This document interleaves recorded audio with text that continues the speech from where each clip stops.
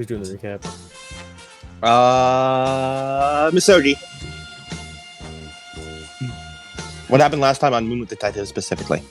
The last time on the Moonlit Detective Agency, that whole thing, Misogi began his plan, but first, a recap with Ashley Crow, with her being a sleepy little gal, and then we go on over as Will goes to sleep and tries to rest out his aching back. And then Will has a fucking acid fever dream about some guy who proclaims himself as the storyteller, like a guy, and again has a history and has some bloodline shenanigans that he has to figure out. Also, along with that, there's a bunch of stuff going on. Misogi gets some information. We went to go see Percy. The Chuuya, Inazuma Chuuya, is fucking fucked up. Gen's a cancer baby from a science baby. He's Akira. And Hiroka was there for like a moment, and she was like, "I'm Hiroka Atsushi," and then we walked away from her, and then Misogi explained everything. Outstanding. I'm thinking in the back of my whatever you like we're choosing. I'm thinking in the back of my head. It's been so long since I've done one. He's gonna fucking ask me to do one. God damn it!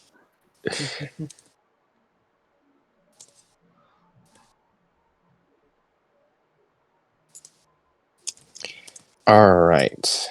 What is the muted condition? Can't speak. No blood in the body. Muted. All burnt up. All burnt up. All burnt up. Okay.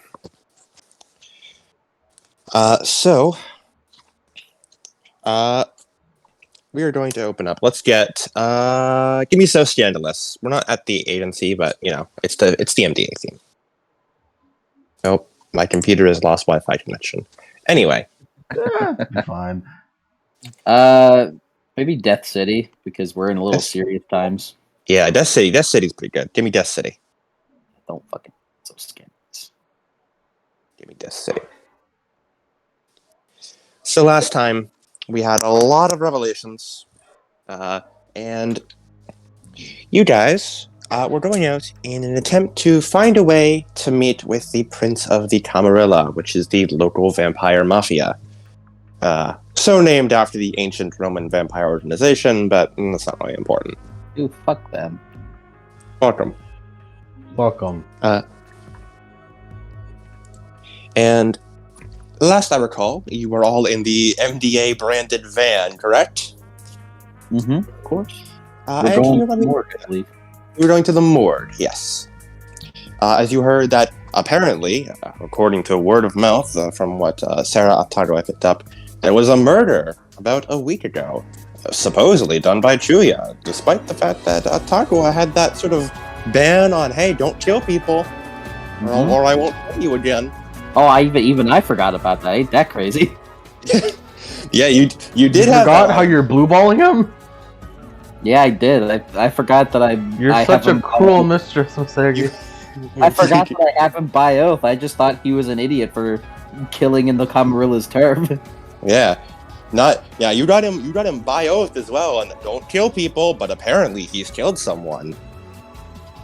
And you were headed to the morgue to go check this out. As it is in fact nighttime.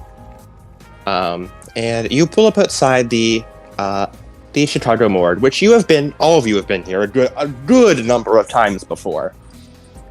I've been here on snack time a couple of times. Shut up, Gen. And let me look through my fucking files to see if I hope I saved this pick crew.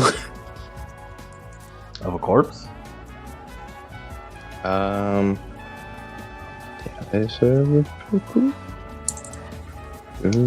See? I don't think I saved this pick crew. What do you? Did you make it? You forgot. I did, but I don't think I was certain. Oh well. As you pull outside the morgue, it is a mostly featureless, once white building, but the paint has long since dried, decayed, and sort of fallen away. As you park the car and you all get out, and would you like to head into the morgue? Masogi's just gonna like kind of wordlessly get out, start heading in, hands in his pockets. Will steps out, the car tilts. Gun, barrel, as ever. Yeah, as you all, one by one, get out, and you head over to the through the front doors of the morgue. And it is currently nighttime as the ding ding ding, the little bell rings showing that someone's come in. It's more like an electronic bell. It's not really a physical bell in a morgue. As the receptionist looks up, at first she looks surprised and then sort of sees it's you guys, and you never really talk much, but you've been here enough investigating corpses throughout your years of MDAing that she recognizes you. Oh, you're those detectives, aren't you? How can I help you tonight? We were coming in to check the body of a recent murder of the past week. She opens up a massive fucking folder. We don't actually know any specifics other than the fact that it occurred last week. We've had so what's the folder again? 33 bodies in the past week. Can I get some more information on which one? Didn't she tell us anything? We we don't have any other information. Anyway, could you pull that shit up or anything? Sogi, you wouldn't know. You've never met you guys all would know. You never met the director of morgue, but sort of by virtue of all the supernatural shit that just sort of happens in Chicago, the people who work in the morgue are all either unfortunately the mage term of sleepwalker sort of like just kept sticking up. Like mages just insisted on that being the name for mortals who are not affected by most like supernatural shit. Oh, okay. That simples it. That's simple. Yeah. I keep wanting to call her clear-sighted, but that's not the right word. It's not technically. You know that everyone who works here is in on the supernatural and is either a minor supernatural themselves or is a sleepwalker. Well, that makes things easy. And she is aware that you guys are like, you know, she doesn't know much, but she's like, oh yeah, you guys are magic in some way. Well, last week this person was killed by a vampire by the name of Inazuma Chuuya. Oh, right, that case. It was only ever made apparent that had ever happened today. Are you on a case from Chief Rowan today? Consider this private. Oh, I'm really sorry, but... Well, I know you guys have done a lot for the city, but I have very strict orders not to let anyone, especially anyone related to the police, look at this body. Oh, she eventually looks back. Don't tell my boss I said that. I'm not supposed to leave. I'm just supposed to turn you away. Forget I said that last part.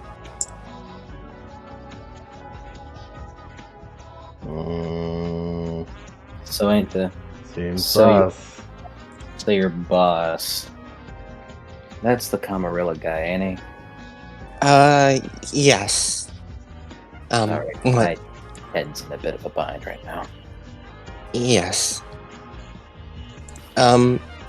She's sort of like, twiddling her thumbs a bit, sort of nervously flicking her pen back and forth. Boss has, taken direct oversight of this case. And he's given strict orders not to let anyone see the body. Masoki kind of like almost uncharacteristically annoyed, mumbles under his breath. Wants to get any shit done. Then he should the actual professionals. Is he? I could try to arrange a meeting if that would be all right, Miss Ratagwa. If the meeting can be done tonight, then I'd like that. Okay. Would you mind sitting a moment in the waiting room? This will be just a moment. Can you make sure to tell him that I can find the person who did it if he just complies, whatever. I'll do my best. Don't worry about it. Just do your best. I'll be right back. She sort of nods her head a few times, closes up all her paperwork, and picks up like a form, goes to the door, immediately stops and turns around. Oh, I'm very sorry. Do you three mind filling out a form each? I need paperwork showing that you're here and something to deliver to the boss. Nakago hands out his hand impatiently. She gives you like 3 small packets. I like each of you to roll me in plus academics to fill out this form of why you're here. I hate it. Do we get a bonus for having free time? Yes, you can. If I will not give you a bonus, but if you fail, you can take an extra 10 minutes to try again. Is it int plus academics? Int plus academics. Oh fuck! All right, boys. We're gonna have to take our time. We're gonna have to take our time with this. We were never good at our tests. You're never good at this. I don't test good. Guns as he eats the fucking paper. But don't worry, boys. I don't test good either. None of us went to school. You're right. None of you went to school. None of you have. No, that's not true. Will has an education. Will has an education, yes. Will has a high school education. Why He do you just have a high wasn't- school education, Will? He has a high school education, yeah. Why? How? He lived a long time. From like 40 years ago. Yeah. Yeah, so it's awful. From the fucking like 80s. He's a high school Bro, not- education from the 80s, dude. It's not that good. It's not that good. You got 1 success. Yeah, A this little tough filling it out, but you're getting it. I have a chance die for Oh this. my god, I forgot getting us 2 intelligence. Still chance die, but I mean, you know. Mm-hmm. Can't. No. That's a dramatic failure.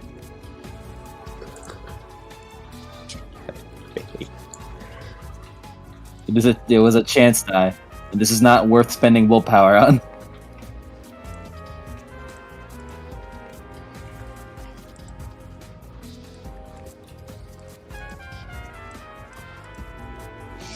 Misogi, you like just fill out the form. You aren't really paying attention. You just sort of fill it out. And what did everyone else get? I know, Will, you got 1 suck, right? It was a Yes. dramatic failure. Yeah. I eat it. Yeah, and all. Akagawa is That was such a dramatic failure, I got a fucking experience. Akagawa is like half paying attention. He's very impatient right now. Will is calm. Okay.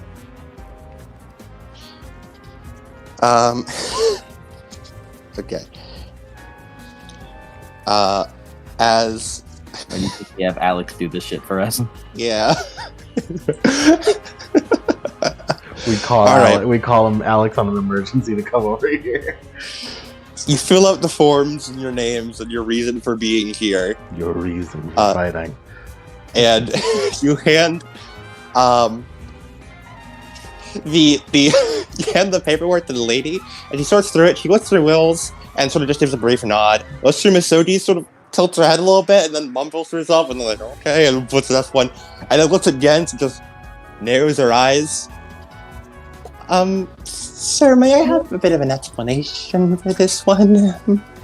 She holds out reason for being here, and just sort of scrawled in really messy writing is hungry. Hungry. Hungry. Again, There's a McDonald's at 3 blocks down, if that helps. again, what have McDonald's I cannot told save you? my hunger.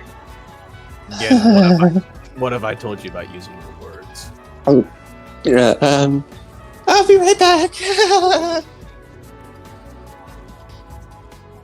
Again, you eat after you use your words. We'll go to Denny's. Also, this receptionist, I want you to imagine she looks like Millie, but with anxiety. She's massive.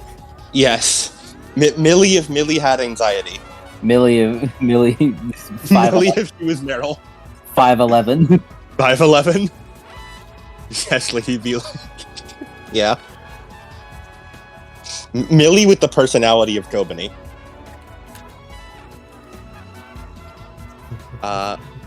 As you head through, and eventually, you wait like another 5 minutes, and eventually she does in fact come back. The boss has approved your visit.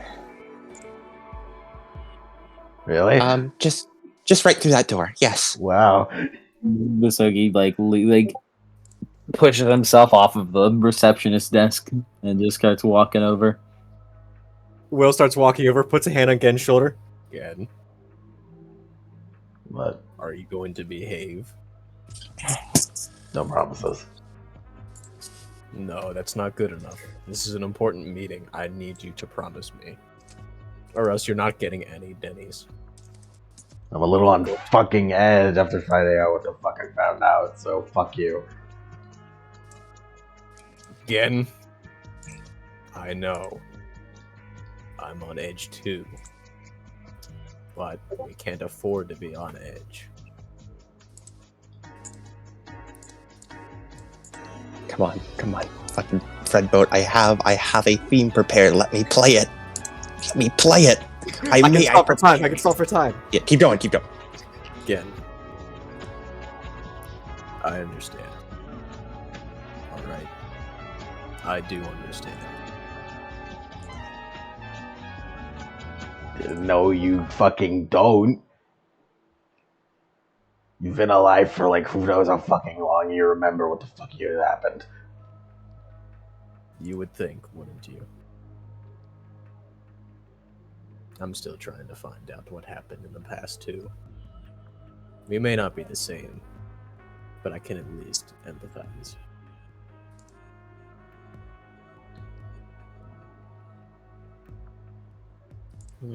Will starts walking in. Is the new song playing? No. Okay. Yes, City started playing We're again. fancy. This is the morgue theme from Ace Attorney. As you step through, and you guys do feel like you've just walked into Victorian London. Like, the clean, crisp morgue on the outside.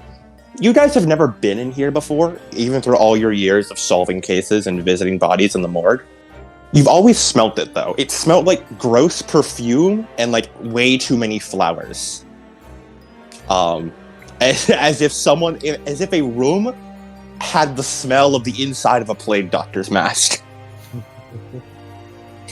And all of you, while you're in here, you all have a -3 to perception because your nose is filled with the smell of overwhelming perfume and flowers. That's how strong and sort of it is. As you step inside and through all the smell, you look around, and the room is lavishly decorated with very ancient, old furniture. That, again, a lot of it does look like it came right out of Victorian London. With a plush desk, very thick, solid wood. Everything is perfectly neatly arranged. And you see a bunch of folders and binders in a filing cabinet in the back. With the filing cabinet itself seemingly being the only modern appliance in the room. Even the telephone, while not Victorian London, is still a rotary phone. And sitting at the desk, you see a man sitting there who looks sort of mid-height. You see he's currently looking over the 3 forms you each filled out. And he's wearing a pristine lab coat, a modern one, with like a nurse's blue shirt underneath. He has sort of mid-length black hair with deep eye bags under his eyes and gaunt, shallow, sickly pale skin. The man is very obviously a vampire who is not using the blush of life to look anything remotely human. He looks like a corpse has just got up and is walking around. And he has a small golden cross around his neck. As you guys, do you remember this man's name from what Vittoria told you? And if not, you can roll memory to try and remember. You see, I should. You see, I should. All right. Those who want to try to remember this man's name, please roll memory for me.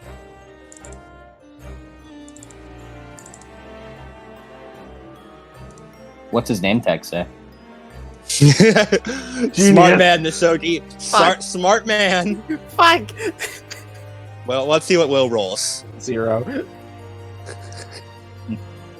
I'm rolling bad. Rolling bad. I used up all my luck on Preston. Again, do you want to try to remember this man's name, or do you want to try and look for a nameplate? Are these two fucking up?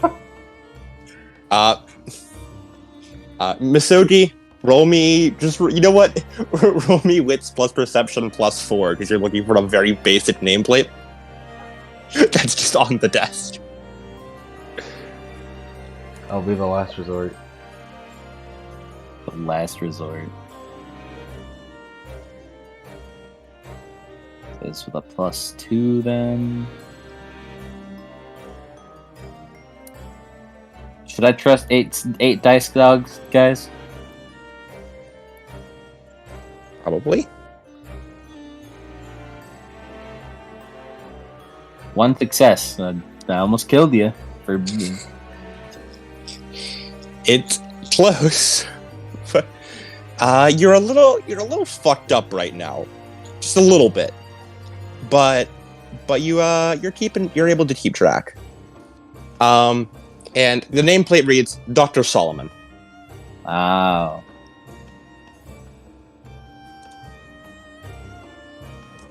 I don't think, is that real? That doesn't sound real. What are you talking about?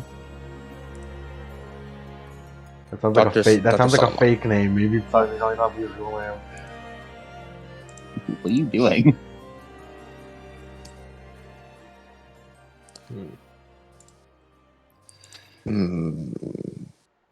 Good. Welcome. In his head, he thinks to himself, "He's less grotesque than I thought he'd look." He almost forgot to, isn't he? Yep. All of you do feel kind of weirded out. As unlike Old World, in New World, Nosferatu are not immediately ugly. They just have an aura that makes you feel very uncomfortable around them. Do you all take a seat? Mm-hmm. Seats are really comfy, honestly, and they're very plush velvet seats. Probably the most expensive thing any of you have ever sit on in your life. Let's see. Mr. Olsen. He stands the 3 of you. He nods. Mr. He looks at the paper. He holds up a few chicken strat scrawls. Which one of you wrote this? Literally tilts again. I see. And Mr. Kumagawa? He looks up. Mr. Kumagawa? Akutagawa. I see. This is some odd writing. Foreign, I gated. As he puts the thing down. So, you wish to take a look at a corpse, yes? That is why everyone comes here. Yes, the morgue. He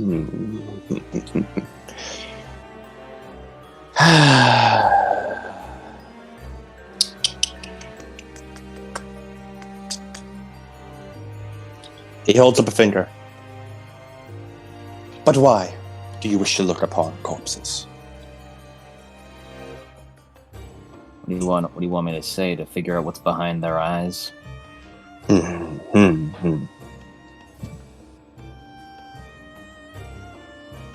And you two, what do you see in the beauty of corpses?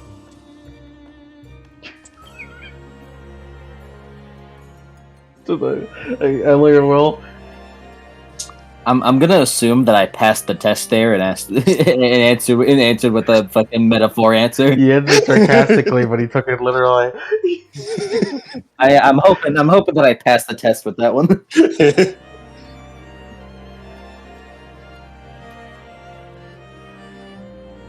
Am I allowed to speak freely, Will?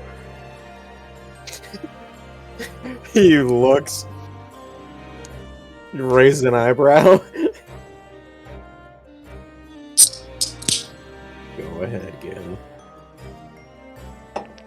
Cracked up in a cold one, I heard. Damn, bro. Cracking open a cold one. Cracking open a cold one with the boys, with the corpses. Cracking open a boy with cold ones.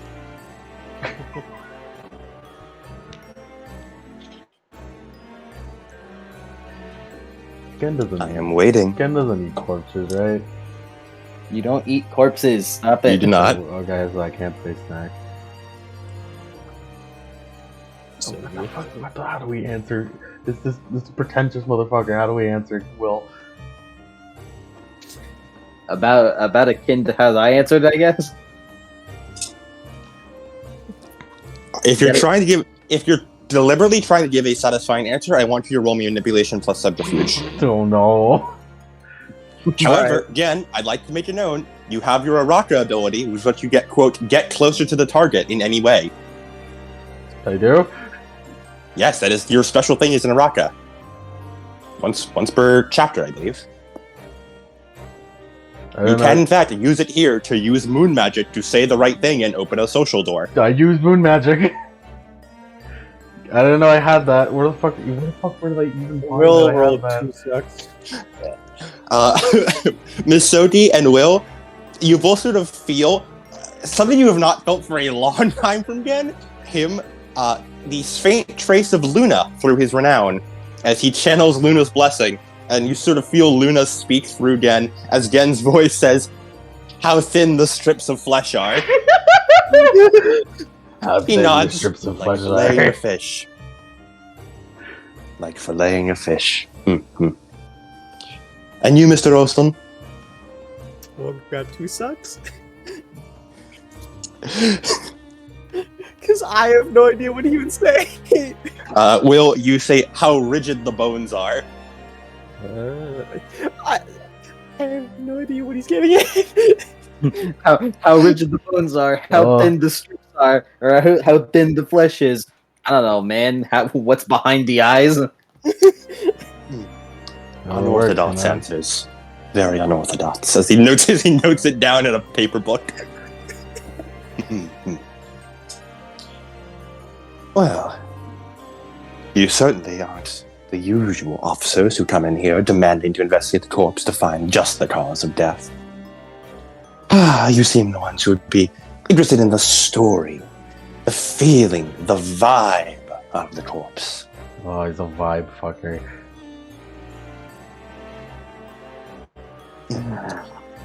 Sure.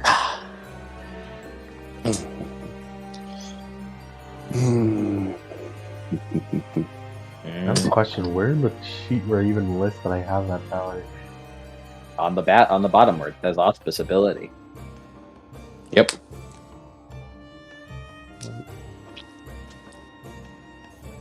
Yeah, and once in your rock abilities, you can quote get closer to the target, which lets you do things like basically teleport over to them, open a social door to emotionally get closer, or even do things like I'm going to put my initiative next to them. Is it where it says renown? What? It's called Closer Than You Think. Issue. Moon is it what a wolf cast? Right? Oh, It's your auspice ability. An auspice ability Oh, at the very bottom of the sheet.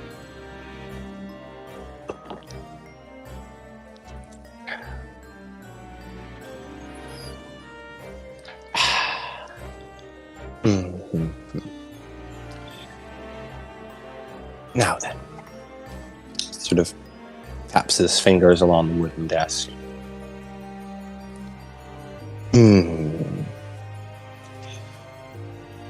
Are you aware of how this particular corpse died?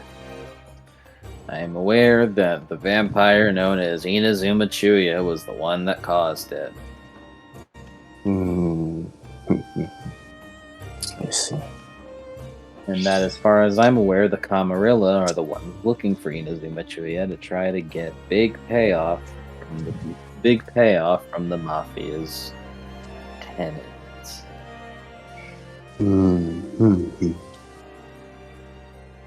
I see. And what stake do you have in this investigation? This seems outside your usual realm of influence as wolves. Besides the fact of curiosity, because I explicitly had Inazuma Chuuya under oath that he wouldn't kill anyone while he was here, I'm trying to speak to your boss, Maxie. Do not refer to Prince Maxwell with such a thing ever again. However, you have many times visited my clinic here. Although we've never met face to face, I've smelt you come and go. Heard the heartbeats and your specific footfalls through the wooden walls. Perhaps... Do you think you'd truly be able to solve this case? Our whole deal is solving cases that no one else can solve.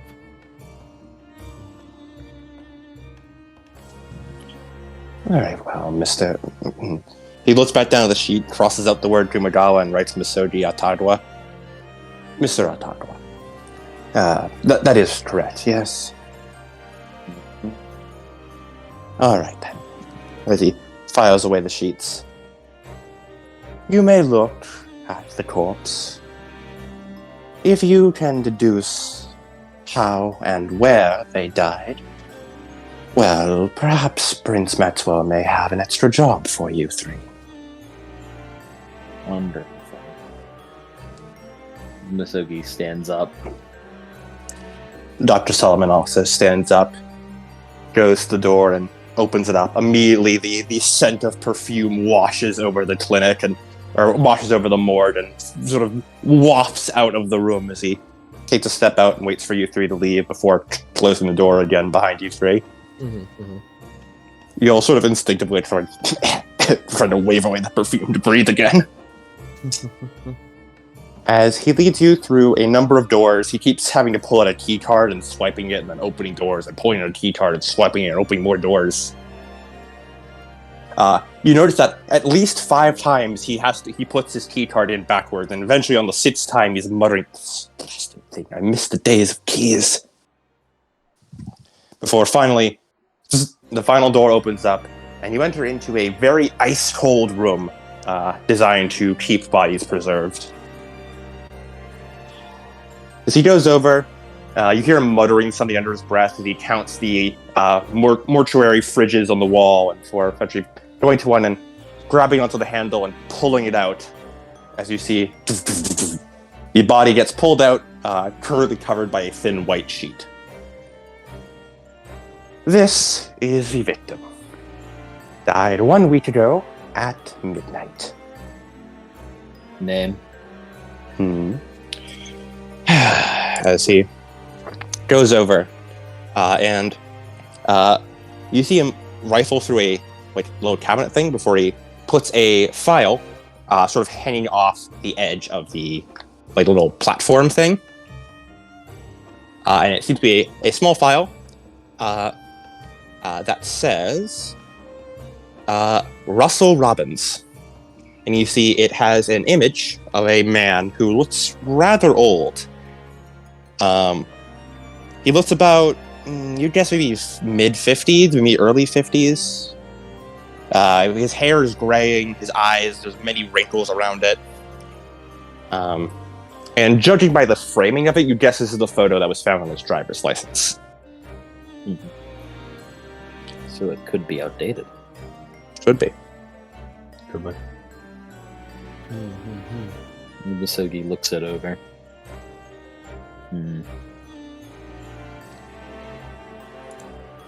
He holds out his hand so he can look at the file.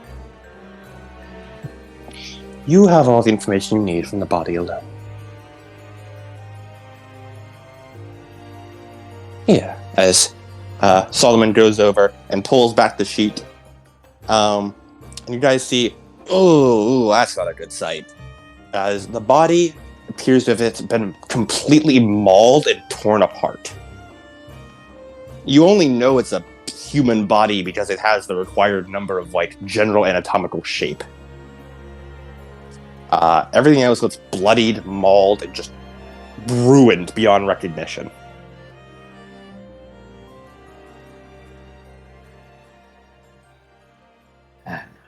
Right. Misogi walks up.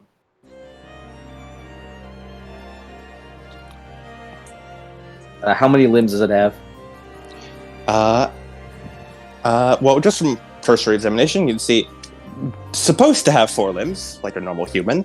However, the left leg and left arm have been ripped clean off. Well, not clean off. Nothing about this is clean. It was as if it was ripped off, bloodily and roughly. And you can see jagged strips of flesh around where the separation area is, which is right around the joints, for the elbow and the knee specifically. And you see there's not scars, but deep cuts into the bone there, as if somebody had scraped on it. Gashes. Gashes, yeah, that's the right word. Misogi, any preservatives? You can see, roll me investigation for this one, and anyone who else wants to investigate the body also, you can roll me investigation. Wits plus investigation, specifically. I will use base components right now. Base roll. Okay. Can I use my specialty of missing persons because I'm doing this to find Inazuma? No. I will not allow it, no. 3 successes. Bonuses for free reign? No, because you don't have all the proper information, and you have a man who may stop you. Get the fuck out of here. I don't need you here. Asshole. Jackass.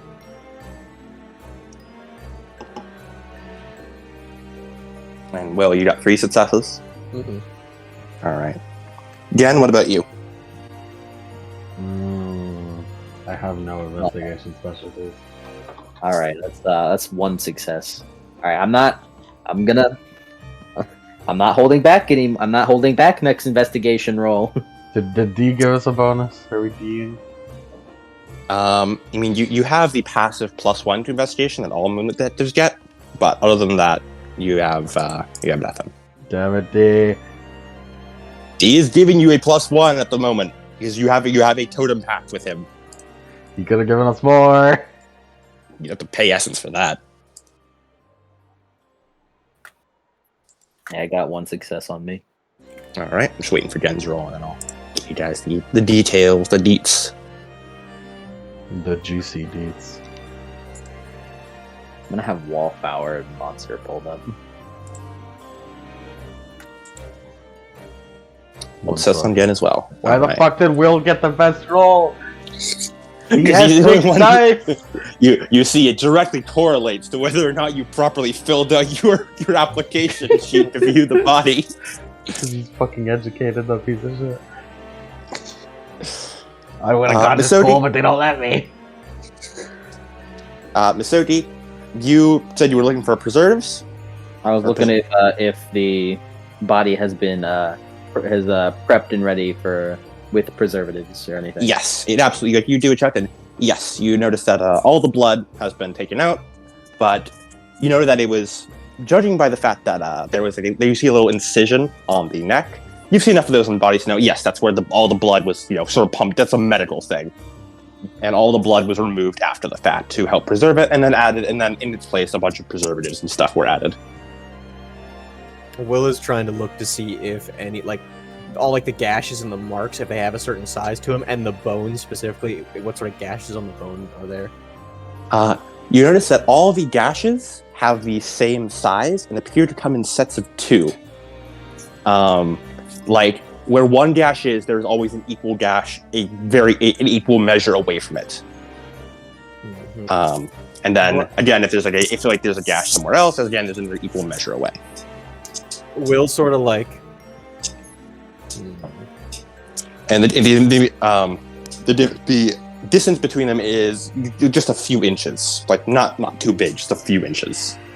He puts his fingers up to his incisors and then puts it lines it up to see. There's about 1 extra inch compared to that. And Will's a big dude. Yeah. You'd suspect if you were in either your wolf form, any of your wolf forms, they would be about the right size. Mm-hmm. But normal human mouth size is not correct. Normal human mouth size is not correct, no. It's about a big wolf mouth size. And there's no puncture marks of a vampire feeding off the on the neck or anything? You take a look, none that you can find. Mm-hmm. The only puncture mark is the medical incision, presumably performed by Dr. Solomon to preserve the body, prevent it from rotting. As is, his job. Mm-hmm. I do the one thing that werewolves are good at. You don't sniff them? Sniff on them. Does he smell like you a sniff? Fucking vampire? And you sniff at the body? Yeah. It smells, mostly just smells got all the perfume, and you're trying to smell, and then the preservatives hit you, and oh god. It's been here a long while. But you sniff well enough that you can sort of mentally trace where it is, and you place it smells sort of putrid, but not in the rotted body way. Roll me. Alright, this would be a weird one, but I want you to roll me wits plus streetwise. To see if you can remember what this smell is like.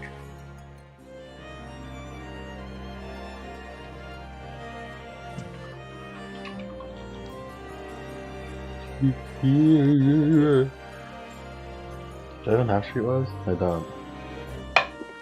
-1, man. Wits -1. What was the cost of high school again, too? It's 3, right? How much does it cost? How much does what cost? Buying a skill. Hold on, let me turn you up. I can't hear you very well. Can you repeat that? Buying a skill. Buying is, it's 2 EXP to buy a skill. I have 1 streetwise now. Outstanding work again. I'm an incredible detective. You know who has a shit ton of streetwise? Will. If I spend willpower, that'll make my aspirations lose my willpower. Willpower? Willpower. 4 successes! Again, you know exactly where this fucking is. You smell... That smells like that shitty-ass river in Southside Chicago. It sounds like that shitty-ass river in South Chicago. That's the shitty river people keep dumping corpses into. The one that everyone... That one that where I go fish, I mean that everyone dumps corpses in. Well, regardless, these slashes are not from claws or from fangs. Well, a certain kind of fang, but not vampire fangs. More accurately, it looks like it was done by a wolf or something akin. Bestial is what I'm saying.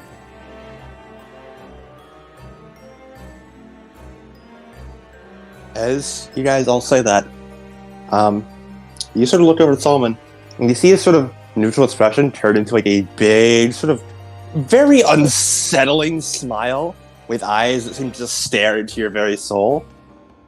Very, very impressive, all of you.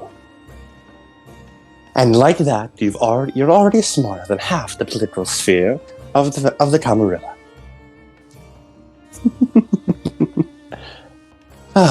Only a few minutes looking over the body, and you've already deduced the main thing wrong with this.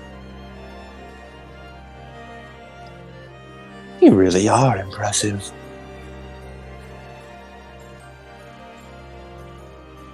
We certainly try our best. What's his face looking like? You look over. You can see that it has been very heavily, again, mauled, basically, for lack of a better term. Again, with that same, since Will has already figured it out, very like bite marks, with the same exact gash size as the ones that like ripped off his arm and stuff. That went around his face, due into his neck, but much more viciously. And you just see most of him it's hard to recognize. And there's only a few teeth remaining, and a few wisps of hair.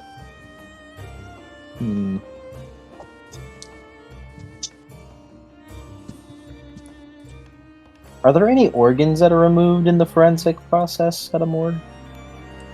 I'm trying to remember. I believe so, but I don't actually know enough about the morgue. So I will say that they are, for the purpose of this investigation, they are kept intact.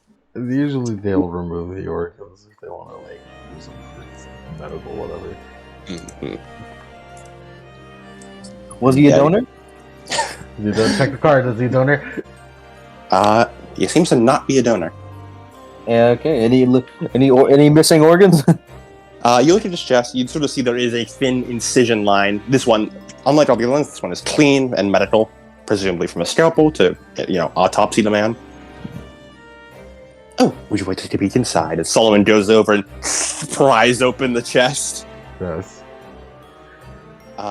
You see that all his internal organs are, fucked up, presumably from whatever killed him. But it does not look like anything's been directly removed. However, all of you, I want you to make me a memory roll. We did it! We killed him! That's the plot twist. That would be so fucky. That would be fucky though. Yeah, fuck Robert Knott's Decalogue. 3 successes. Robert Knotts is a bitch ass motherfucker. Fuck his Decalogue. I've known authors who use subtext and they're all cowards. 3 successes.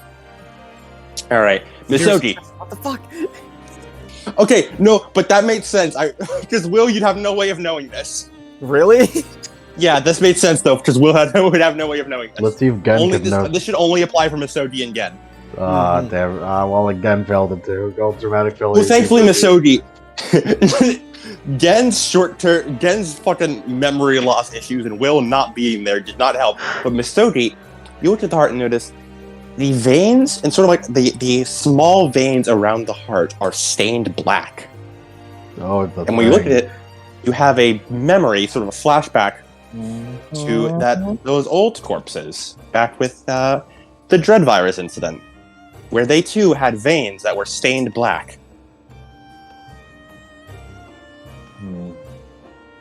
It seems that the ones on this body is much more minor compared to the very grievous pitch black veins that were through a lot of the other body. This one is just localized around the heart.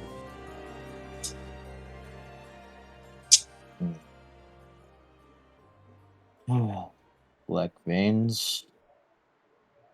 Maybe that's why they pinned it on Inazuma. He was looking into this stuff.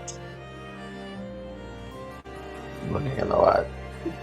The Dread Virus. The what virus? I was going to say, do we know for certain if he is asleep? Say that again? I was going to bring up the fact. Do we know for certain if he is a sleeper. I don't think that matters. Either way. It could. It would. That is confirmed human, but we are unaware if he was aware of the supernatural or not. Can you smell it? Can I smell it on him? As far as you know, there is no scent difference between a sleeper and a sleepwalker. Because nobody But- sniffed hard enough. But the black veins are usually synonymous with the dread virus. So you've had prior experience with that. Whenever we first met Inazuma, it's probably pinned on him in some regard due to that. He was investigating it. Reason why he's here in Chicago. As far as I'm aware, at least. Very, very impressive, detectives. I would say you've certainly passed this test of mine with flying colors. In reward, let me tell you something. As he goes over and sort of points to the name tag that says, his name, Russell, on it. This is not the man's name. This was the name on his driver's license and his personal ID that we found in his wallet. Russell Robbins, along with that picture. However, no dental records or any fingerprint records of that man exist when we took his, as he sort of gestures to the mouth. No teeth marks, no record that Russell Robbins has ever existed.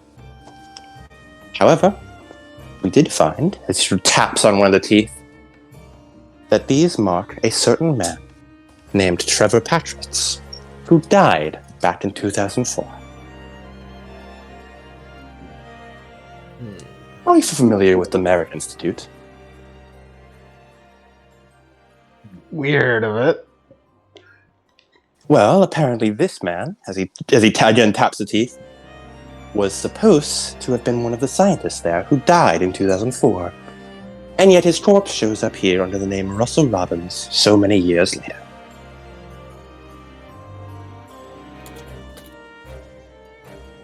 And you were correct. He was killed in Southside Chicago and found right near the river in one of the back alleys. They say this corpse has missing teeth, right? Yes. Vampire body, then? There's no teeth to identify it. No, we are quite sure this man here is human. You see, vampires have a number of other genetic abnormalities, such as many of their organs having long since withered away. And this man's, his were rotten. They were freshly rotten, from the body not having been found for a while. In addition, his heart was designed to pump normal blood, not the viscous black Vita that we are used to. Thanks, WtF. The odd thing, as he sort of taps the heart, is the man looks like he almost has traces of Vita, as he traces the black lines on the heart. These are similar to what a ghoul has. But again, this man showed no signs of ghoulification. How long until ghoulification affects the body? Immediate. The moment someone intentionally is fed vampire blood to be turned into a ghoul. And the It symptoms, happens within moments. and the psychological signs would show immediately as well. I am a vampire. I am a vampire, owner of a morgue. I would know if this man was a ghoul. It is my entire job, and I've been doing it for 200 years. And he raises a hand and sort of just, I apologize.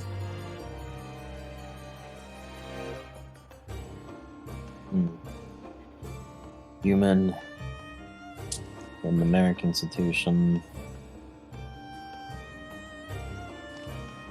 has presumably been dead.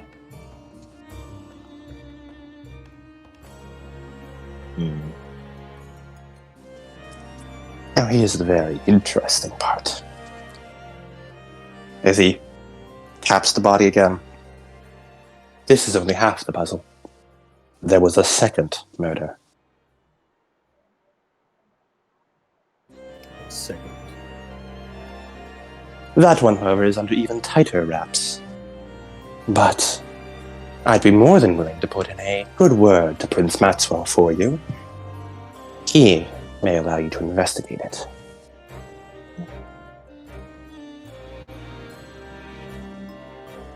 We've been befuddled by these 2 murders for the past week, and Task Force Valkyrie has been hounding us for the bodies more than we ever have before.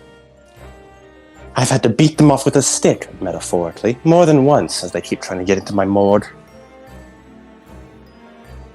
You'd be doing us all a favor if you could get rid of this little mystery for us once and for all. Special interest in this case from Valkyrie. Yes. An annoying little bird keeps trying to get a hold of it. Well, we gotta lead if we get lost, I guess. It's probably because it's related to what we're looking into. I see. Mutually aligned interests. How wonderful. While you were working, as he pulls at a golden envelope emblazoned with a symbol of a raven on it. This is my personal seal and letter. Deliver this to the receptionist at the Palmer Hotel, and they'll be inclined to help expedite the process of making a meeting with Maxwell. Thank Mm-hmm. So he just grabs it, puts it in his jacket pocket.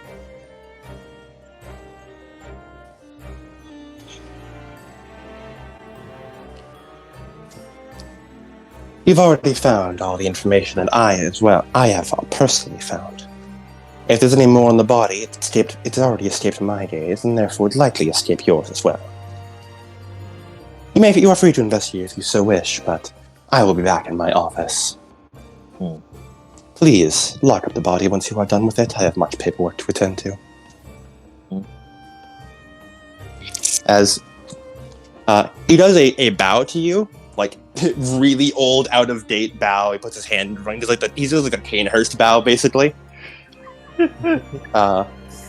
Before he walks out of the room, and you once again you sort of smell all the intense perfume before it's locked off again, and he goes back to his room. I find it like really cool how like whenever vampires just hold on to whenever they return, like how it's inventory and stuff. And I would just really love if it's like you open up a vampire's office, it's fucking vaporwave everywhere. I mean, some vampires don't hold on to the things whenever they can. Fucking Dude, it's gonna be one of the Camarilla vampires from the fucking 80s. It's just like you go to a vampire's office, they're playing Falling in Reverse, and they have like Avril Lavigne posters up. This dude's younger than Chuuya. He is. That is correct. Yeah.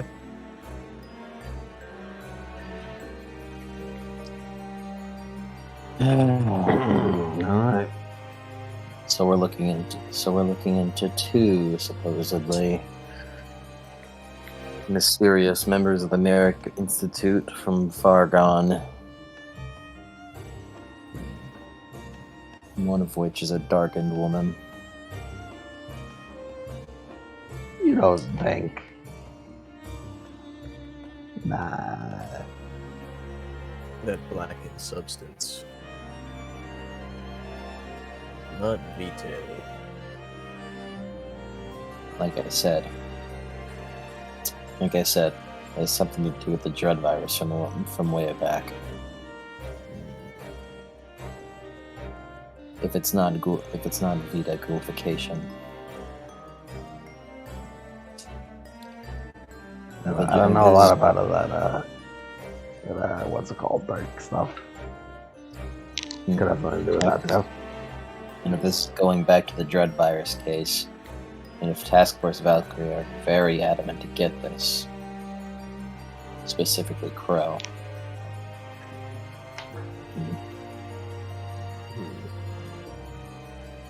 then the dread virus to some extent is probably related to Godmother.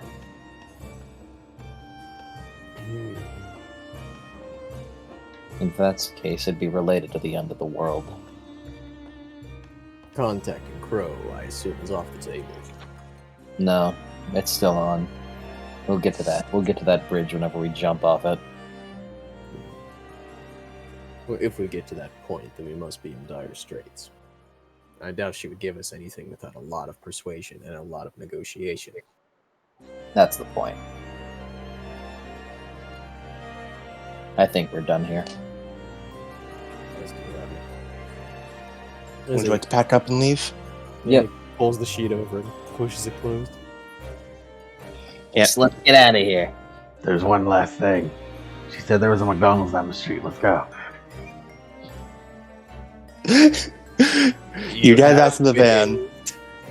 Get You head back to the van. You get a bit. You go through the McDonald's drive-through. What do you order? What do you order? I want a Happy Meal. Okay, get a Happy Meal. Give me a toy. Do you get a boy's toy or a girl's toy? Depends which one's a good one. One of them's always the better one.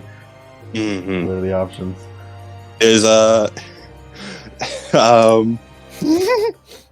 there's a collaboration event going on with trying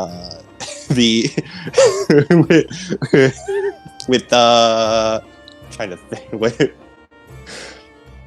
What's our most kid friendly? what's our we haven't yet. It's our most kid friendly. What thing do we have to mostly get a Happy Meal? Shit. What is it? Akimer. D2R Akimer. It just made me think of magical girls. Would it be If there were any other world, I'd do that. Idols. The idols. Idols. Yeah. Idols are canon, yeah. Wait, no. Oh yeah, but here's the thing: the idols are in universe too. Yeah, there's a collaboration event going on with some idols over in Japan. The idols. I don't know, we never came up with an idol group name. Nondescript idol name. Hell yeah, I'm a big fan of. I'm a big fan of what's your fucking name? What was your name? The green one. Clover. I'm a big fan of Clover. Personally, I'm more of a fan of Sakura. What are you talking about? As you all order, Gen gets his Happy Meal. He gets a little figurine of Clover. He adds it to the dashboard of the van. And you make your way off. I assume you're going to the Palmer Hotel? Yes. Mm-hmm. As you drive over to the Palmer Hotel. And you reach over, and as you're about to drive, you're about to, drive to the parking lot, but if you see, oh, hey, the gate's down, and there's like a security guard there, as he's just sort of sitting there in the security booth. And I want you to, the security booth game? Yeah. It's structured like that. Like, that's the area you're in right now. As you pull up and you sort of stop in front of the security guard as he opens the door and goes over and knocks on your window. Will rolls the window down, because if the mental picture is right, then he's on the side he is. Alright, can I get your name and your license plate? All of our names. Whoever has the meeting. Hey, I assume you have a meeting. I mean, it's like the middle of the night. It's like 2 o'clock. He turns over to Octagua. Misogi Octagua. He holds out a leather. Oh, okay, I see. Go right on through it. He's like, I do not need to know any more information. In fact, I think the less I know, the better. As he goes over, closes the door, you hear the gate open up. I sniff him as he a ghoul. That man is, I'm not going to make you roll for it. That man's absolutely a ghoul. Yeah, I can smell the ghoul on him. I forget. That man's right? addicted to Zytec. That man is absolutely addicted to Vita. Ghouls can't go out in the sunlight either, right? No, ghouls can go out in the sunlight. That's what the That's the benefit main of thing ghouls ghouls are. are meant to be like, hey, vampires shouldn't fucking send people out in the sunlight to make them do shit for them in the daytime. Little minions. The ghoul gives you two nervous thumbs up like, okay, I don't need to know. Don't tell me anything else. Please go on through. He rolls up the window again. We're searching about a case that Prince Maxwell is interested in. He's gonna kill you for knowing this. Die! Die! Hi. Just go right on through. Don't tell me what to do. They sit there. He panics. As you go on Not through. Robbie Robbins or whatever his name was. Russell Robbins. Robbie Rotten. You're investigating. All right, as you head on through, and you park in one of the little parking spots. You all get out of the car and you head to the front door. I had more music prepared, but I'm trying to remember what it was. I remember what it was. Yeah, I remember what it was. It's more Ace Attorney music. I hope Maxwell's right-hand assistant doesn't have fucking memorabilia from whenever she was around. would not be good.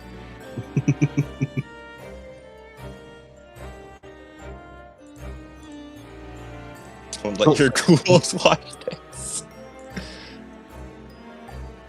Don't let your ghouls watch this. And then that dude closed the door and went, "All right, guys, I'm back. Welcome back to the Great Shift Podcast." Canon. That's me ghoul. Yeah, it's Lemon Ghoul. I'm addicted. Yeah, that's right, guys. I'm addicted to my day. Oh yeah, I keep forgetting to bring this up, but have you guys seen that fucking Renfield movie that's gonna come out soon? It's a movie about Renfield, the ghoul from Dracula. Oh, and him being a ghoul. Cool. I imagine in Chicago universe, Dracula is playing the part of Dracula. Oh, of course. Well, Nick Cage is playing the part of Dracula in that movie, which of course it's going to be amazing. Okay. As you head on through, you reach, and once again, it is ungodly fancy in here. Like, it is not quite Victorian London aesthetic, but it's like, this is like a nice hotel. This is probably one of the nicest hotels in Chicago. Probably the nicest hotel in Chicago. As the air is you're like, they fucking like filter the air in here. This shit smells cleaner than the polluted ass city outside. Got an air purifier in here. I'm telling you, Misogi, we should invest in an air purifier. Again, you don't wear shoes, right? I don't. That, holy shit, man, the carpet, this is the softest fucking shit you've ever stepped on. This is a good carpet. Is this an amazing carpet? Oh my god. You're tracking so much mud in it. My feet aren't dirty. They're very dirty. I don't have mud on my feet. I've been in the car all day. And wipe your feet. You wipe your feet on the expensive ass carpet. Not there. He flicks him in the face. Too late. You can't undirty the carpet. You said as you take 2 more steps and you see like three ghouls go over and immediately clean the carpet spotless behind you. Oh my god, they can. As you like sort of step through, almost getting a bit of vertigo just from how big and massive this place is and all the many different places you can go. As you would see from outside, this shit is like skyscraper size. This is a skyscraper sized hotel.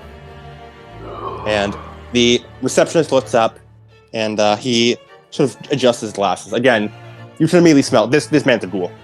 Everyone here is ghouls. Hello. Flashes how may I help you? Ah, I see. Please hand it here. See, he takes it from you and takes out a extra sharp, careful letter opener. Slowly, impeccably opens the letter and pulls out actual fucking 1800s old parchment. Yes. Parchment alone and this perfume stench is enough to know it's legitimate. I don't even need to read it. As he puts it back and closes the letter once more, and you see he represses the wax seal in. So what you're saying is I could forge it if I fucking write in parchment and spray that shit down. As he hands the letter back to you. Please wait for a moment. The elevator attendant will be here shortly to bring you to Maxwell. He is currently in a meeting and he will be done in 14 minutes. He looks at the watch again. 17 minutes. It seems like he has come up. Please have a nice day and enjoy your stay at the Palmer Hotel. Would you like any refreshments or snacks while you wait? Yes, Like please. water. Of course. Please just have a seat in the waiting room, and we will bring some refreshments over immediately.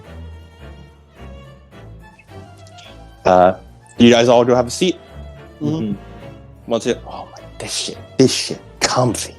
This shit, comfy. Misogi's gonna look at every single like orifice he can see, every single entrance and exit he can see, like every little hallway that you can see in this room. Just try to keep that in mind. Yeah. Make me a Wits Plus investigation. Just to do that. Alright, I won't use another one. I won't use a willpower here.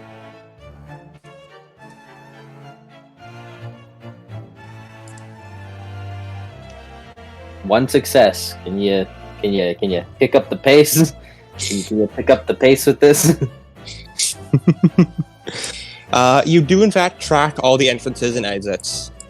I don't like You getting sort one success on the thing that I'm good at.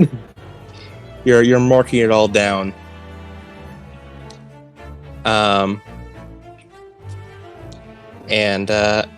this shit is like, you know, there is a lot of different like entrances, exits. It seems there's a bunch of hallways that lead to more rooms, and there is a giant like elevator in the back that is slowly going down. As you heard, does that shit say 100 floors? Mhm. Before you hear a sort of walking across the carpet as a person in a impeccable butler suit comes over and places a little tray on the coffee table in front of the three of you. And you see it has a few glasses, one of which smells like wine, one of which smells like blood, and one smells like water. And they're all in like wine glasses. There's 3 wine cups for you. And then there's a bunch of small pastry cakes. Okay, guys, let's not accidentally drink the blood because that's a curve trigger. The one labeled the one that smells like wine, one that smells like blood is labeled sanguine visage. Sanguine visage. I gotta ask, man, how much do they pay you? Me? They pay him in drugs. We're not talking about. I'm sorry, it's company policy not to discuss payment with visitors. You like it here. Z grabs the water. Of course he does. He's addicted to drugs. Well, it is my job.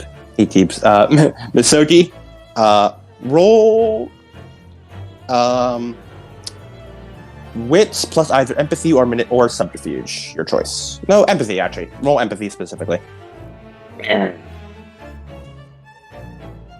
Right. Well, I have this. I hope I can roll well on this. I want to spend my only willpower point as of right now. Go for it.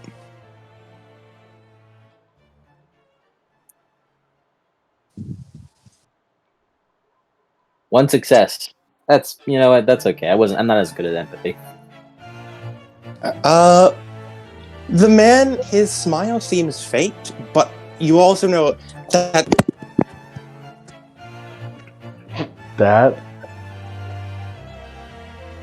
oh god, he's dead. Bird tripped and fell. I dropped my phone. You know, his smile seems fake, but that's sort of just a thing with customer service. That is. He might just be regularly dead inside and not like. That's how, and not ghoul dead inside. Yeah. Like that just sort of comes with the territory of customer service. But you notice that he doesn't seem like, he seems just more like tired and annoyed rather than fearing for his life, like you've seen with a lot of other ghouls in the world. Like, he looks more like an employee who's just sort of sick, who's just sort of like, I hate having to work the night shift, rather than an employee who's like, I might die if I fuck up. So well, I presume. Yeah, especially by, you know, being a ghoul standards. He said that.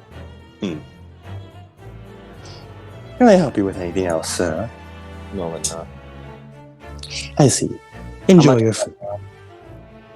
What was that? How much is that wine? Are you referring to the Chardonnay or the Sanguine Visage? You know what I want. Well, the wine... Well, all of this is on the house for esteemed visitors. But if you'd like one to go, it will be... He looks at a little checkbook. That one has been aged since 1450, and to buy a bottle would be approximately $3,000. Octagio's gonna grab a wine. And, like, he's gonna look at the water. He's just gonna get the wine. You pour yourself a glass. What does it taste like? Octagio's not really much of a drinker, and he's just like trying it because Will talks about how much it quote unquote helps.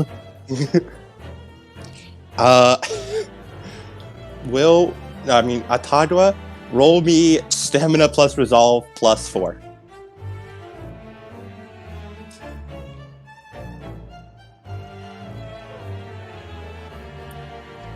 Is anyone gonna stop Gen from drinking, or?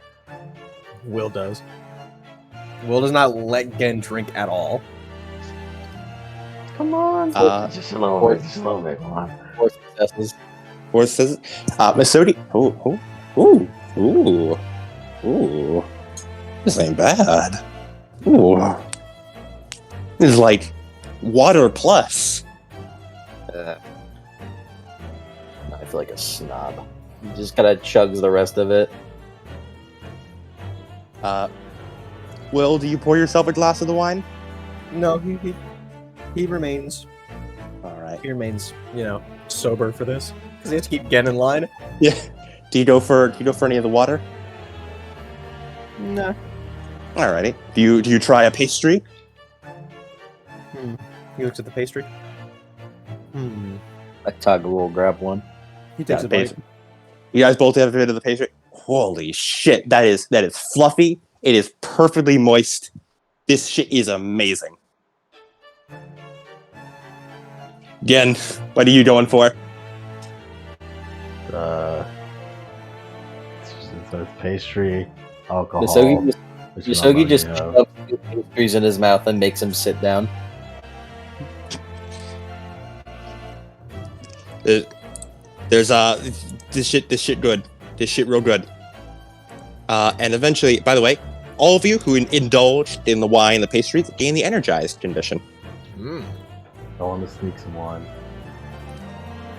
That shit good. Roll wits plus Dex plus subterfuge.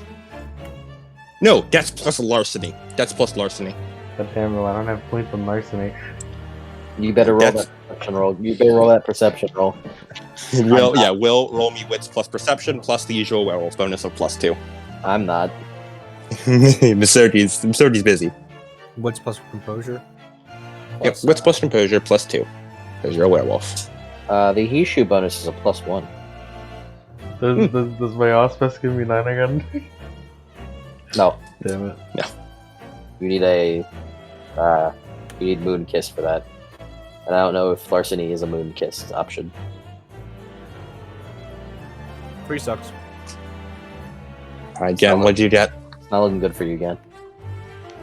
Oh yeah, willpower. Fuck. The defender wins.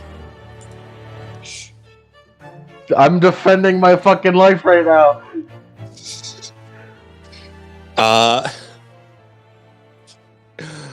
Will, he's going for it. He's really good at it. He managed.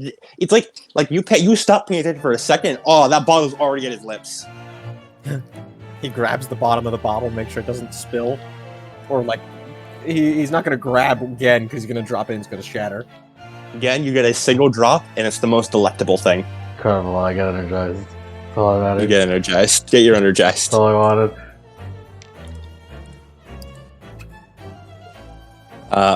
As eventually you hear a very soft ding as the elevator reaches the bottom floor, and the sort of the night shift man once again goes up to you. You're right. The elevator is here. Prince Maxwell is ready to see you. Thank you. Umezuki just stands up and starts walking. Three of you head over to the elevator, and you see the elevator attendant is sitting there, one arm behind her back as she looks to you. What floor can I bring you to today? The one Maxwell is on, I guess. I see. Penthouse it is. As she goes over, and you see her take out a key from her back pocket, put it into the very top of the elevator control panel, turn the key, and you see a hidden button open up, which she presses. And the door closes, and you hear the din din din din din din din din din din din din din din din din din. This is the weirdest elevator music I've ever heard. As you just slowly go up the elevator.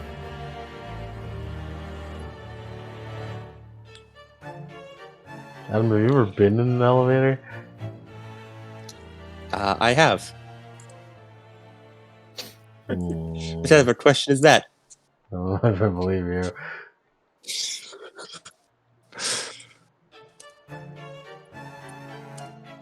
As the elevator attendant looks at her watch. Oh dear. I'm very sorry. It seems Maxwell's meeting was not quite over. You may have to wait a few minutes once we reach the top. Don't worry, Maxwell will see you just shortly. He knows.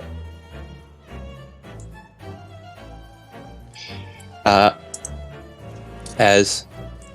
going to get a change of music. You think anyone's ever tried heisting here? No. I'm sure they've tried. It'd be a bad idea. Now they have been turned into the leather of the chair he's sitting on. I'm not asking like success. You know what they have. They've certainly tried. Once. I bet I could reach the fill a top. wine bottle. And the doors open, and you have a giant room with, unlike the areas down below, there are no windows in this room, but there is like a stained glass window with a light behind it to mimic as if there was, like a sun outside. Mm-hmm. But it's just like a spotlight that is shining down into the room. And it's basically a giant stained glass window of just sort of like, I forget the term. It's like Mother Mary, I think. That's the right term. Virgin Mary? Virgin Mary, yeah. Mm-hmm. And it's just a big stained glass window of that with like some doves and stuff. And I do actually have like a visual reference. Hold on.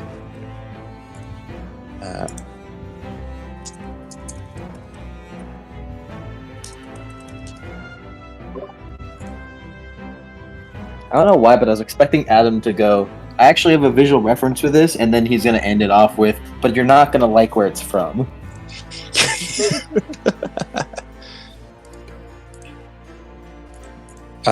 We were here, stained glass windows. Here you go. Mm. Like this, but the window is like a stained glass window of Virgin Mary, and there's no actual. It's not an actual window. Mm-hmm. Both glass. Yeah. But all like the library and stuff is absolutely there, and there's just a bunch of stuff like that. So evil as fuck. Yes. That Poochie? What is up with this guy? What is this? Don't worry about that. Here we go. I found a much bet. Here we go. Here's the image outside the cutscene. Here we go. Like this. This shit. Is an avocado a fruit or a vegetable? Is technically a fruit. And inside, sitting at the desk is a man who I cannot pick through, because, and you will see why as I describe him. First of all, because he is black, and second of all, because he has dreads. And I cannot find that in the picture despite my best efforts. You see now, Adam. You see. Yes. What's this? As you see the man who just judging by the fact that he is currently, sitting in like the throne chair, that's probably Prince Maxwell. It's a man with dark black skin and very calm, sort of brown eyes, and wearing a immaculate pressed black suit where you cannot see even a single wrinkle on it, with a long black tie tied around a white undershirt, which he slightly adjusts. His hair is in very neat long dreads, which are tied behind his head, and overall a very professional look, and he's clean shaven. As opposite of him is I'm not going to make you roll for this. You can smell if this man is the man who, there is another man in the room who is clearly a vampire, who is apparently currently shouting profanities at Maxwell. Come on! It was just one little bite! Unfortunately, it was done amidst the group. That is a violation of the masquerade, especially as you wound up creating a revenant due to the process. Oh, come on! No one even knows how revenants are created! We know we're only created when people are reckless with their powers. Even if we can identify them, they are still a problem. So what? It was one little infraction! One. Clearly, you've forgotten the previous 13 warnings you were given. Feeding too close to highly populated areas, feeding in a club, feeding around other people, leaving witnesses behind, and worst of all, you almost created another kindred. So what? You already cleaned it up, didn't you? Yes, and I spent 13,000 disposing of all the witnesses and bodies. So, you're fucking loaded, who cares? Clearly not you. As he sort of side-eyes and sees the three of you have arrived. It would seem our time here is up. I'd hoped to resolve this another way. 3 new visitors, please take a moment to remain seated. I will be with you shortly. As before he can finish his sentence, you sort of see the other vampire eyes widen as if he realizes what's about to happen, and he pulls a gun, like a 9mm, from his belt and aims it at Maxwell. And all of you sort of feel your werewolf senses activate as it's almost like time slows down around you. This happens a lot of times when you sense danger, you know something is about to happen. Imagine pulling a gun on the Prince of Vampires. As you see in slow motion, as the man is slowly pulling down the trigger, you can see these slight ripples of fabric in the air. And really to you, it is as if Maxwell is moving at normal speed as he stands up, pulls 2 Smith & Wesson revolvers, as though taken straight from the cowboy era, points them both, and then unloads 12 shots into the other vampire. Then unloads them. All the shells go out into the air as he puts them back, as he snaps his arms to the side, and the revolver barrels, or the revolver chambers, snap back up. He holsters them, sits back down, and in that moment, it's as if time resumes, and blood splatters along the wall from the other vampire. As you notice, all 12 shots hit him right in the heart. And the vampire slams against the wall and then falls down to the ground. As Maxwell calmly presses a button on the intercom. Miriam, can we get a cleanup crew as well as a burial and cremation? And then you hear on the other side, of course, Prince Maxwell. I'll arrange it right away. Thank you very much. As you notice the elevator girl go over, calmly pick up the body, bring it back to the elevator, and then turn to you 3 and give you a little bow. Have a nice day. He nods. He has a deep nod. As she presses a button, and the elevator doors close with you, and the 3 of you are left in the office with Maxwell. Oh no! I'm Oh very no! sorry you had to see that. Oh no! Gen's deeply impressed because we're gone.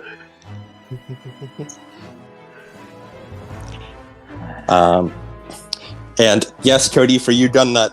These were what Maxwell pulled out were like old school Smith and Wessons that were made in the 1800s. This was Wild West and Wendigo's era guns. As you see, he pulls one and opens it up, and is very slowly and methodically just reloading with new bullets. Maxwell was there. May I help you? Yeah. We've been. My apologies. I am Prince Maxwell. May I have your names? Asogi Octagua. We're part of the MPA. A pleasure. Asogi goes into his coat, pulls out the envelope. Thank you. May you leave it on my desk, please? Walks over, leave. As he pulls out a little letter opener, opens it up, and holds it out and does a quick read over of it. Amongst other things, we've proven that we are smarter than most other vampires in this city. Not exactly a low bar. He just does Not exactly a high bar. He just does a. Well.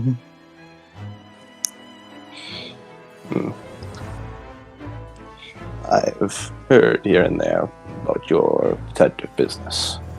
Solved a number of supernatural crimes. Impressive. He does a little nod to you as he pockets one revolver, pulls the next one, and starts reloading it. I assume you're here about the two killings. One's connected to the Zaibatsu 3 that have been hanging out in the Chicago area.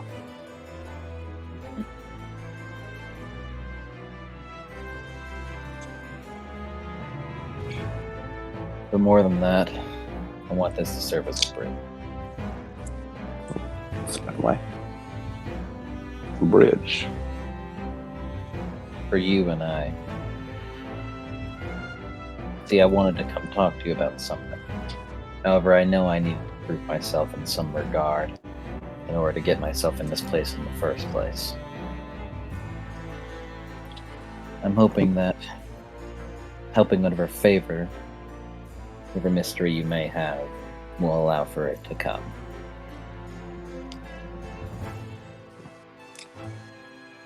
Asking for work before asking for a boon. He nods. Respectable man. Work hard. Well, for the sake of it, may I ask what you're requesting of me? Once you get around to it. You're the prince of the underworld, in more ways than one. I want to know if you know anything about an organization known as Godmother.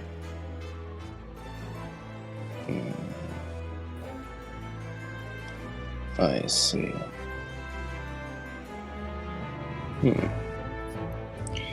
Well then, we may be able to help each other then.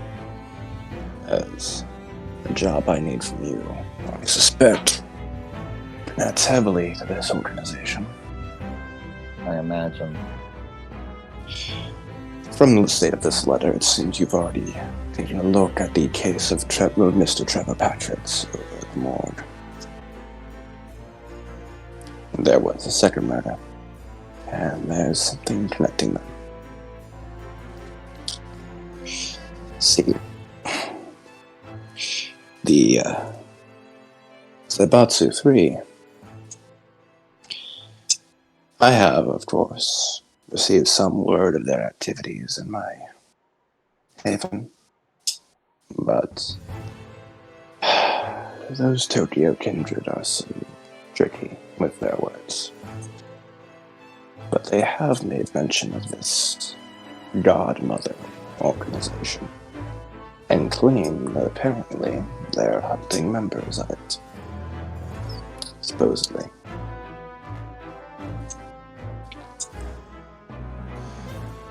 But, see, this, as he gestures in front of him, is the first time corpses have shown up, showing signs of those three making activities.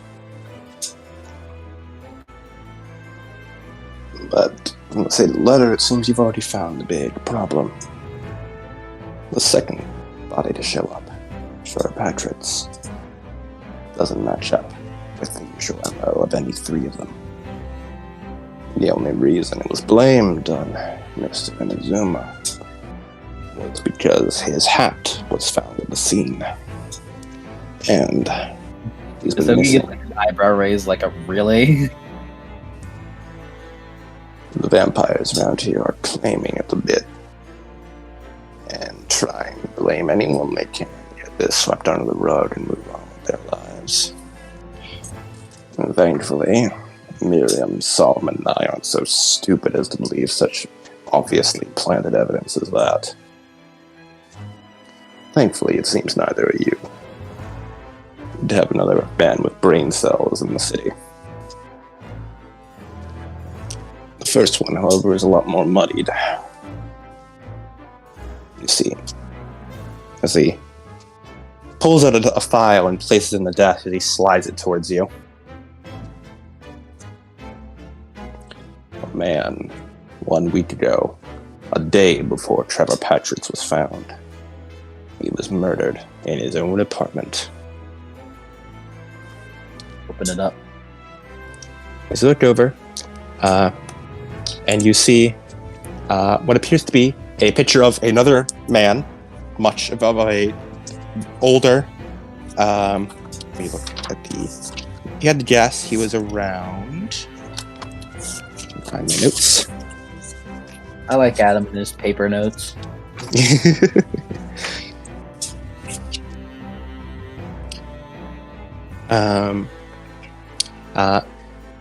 Yeah, around 45-ish. And you see the name Chester Barrett in quotation marks, which is swiftly crossed out and written underneath in very fancy cursive, Vane Clark. Which it seems Chester Barrett was likely some sort of fake name, with Vane Clark being a correct name. The man was found in his own house in Hyde Park. All of you, roll me int plus streetwise to know what that means. I believe I know what it means already. I didn't hear what it was, but I'll roll it anyways. Can we get a name spelling of his name? Sure. Do you want the fake name as well? Yes, both. There you go. I'll write a little information on here for you. I should invest in Streetwise. Misogi should have that. Misogi should have a lot of things. Adam. Will has a lot of streetwise, and I've figured it out. Mm-hmm. I'll carry the party, don't worry. One success. I'll let them do it. I'm good at streetwise because I live on the streets. So it's what's plus streetwise? Int plus streetwise. Int. Gotcha. I'll let those two do that. I don't think my specialization is going to come into play here. No.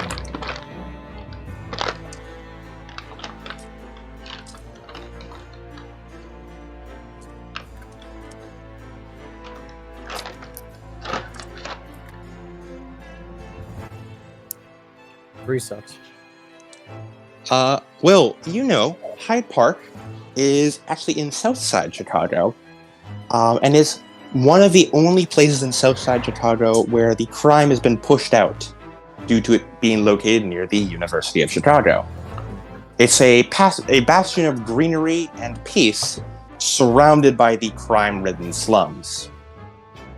And you also know that, as part of the supernatural world, you know there's a strict ban on you don't fucking go into Hyde Park to feed or do shit, because that is how you get the attention of a lot of mortals. And you're fairly sure that Prince Maxwell has a very strict ban on no fucking feeding in Hyde Park.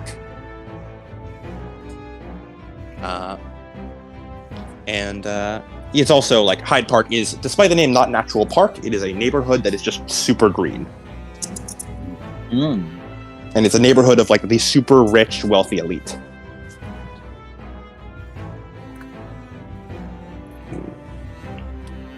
Found strangled to death in his own home, drained dry of every last drop of blood.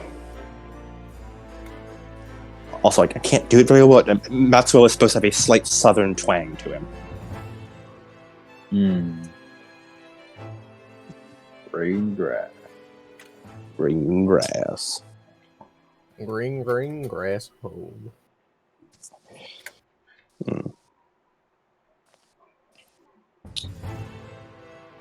I'm sure you understand the problems with such a thing.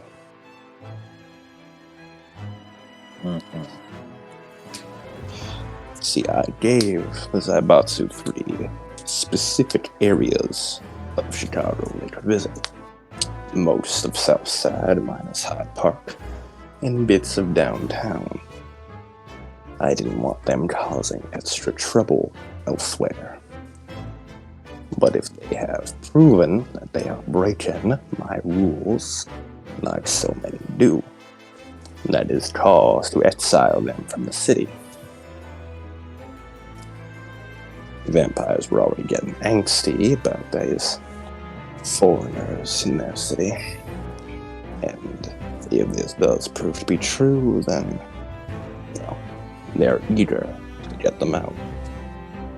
And I can't tell if it's just paranoia or it's used to get rid of competition. No one the kindred around here probably admits of both. I feel like this whole thing's a frame job. And you've noticed it too.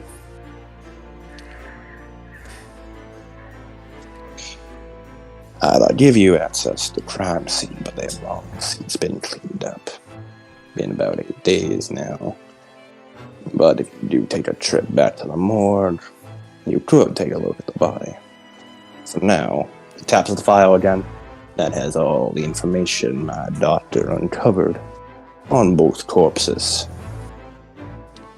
And word on the street is you, MDA, have been paying visit to certain areas localized around the Merrick Institute. And been looking up information around said institute. Isn't that correct? Yeah. Would you like to know after we solve this mystery? I sure would. You see, I think it'd be mutually beneficial for this to be cleaned up for both of us.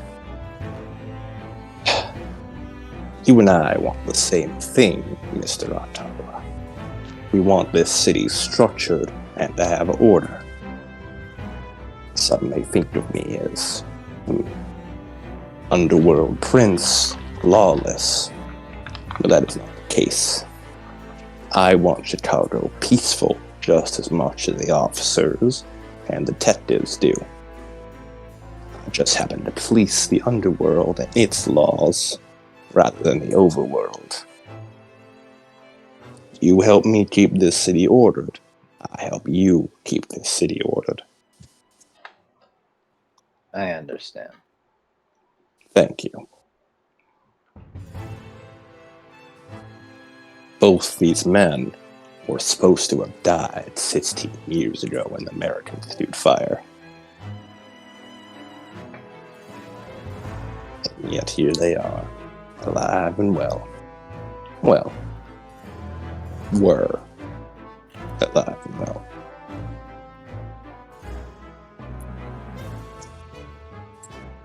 You open the file and look at the first victim, Vane Clark.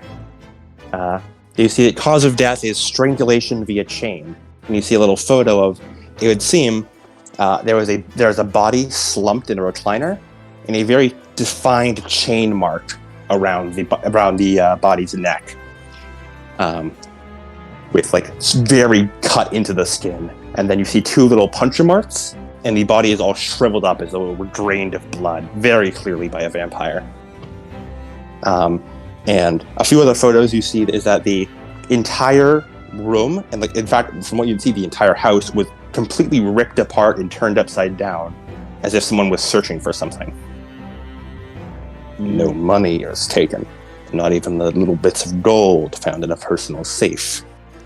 So we can safely rule out monetary gain as a motive. However, we can confirm the personal safe was opened forcefully.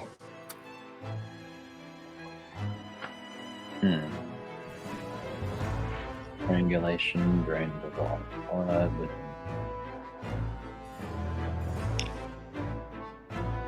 This one's a little muddy. As you flip the page and you see the photo of what appears to be a small 8-year-old boy. A small 8-year-old Japanese boy, to be exact, with a little white face mask, like the little kids wear. I remember this guy. Yep. From an epilogue, oh so long ago. That is one of the Zaibatsu 3. As you look down, you see a photo of, I don't know how to pronounce it. It's, the chain with a sickle on it? Kusarigama. Yeah, that. Kusarigama is a photo of that. Chain scythe, also. Chain scythe. You see, this man happens to wield a chain scythe as his weapon of choice. And the marks on the victim match the marks of his chain. The puncture marks as well are small, spaced very close together. Child's mouth.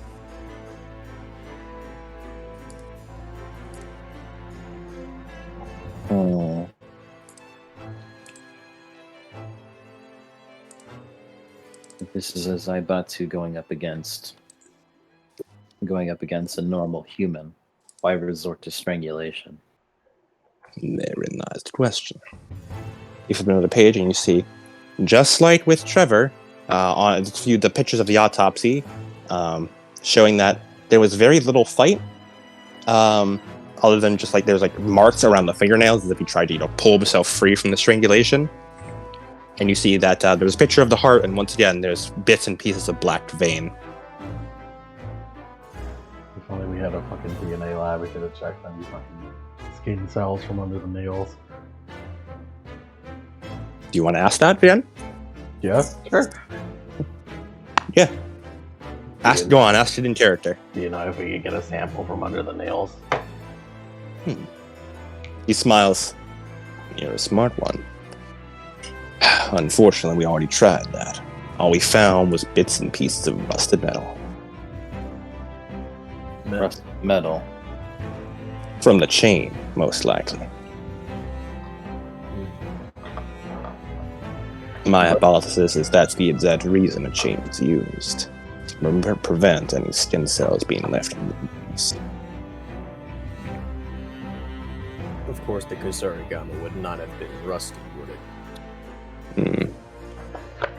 Well, it might have been, it might not have been. We don't know how much the Zaibatsu upkeep their weapons. From what I've heard, it's a very old one. It could have just accumulated some after a while, if it wasn't completely properly cared for. It's certainly possible. The vampire's name is Daisetsu Leo. Daisetsu Leo. Yeah. Is Daisetsu Leo. Daisetsu Leo. Daisetsu Leo. Saying it in the southern doesn't help. Daisetsu Leo. Yeah. Fucking the southern man Maxwell saying these Japanese names. Inazuma Chuuya. How do you spell the like what the trio were called, their title? Zaibatsu. Zaibatsu. It means a team. 3. Yep. And you would, that's true, say you would know. Actually, you probably would not know. But, probably wouldn't. Yeah, but Sogi would know. The Zaibatsu are a Japanese conglomerate over in Japan that is comprised entirely of vampires. And Inazuma's a part of it. Yep.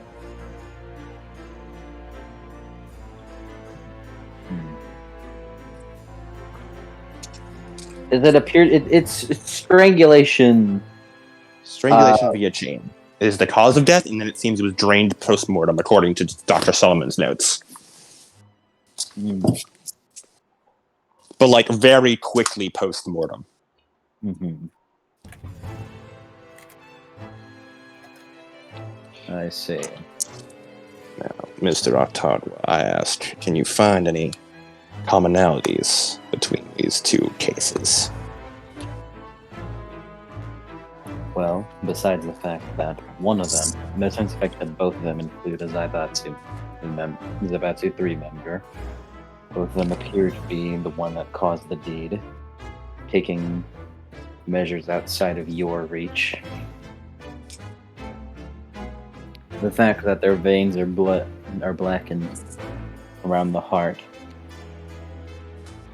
which is more than likely an indicator of a previous case we've had, which involved the Zaibatsu, specifically Chuuya in the past.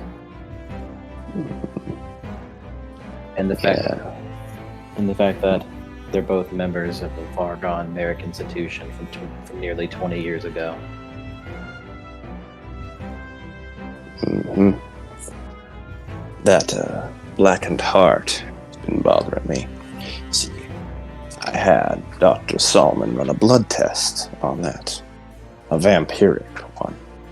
Using his Lacrae Satum rituals and whatnot. That is indeed Vita traces, but diluted as though we're mixed with something else. Some sort of almost alchemical mixture. And I don't know much about alchemy, I just know not to fuck with it. How much do we know about alchemy? Can I roll? Oh, I have a cult. Can I roll a cult? Roll a cult, yep. I don't know why why the fuck Gen would know about alchemy, but let's find out. Well, it's from a previous case that we referred to as the Dread Virus at the time. It seems akin to that, but less far gone. Let's see. It was a case that, to some degree, I teamed up with Inazuma Chuuya. With this, we had battled a bio freak, put it simply. Bio freak. A human turned monster through means more grisly than what is the norm. Maxwell nods. That was you. Some of my men had to clean up the mess left behind. Made sure it didn't reach news. If I remember right, that case had something to do with a vampire. Something to do with vampires. Whether or not the man that was... Remember that the man that it was involved with was one. The blood sample we took from the corpse, or the bloody remains that we assumed was a corpse. You'd see the man almost was like a vampire who mutated out of control. Our usual adaptation powers put far into overdrive. Something dangerous, violent. Man-made? He nods. Man-made. I hesitate to say this, but it felt like an artificial diable. Seems like someone's trying to play the devil. Sounds like it. I guess that makes us Eve. He didn't say anything about that. He's like, yeah, whatever, man. Alright, tried a little bit too hard there, man, but okay. Alright, man. I got one suck on the occult. I really think that He was referring to us as in vampires, not us as in you and me. Yeah, no, but still, it's just like, yeah, you can do the analogy if you want, man. The man's going off. I got one suck on the occult, and I was excited because I thought I had a bonus, but no, I was wrong. I actually don't have 10 again on it, so I still got lucky though. Well, one sec. We'll get back to you in a second. Alright. What's a Diablo, by the way? Jen, do you want to ask that? What's a Diablo? Well, what's a Diablo? We'll roll into plus occult to try and remember what a Diablo is. Maxwell just peeks up. Oh, keyword. Keyword. Keyword, I'll answer. Keyword. Yeah. Well, a Diablo ray is when a vampire consumes the soul of another vampire. It's forbidden. Even the most lackadaisical princes should keep it forbidden. It allows a vampire to absorb the memories, knowledge, and abilities of whoever they devour. It marks them for life. You can see it in their very aura.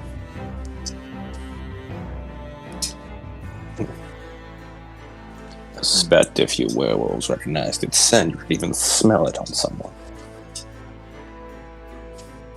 So, artificial Diablo. Not even vampirism. Reminded me of it. It had the general principles of devouring something and gaining powers that were not originally theirs at the cost of mutation. But I don't know how much it follows that process. Misogi's gonna smell Maxwell. He's like, I imagine you werewolves could smell it if you recognized it. All right, let me get some. Yeah.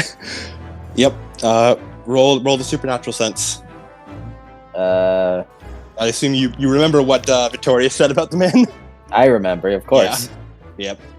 It was it was perception plus rank, was it? Perception plus rank, yes, with the usual werewolf bonus. Alright.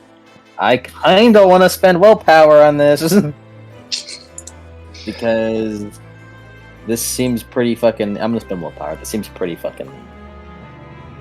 I don't want to spend willpower. I'm gonna hope I get some willpower so I can investigate later. Hopefully I succeed monster or wallfowl. Remember what the conditions are? Or well, not like the conditions for resolving them or for getting willpower back. 3 successes. For wallflower, it's keeping secrets. Mm-hmm. And if you work in the shadows without any attention from your pack, and if you regain all willpower when you just completely work independent from the pack. Like unrelated. And monster was when you resort to disgusting or frightening someone into position. Mm-hmm. And all willpower when using the hunt or Kuruth as a terror tactic. Basically fucking gaslighting someone into saying, I'm going to kill you. I'm gonna kill you. I'm going to kill you and drive you insane. As you sniff them, I want to switch to Den. Hey Den, you rolled one success and you like trying to figure out what alchemy is? Mm-hmm. You're in a flashback. Oh, fuck.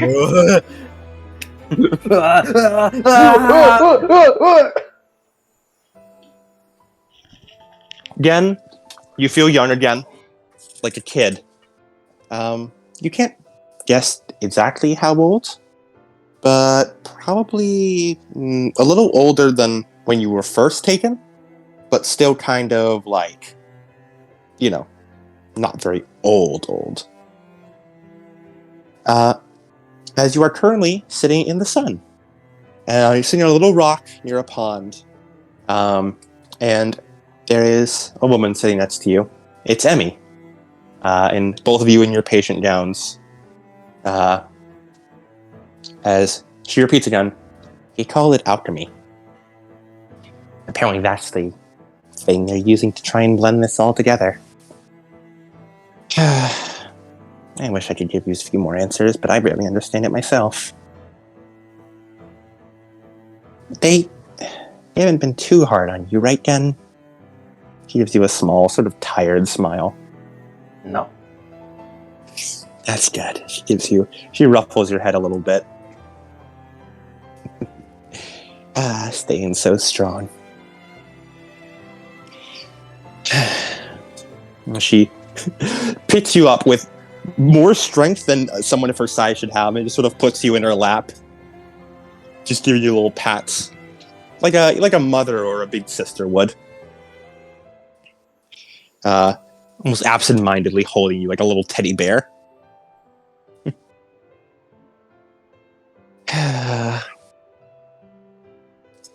They said they'd be starting at the new round of testing soon. Maybe you too will get to hear about this. What do they call it? Some sort of pyros? I don't know. Apparently mixes and changes things. And hurts a lot when it's injected. Sort of absent-minded look over and see all the many bandaged and sort of scarred over needle holes all along her arms.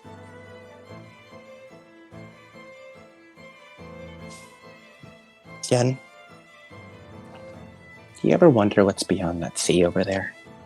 As you look back up and you sort of see the endless ocean? You think it's called an ocean around the island that you're on.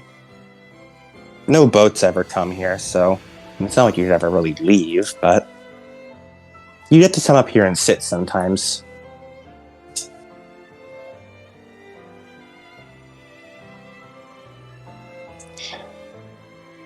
I want to see what's beyond there one day. See what's outside the lab. You know, I've heard that there's whole fields of grass like this.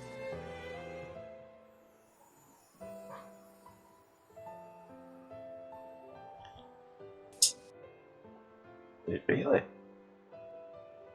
Yeah, really, really. And you could find you all kinds of food as she flips you around and picks you up again under your arms and stands up. Like, we get you super, super fresh meat, all the fish you could ever want. We could probably even find one of those fishing rods and fish up fish ourselves and cook them on a fire. Ooh. Maybe we could even try clothes shopping. You wear something other than these stupid little gowns as she sort of spins the two of you around. Yeah. Ooh. What do you want to do when we get out of here? Like, we could, movie. That's a thing. Movie. We could watch a movie. She's sort of jumping up and down.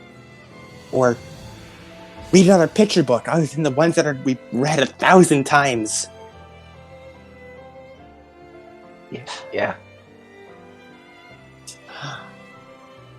See mountains and oceans and... You know, I've heard...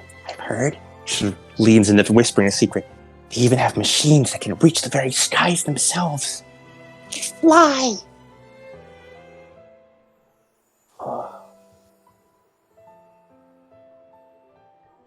One day we're gonna see all of that. I promise you, Gen. Yeah, let's go.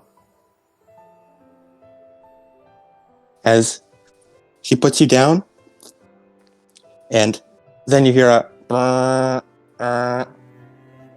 and a voice over intercom says, "Can all patients please return below ground? Your allotted recess time is now up. I repeat, all patients please return below ground. Your allotted recess time is now up." Well, she takes your hand. We'll have to do that tomorrow, I guess. Today, let's just get you to bed. Come on, Gen. She holds her hand and starts leading you back towards the door as the memory fades away and you're back in Maxwell's office once more.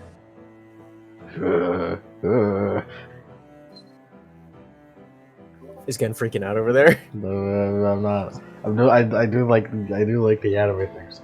Oh man. Yeah. Yeah. Will looks over. Yeah. As he places a hand on Gen's shoulder.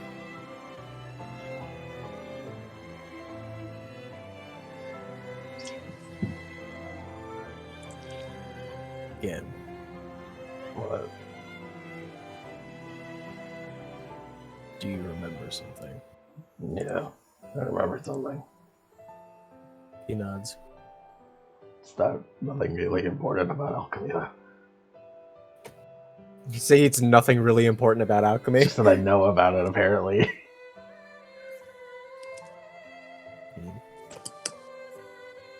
As he nods. As he turns back to the conversation.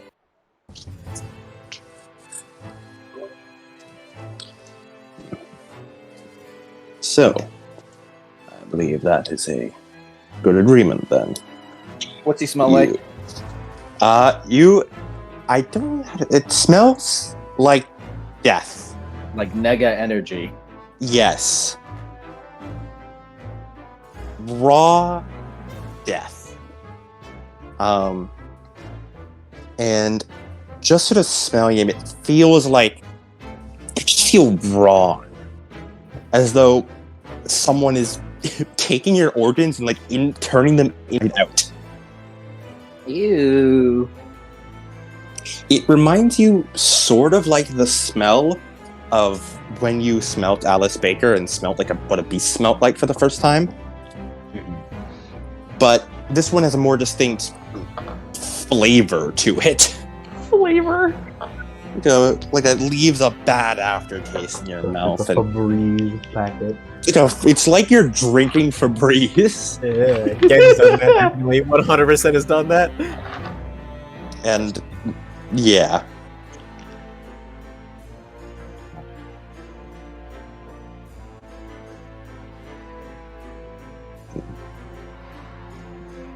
My current theory is that this is a prank job.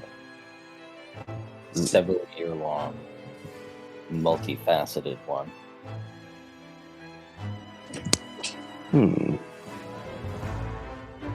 That's quite the bold claim to make, Mr. Ottawa.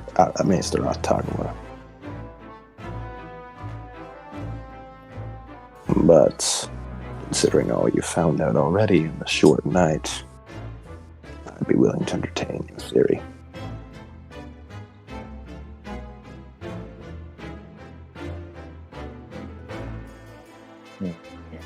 You've certainly solved enough cases around this. You and your detectives have certainly solved enough cases around the city for me to place some faith in you. That's good. We'll see what we can do about it then. We'll get it done. And then we can have our chat. Thank you, Mr. Ottawa. As he goes over and pulls out a small little letter and then writes a few things on it. And then folds it up and hands it to Ottawa. That there is a letter of my authority. Show it to the right people, and as long as it is involved with the current case, they'll let you through. Nod. Like all of you, to gain temporary 3 dots of status with the Camarilla. Yay! Put that in the bottom. It only applies as long as you have this letter and it's related to the case.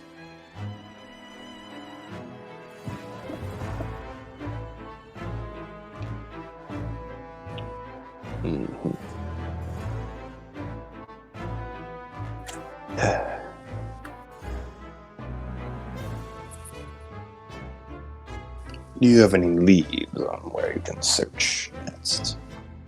The bodies are, of course, at the morgue. And, well, you could get access to crime scenes, although they've been long since cleaned up. Maybe for your persuasion. for a werewolf. We can manage. Well, hold on to fire. You'll find the address of both men, indicating both where both of them live. And I'll warn you. And we're both dead? And we're both died. As you sort of pick up the file and you get your little the markers are added to your map. Be careful though. Task Force Valkyrie has been awfully insistent about these two cases. I'd recommend stepping carefully unless you think you have enough silver tone to avoid it becoming wolf season. We'll manage. Besides, Good to hear. Besides, we're familiar with them. My condolences. If you can, there's a certain Miss Crow who's been causing extra ruckus, especially on my doorstep. I'd like you to make sure she stops doing so before I have to remove her from the city permanently. Yeah, I was planning on having a talk with her after all this anyways. Thank you. A pleasure meeting you, Mr. Atadwa. He, goes up and almost instinctively goes to tip a hat that he's not wearing before he sort of awkwardly puts him back down. You as well, Prince. Misogi tips his hat. Have a nice day, y'all. Have a good evening, sir. I know what I said. As he presses a button in the intercom, the guests are ready to be taken down the elevator once more. As there's a ding as the elevator doors open, you see the elevator attendant there with a plastered-on smile still waiting for you. Have a nice day. As you all head to the elevator, Did you say namaste? he said, "Have a nice day." Okay. In a thick southern drawl. Namaste.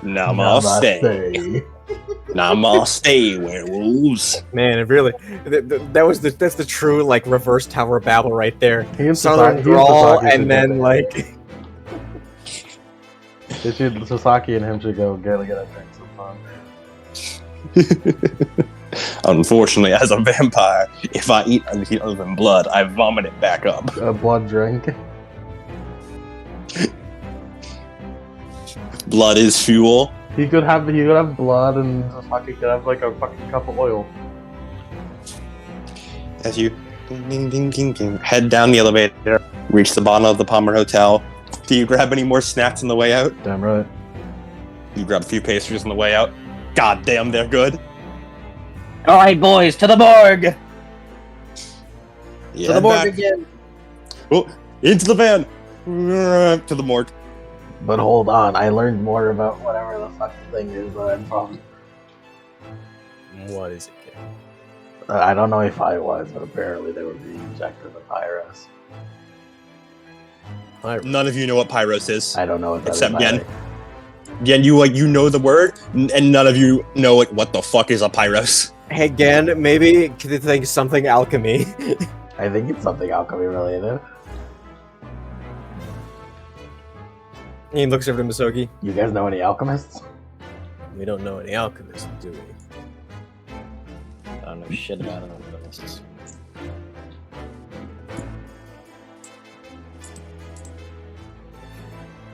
Whatever it is, just sounds like a stuck-up name for a deranged scientist.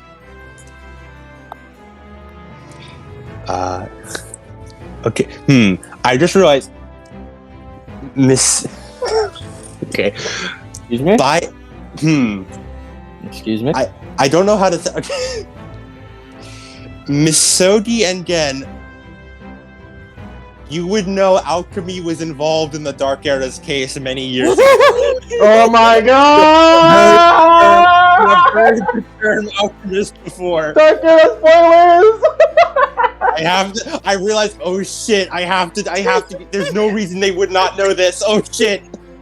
Wait, now that I think about it, wasn't that involved with that one case, that thing that I was in last time? The one where I killed the guy. You don't learn much about it, but you remember there was the term alchemist and alchemy was involved before. The one where I killed that guy, but didn't actually kill that guy. Well, you have no idea what the fuck they're talking about. He kind of looks over that case from 5 years ago. Yeah. Please do not try to contact Sebastian. I beg of thee. Maybe we should contact Sebastian. No! Again, he sort of the government. Maybe not, though. You don't work with pigs.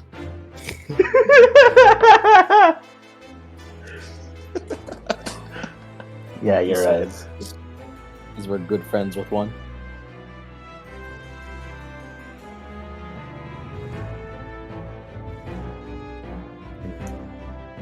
Probably some mutation stuff then.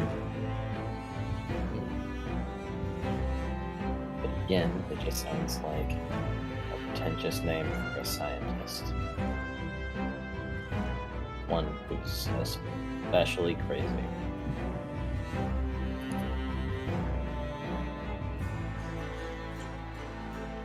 Man, I'm really gonna have to do Dark Eras now, ain't I?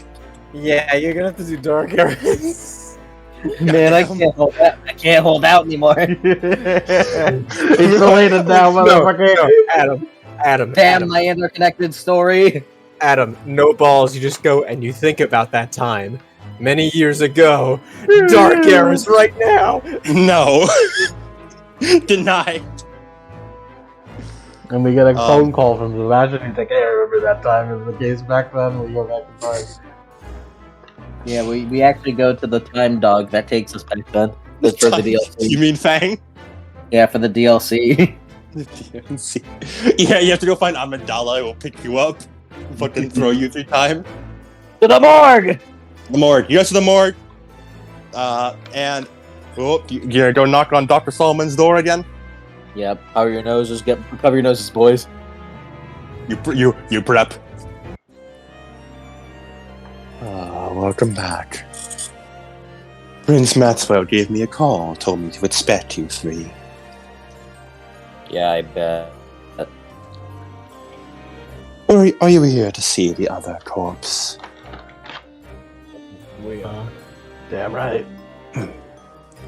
He stands up from his chair. Follow me as he leads you through another set of doors. Oh, thank God you can breathe again. I love those strips of skin. And we're finally bringing you to a little door. Opens it up, pulls up the body, pulls back the sheet. Yeah, looks like the man. Triangulation.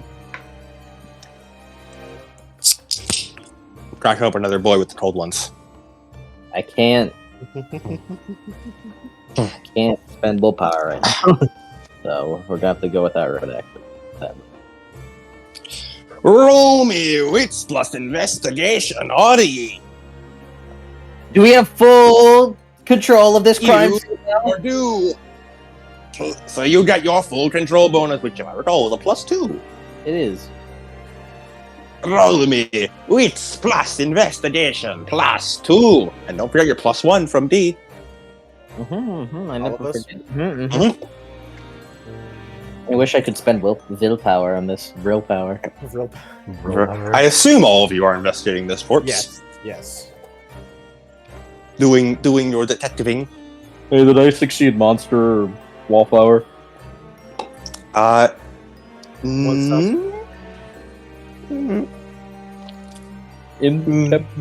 Information. Not monster. Keep information. No, you're kind of working as a team right now. Yeah, but I kept the information from him as of right now. True. You know what? I'll be nice. You get 1 more power back. You're such a nice DM. I'm gonna spend it immediately. Go for it. Do it. Ultra deduction! Ah! Ultra deduction. 15 successes! What? Excuse me? I told you, ultra deduction. Thank you, boss. What the fuck?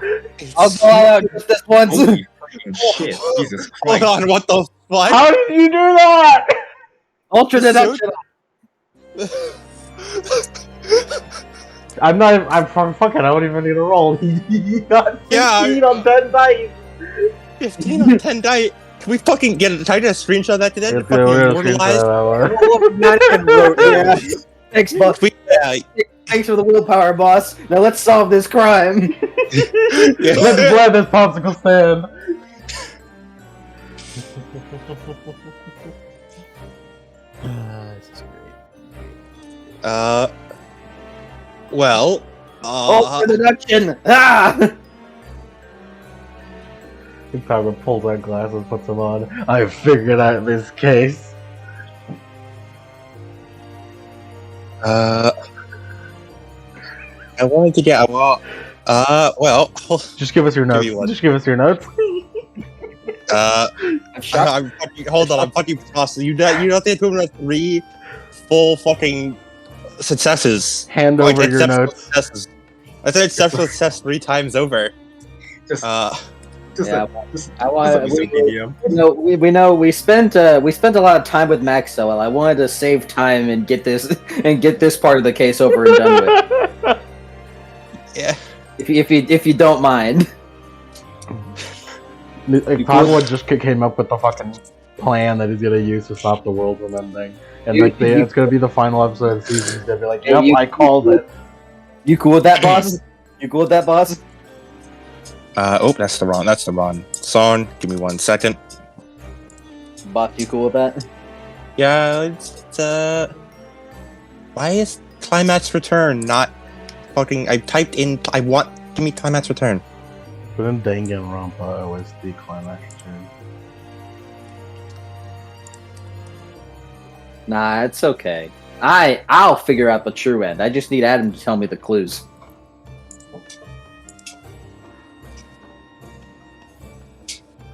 I think we spent quite a while talking with Maxwell. Let's let's fucking press R1 and accelerate the dialogue right now. Well, time to figure it out.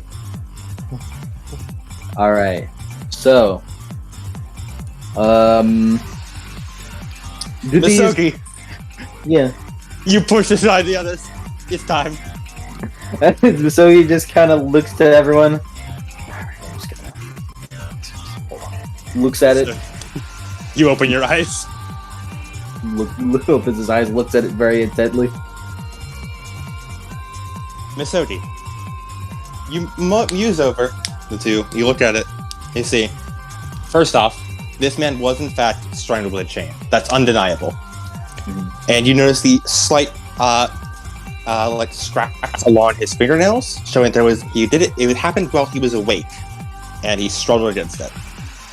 Mm-hmm. Then the bite happened post-mortem, but judging by the fact that the way the skin is like sort of folded around it, you notice that it must have happened immediately after.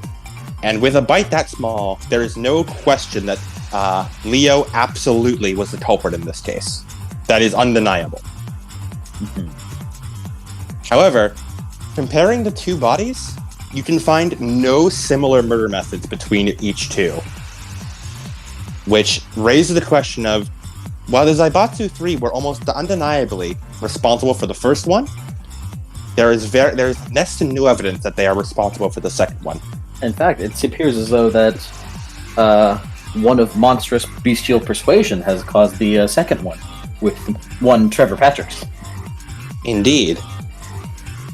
As you measure that, however, judging by the fact that Trevor Patrick's died one day right after Vane Clark did, and the rather clumsy frame job, it is perhaps an attempt to rapidly capitalize upon the previous murder, in an attempt to recreate a string to clean up loose ends. Especially if the fact that both of these men were connected to the American Institute, there's a high chance they knew each other. especially since they both lived in Southside Chicago and were found in Southside Chicago. Even if one was found outside of Hyde Park, while the other was found within Hyde Park. And if the murders were not done for monetary gain, then they were either done to clean up loose ends or to get information. And considering that both of these men were killed shortly after each other, there's a high probability they had some kind of connection, especially considering, again, they were both part of the American Institute. Mm-hmm. And they knew each other, then there's a question of who else knows them. Well, one possibility would have to be Elizabeth Park. And therein lies the main thing that seems to connect these two. Which, if both of these two were targeted, then either there seems to be two possibilities. Either Elizabeth Park is trying to clean up loose ends, or someone else is treating Elizabeth Park as a loose end herself and is trying to clean up her.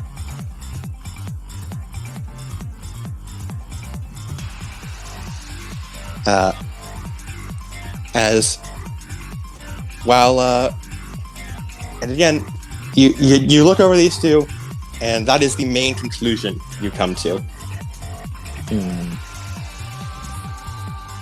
I believe You go through the comic book minigame and you connect the comic book in your head. mm-hmm. He goes down the fucking surf pathway. From what we know of Elizabeth Park, from what we know, she seems to be hunted by the future lady. So for her to be treated like a loose end,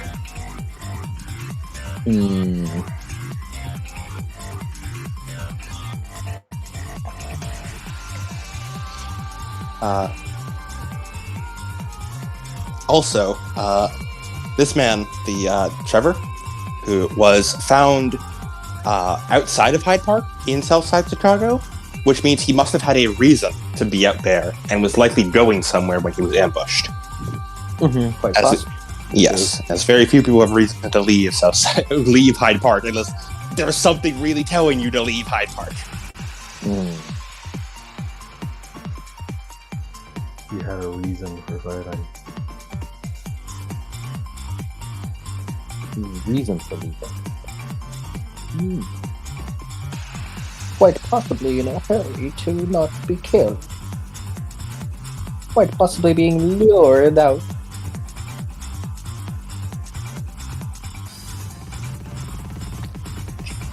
Rip Chuuya, I still don't know where that fucker is. Yeah. You got successes. Yeah.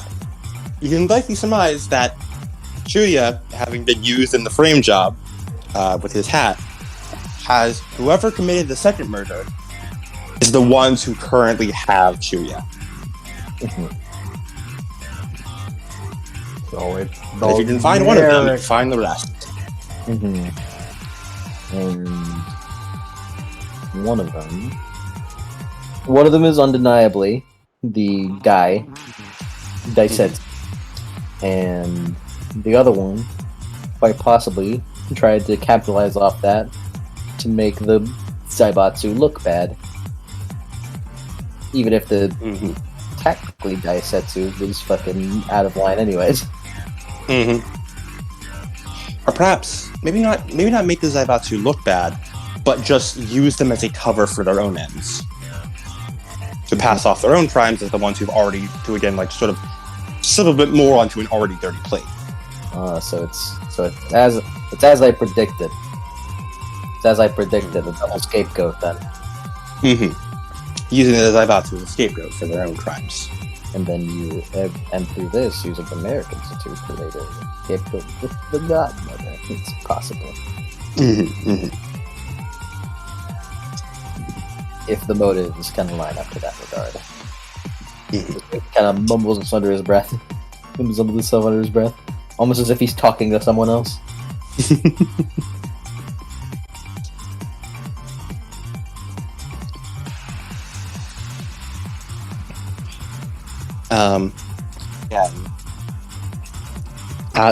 For the biggest lead you can think of is you would need to find someone with the Merit Institute, as these people have both had something done to them, some sort of alchemical operation, clearly.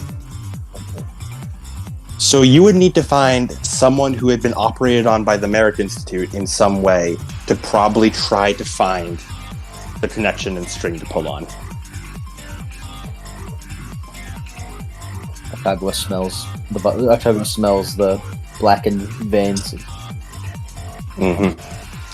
It smells a lot like Vita, but mixed with some sort of like earthy scent almost. Very vile, very rancid. No good. No good. Big no.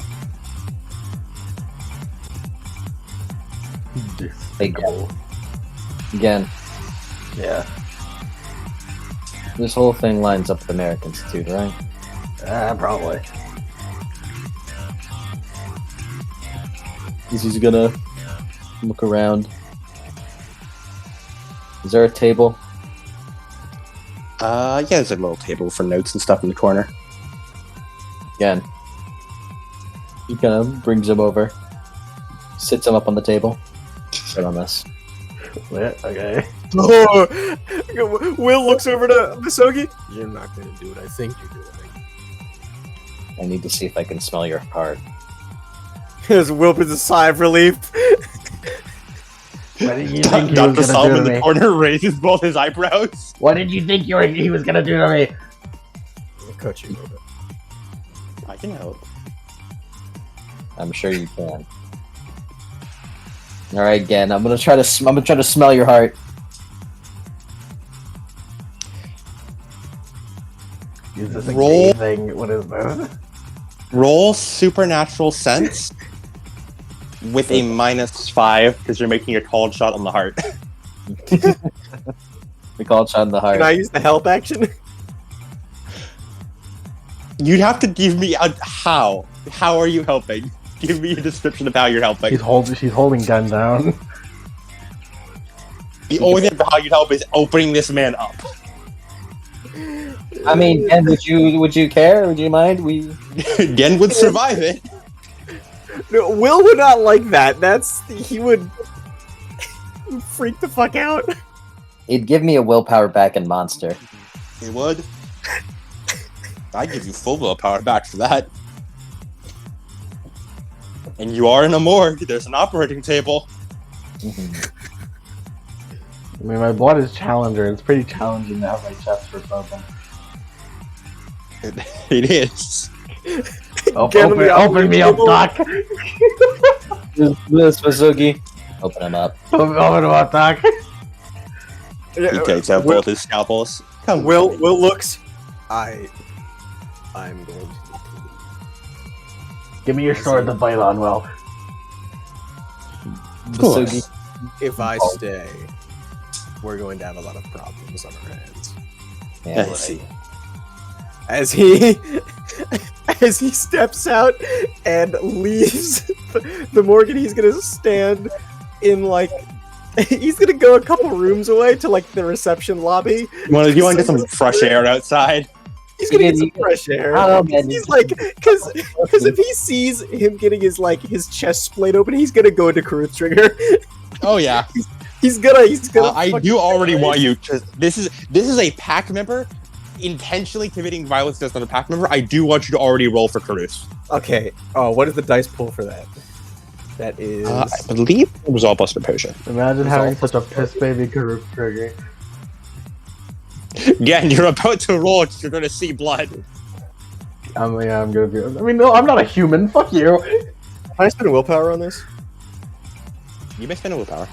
Cool. This ain't human blood. That's what Atagwa's here for. 2 successes. You can feel it welling up inside you. But It's you keep calm. It's keep calm. Keep calm. He just breathes out, and he just focuses on his breath, turning into mist in the cold December air. Mm-hmm.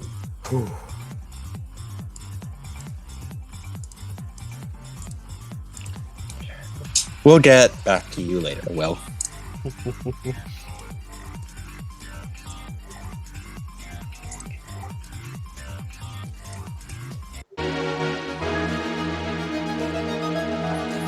Meanwhile, like a glove, ball it up. He's just gonna grab it up, glove, ball it up, put it in Gen's mouth. I don't know. Can you tell me the reason for it this time? Say that again? Can you tell me the reason why you're gonna do this time? I need to know exactly if you were experimented on. I mean, I feel like probably, yeah. Yes, but I need to know exactly if it's the same cause. And then from there I can go on. And properly identifying the scent without needing to smell the heart directly. If I get a good scent, if I get a good smell of it, then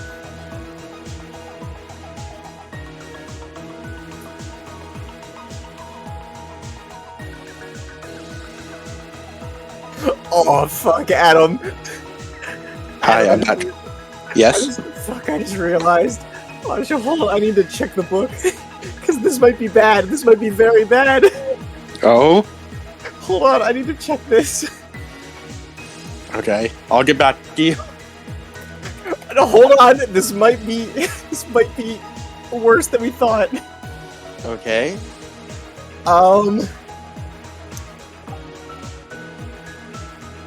Okay, cool, it's not gonna happen. His memento mori gives him awareness of how much damage the Pac-Mates have taken, but that's as a reflexive one essence thing. You're gonna choose to not activate that. Yeah, because I thought that was like a passive thing, and I was like, oh shit.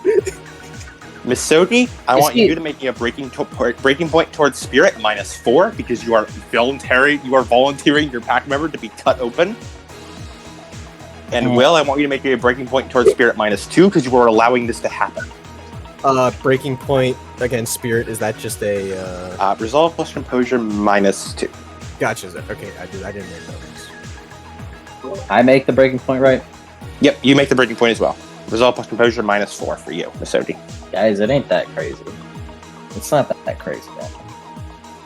I should get tolerance for biology. You should. Wow, Will got 4 successes on that and 5 dice. Will, you're keeping top. Again, I want you to make a breaking point towards human. Weird, Which is just the same. okay. Resolve plus composure. Resolve plus composure -2 for you. Do I get that monster? You sure do. Full power, Misodi. You are cutting open a pack member. Minus what? -2 for you, again. Again, you're my friend.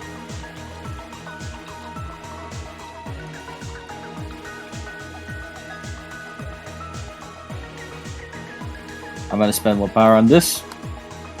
2 successes. You're holding on. You keep getting flashes of a man telling you you're doing the right thing. Shut the fuck up.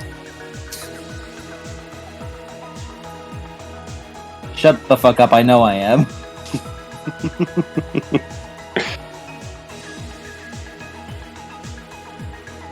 And even if this was for naught, it's beneficial at the end of the day either way, because I get willpower. You think the man approves of that mindset? Yeah, whatever. And again, what'd you roll? 1 sec. It's a little... you feeling weird. So weird. So weird.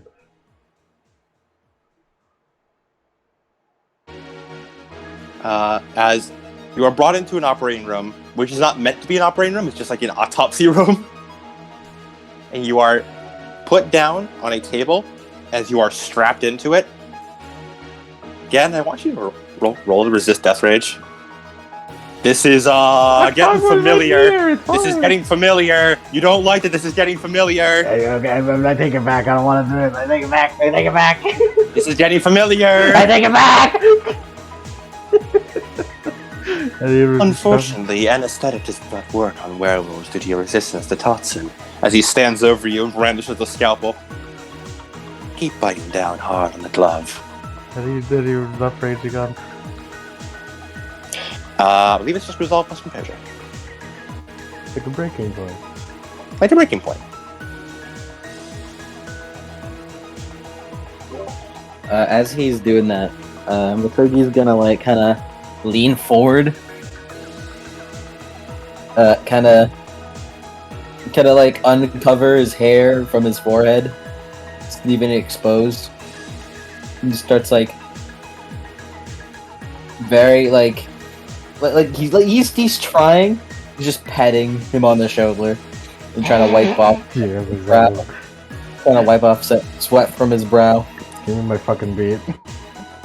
Take a beat.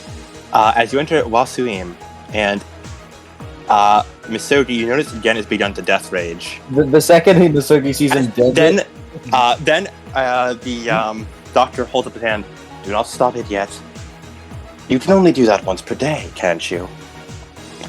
This man will continue the process. I need you to make sure you hold it in until this man fully transforms. If you reduce him beforehand, he would regenerate too fast for me to cut into him. And I can't imagine you want me using my silver scalpels.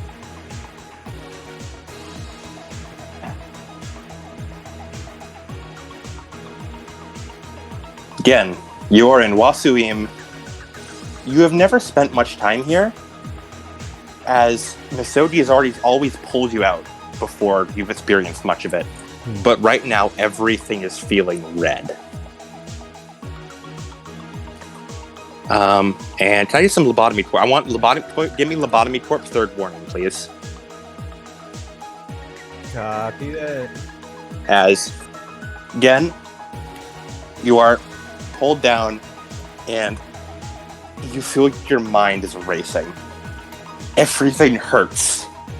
Physically, sure, but... Lobotomy corp third warning. Gotcha.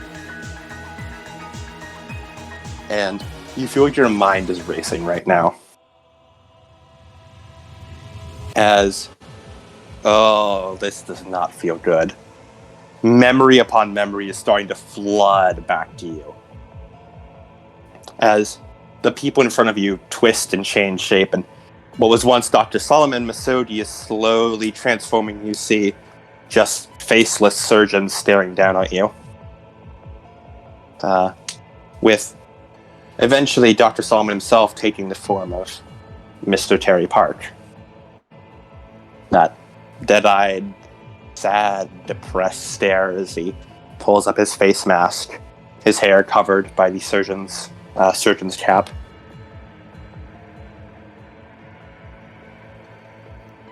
New test. We are going to we're going to continue the procedure now. As you try to turn your head, and it's strapped down to the table and you can't, you look out of the corner of your eye, you can see Emmy banging on glass, screaming, but, well, it's too soundproof. You see the lady in there trying her best to comfort Emmy, but it's not doing much. As your vision turns red again, as the scalpel makes contact with your body. You want to scream, but you're dead, so all that comes out is a muffled whine. As the scalpel cuts through skin and sinew. Cold, medical, professional. The first incision is complete. Pulling back the layer of skin now, as he grabs some tongs and makes a few more incisions to make a perfect square and pulls back the first layer of your skin. The sinew and muscle still trying to cling on, and bits of it being pulled off your bone. Nurse buzzsaw, as a mechanical saw is handed. In the real world, Misogi, you hand Dr. Solomon a saw. As Terry Parts brings the saw back to your chest again, and you hear the as the saw begins to cut through your bones. You feel it slice through every individual nerve in your ribs. Again, trying to scream, it does not work. As this continues, a normal human would have blacked out from pain at this point, or more likely simply died. It's a shame you are not one. As The ribs are neatly pulled from your chest. You're still beating hard. The adrenaline coursing through it. As Terry Parts reaches above and pulls down a pump with a long, thin needle on it. Trying a new brew today. The previous ones were all failures. As he pats your head again. It hurts. It hurts. You're doing humanity a great service. I hope you know. It hurts. It hurts. It hurts. It hurts. He pushes the needle directly into your heart as a light blue fluid tinged with dark black and red is pumped directly into your heart, scarring it. The black veins beginning to form around your heart. Luna's embrace, doing what it can to try and heal you, but it's too much. As it pumps through your veins, your body thrashes and convulses on the table. It's another failure, isn't it? Why can't we get it right? Sir, we have a board meeting next week. If we don't deliver results, I know what happens if we don't deliver results. Again. It needs to work. It needs to work. It will work. It hurts. It hurts. It hurts. It hurts. Missouri. He is beginning to fully transform at this point. But you can see it. His heart, nearly entirely stained black. Alright, let's start sniffing. If I can get this smell, then I can smell it out. And Roll supernatural sense. Alrighty. This I'm spending willpower on. I'm deaf spending willpower on this shit.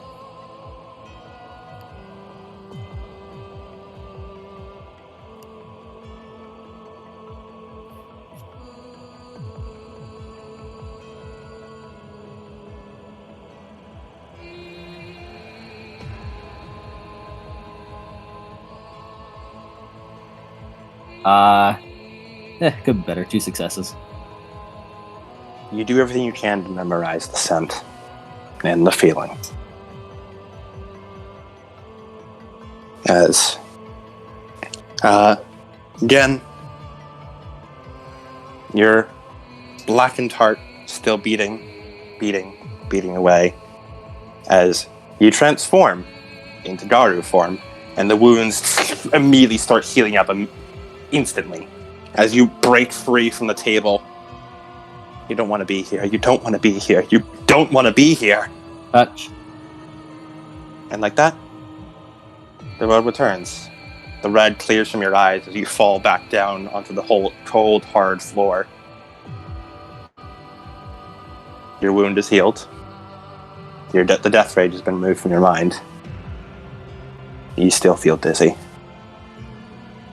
It hurts. Again.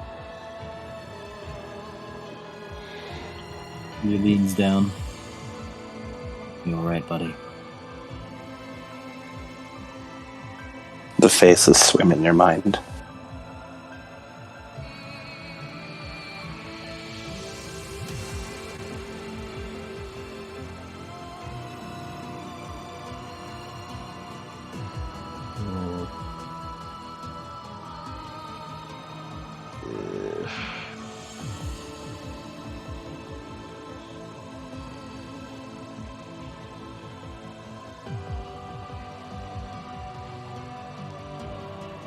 Your time.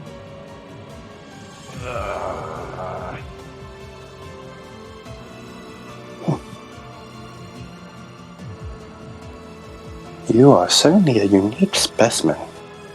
Your heart was stained near completely black, as if you've been experimented on many, many times before. It looks similar to Vita corruption, like your ghouls would have. But you are no ghoul.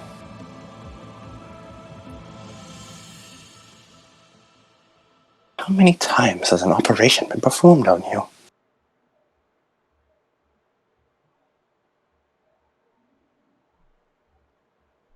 It doesn't matter.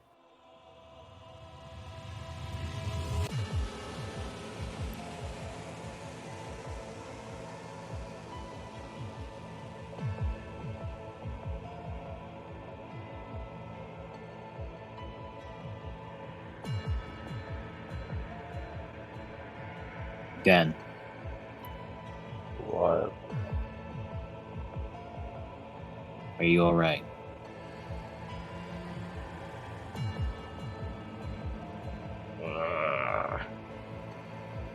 No. I imagine not. I'm sorry for doing that.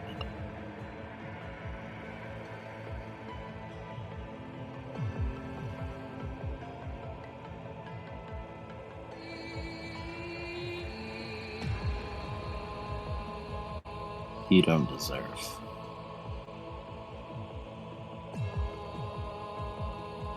You don't deserve it.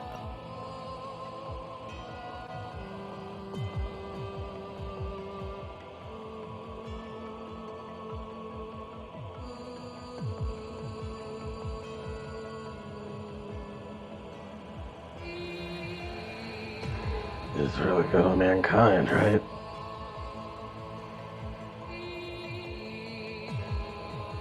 He frowns.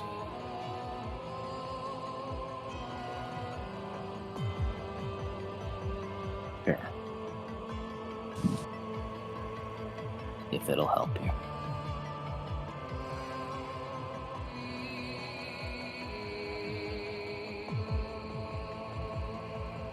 Thanks, Doctor. Of course, Mr. Ottawa. I'd love to perform an operation anytime. He helps. Misogi's gonna help Gen stand up. Let's go. 5%. Did I take lethal from that? How much did I take? It's story damage, but you were brought to full lethal, and then you Daru'd, and your Daru form heals all lethal every turn, so you full healed. Ballin'. Does that mean that he gets a beat? You know what? Yes. Yay.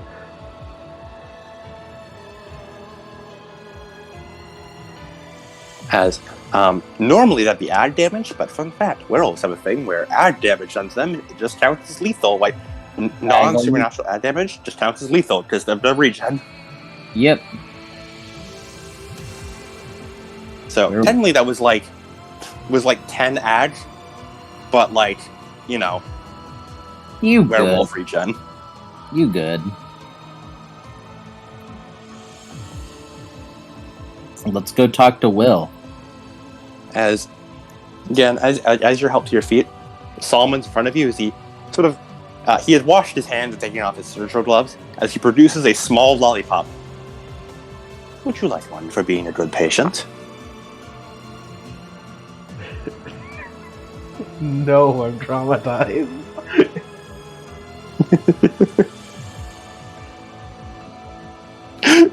Do you decline his lollipop? Yes. You decline the lollipop. A shame. Would you like a lollipop as he holds it up to Misogi? Maybe later. Oh, very well. As the doctor cheerfully puts it back into his sleeve and begins jotting down a bunch of notes as Misogi, you help Gen sort of hobble towards the door. Let's get out of here, buddy. Sorry that had to happen to you. You're the one who did it. Yeah. You could have just smelled at a -5. Well, now that we know for sure, you agreed to it. I retracted my consent last minute. You agreed. Misogi, you fully got you earned that full willpower from Monster back. Boku wa waru kanai. Come on, man. It's not my fault. Misogi did nothing wrong. I'm Not my fault.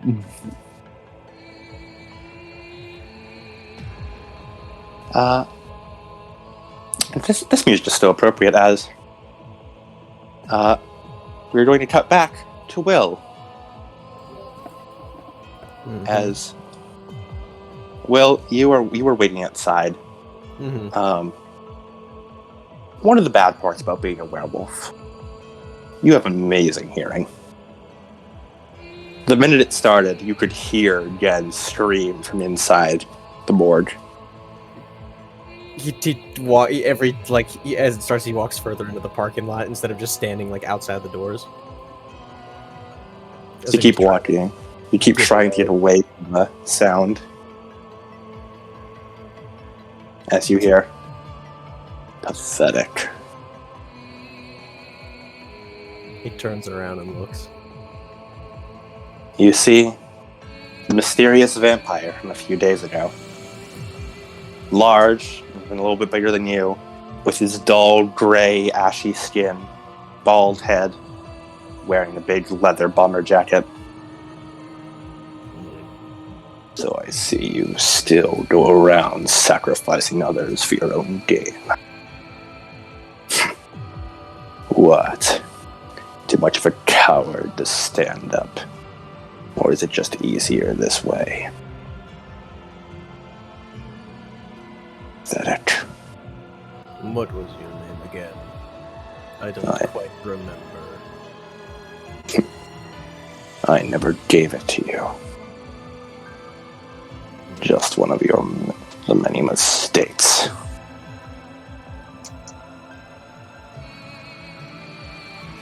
Forgive me for not remembering too much of that event.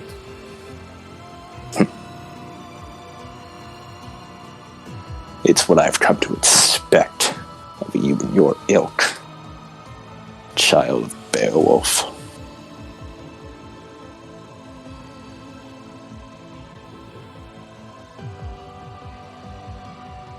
Just like him in every way. Have you come to taunt me? I've come to put you in the ground. I see you've already have 1 foot in there.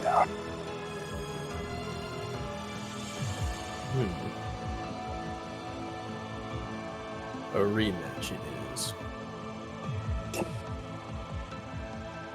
You hear a buzzsaw start up inside, and then again screaming gets even louder. He flinches. Disgusting. Just as willing to abandon them as he was.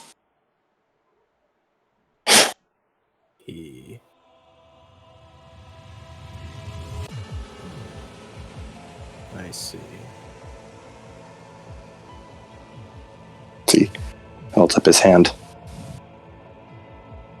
Beowulf beat my sire to death with his own arm. I will do the same to you.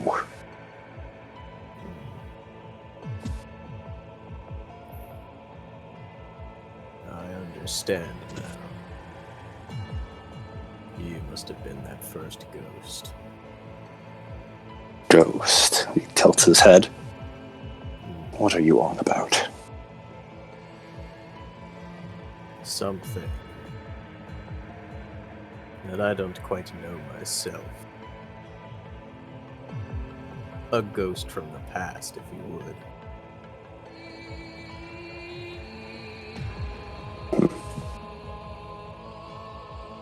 You speak in riddles. The one who gave me this information speaks in them as well. Faye. Most likely. Even more reason for me to put you in the ground. And end your burden once and for all. Monster. This burden you speak of.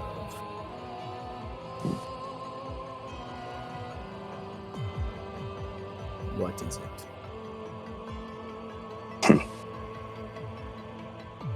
I see ignorance really is bliss for you, monster. Will, what's your defense? Will's defense is... He's currently there. He shoots, so 5. Okay.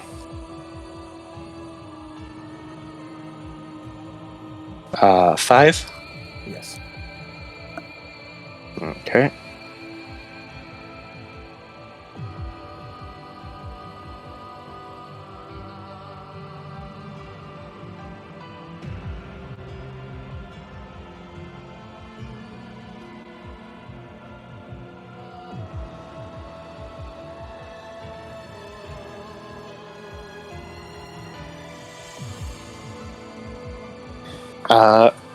Take 5 lethal for me. Armor applies. Gotcha. If I remember correctly, yes.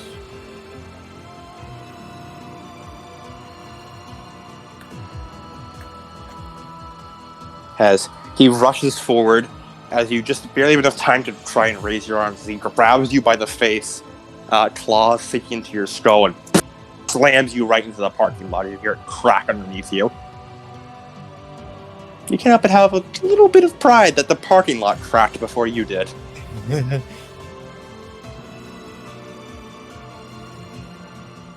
As Will grabs his arm and throws him off of him as he stands up. Alright, can I get some Yakuza-style combat music here? Would judgment suffice? Judgment works. Give me judgment. Given the mood. Perhaps a Yakuza theme that's Like like more menacing. Give me Penumbra. Give me Penumbra from Judgment.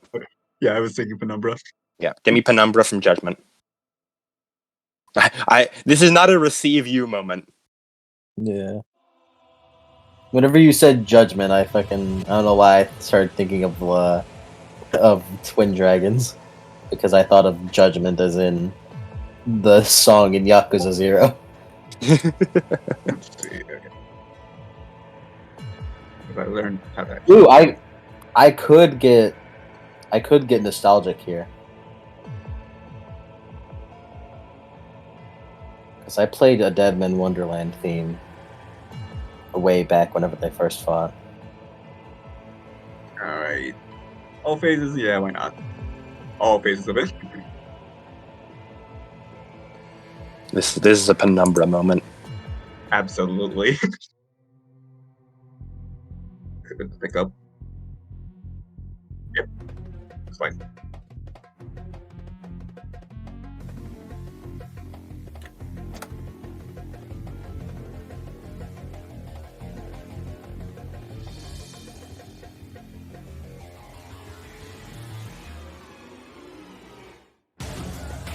Alright, Will, it is your turn.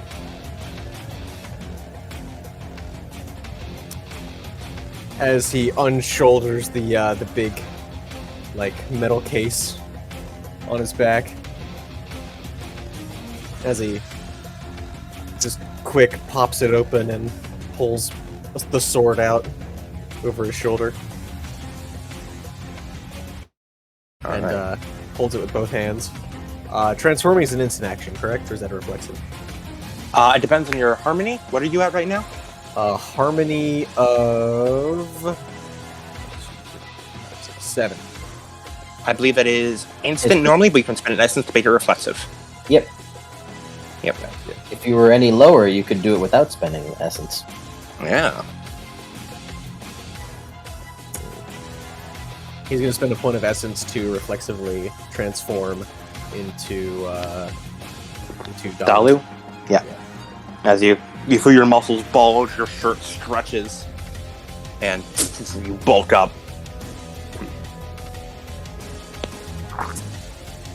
The man across from you stretches his dead muscles so here and there, rolling his shoulder.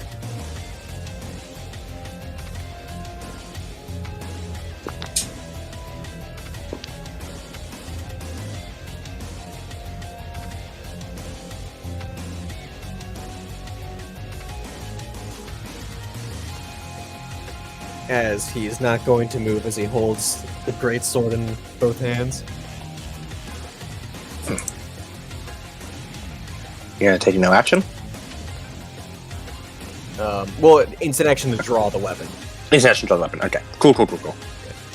As he clenches his claws and hits off towards you. And he's going to spend 1 Vita to reflexively use Vigor to add to his weapon damage. Or natural weapon damage. Look out! I would like to use the threat range ability. Alright, remind me what that does. If you opt not to move or dodge during your turn, any character moving into your character's proximity suffers 1 lethal damage and a penalty to their defense equal to your character's weapon damage rating.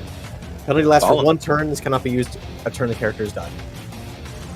Well, he suffers 1 lethal. Yes. Does armor apply to this? Armor does apply. Cool. He actually has no armor. He has no armor against lethal. So, well. I was about to say, I believe. Armor applies, but I believe subtracts from any weapon damage you do in the turn, if I remember correctly, from other things. I was thinking for like things like, oh, you enter into my range, you take damage. I think that might just be you take the damage. Yeah. I know one way I liked it was only one thing did this, but it was like you take damage, your armor applies, but then does not apply to any attacks you make in the same turn. Yeah, you're right. I don't remember that. Yeah, that's only on a single thing. I'm like, wow, that's a really good way of doing it. Why don't they mention that for anything else? Yeah, I don't remember. And then he takes a -4 defense penalty. Okay. Well, he has no armor against lethal, only bashing, so he will take that 1 lethal.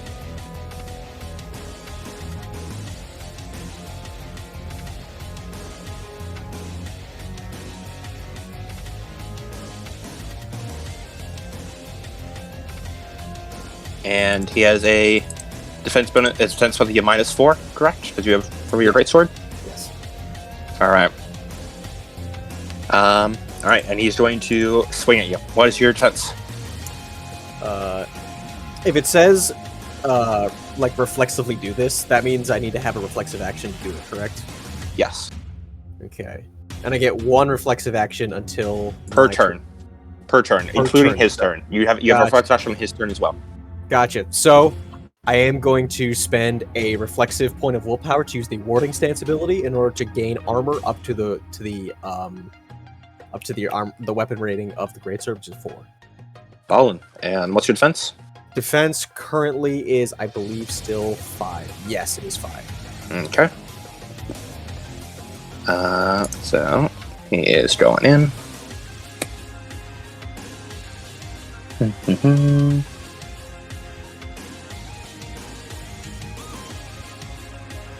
Jesus Christ. 6 successes for... That is 11 lethal. Holy shit. Let me just... Oh, shit. Armor applies.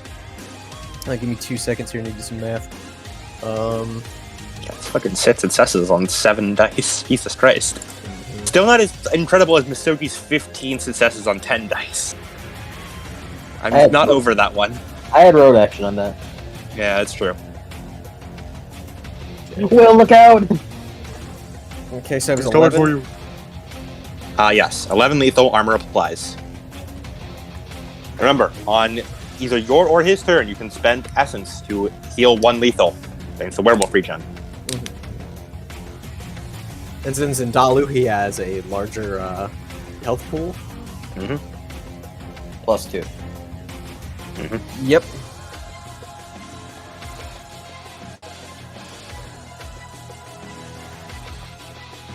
Gotcha. Be careful, William. Okay. Oh, so that was a lot of damage you took. You think you got a beat from it? Yes. Ballin. Okay, I'm just looking through here.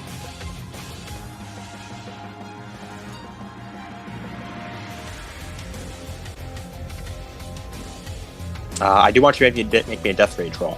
Because you just got fucked up, man. Death rage, that's still resolve plus composure? Yep. I'm gonna give you a -1 to this. You can spend willpower if you like.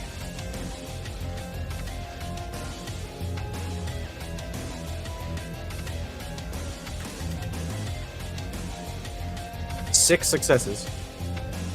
You know what? Gain a willpower point back. You are You are focused right now.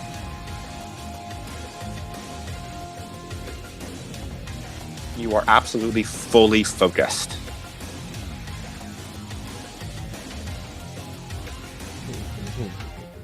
As he rushes forward and delivers a punch right to your gut, as you feel something crack inside you as you punch back a few feet, stumbling along the ground.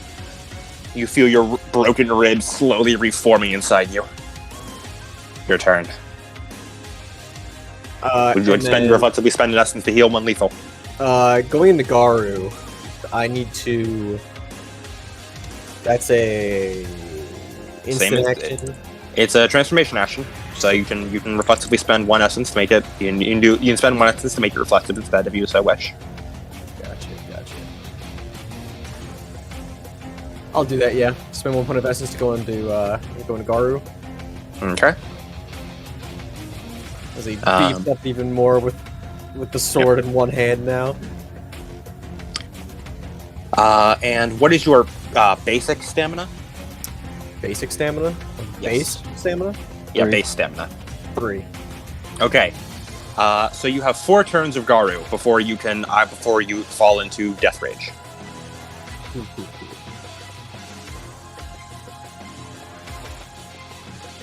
So you keep track of how much Garu you've got. You got 4 more turns after this. And that was your reflective action. You still have your instant. And also heal all lethal. If you have any ag, though, that does not heal. You know, Stadiers can downgrade aggravated. That they can. Good for them. It's good for Probably them. that's actually really good healing. Goddamn. Mm-hmm. And considering they can get rid of tilts, including the tilts caused by aggravated damage, they can just kind of like pop out a new arm. Yeah.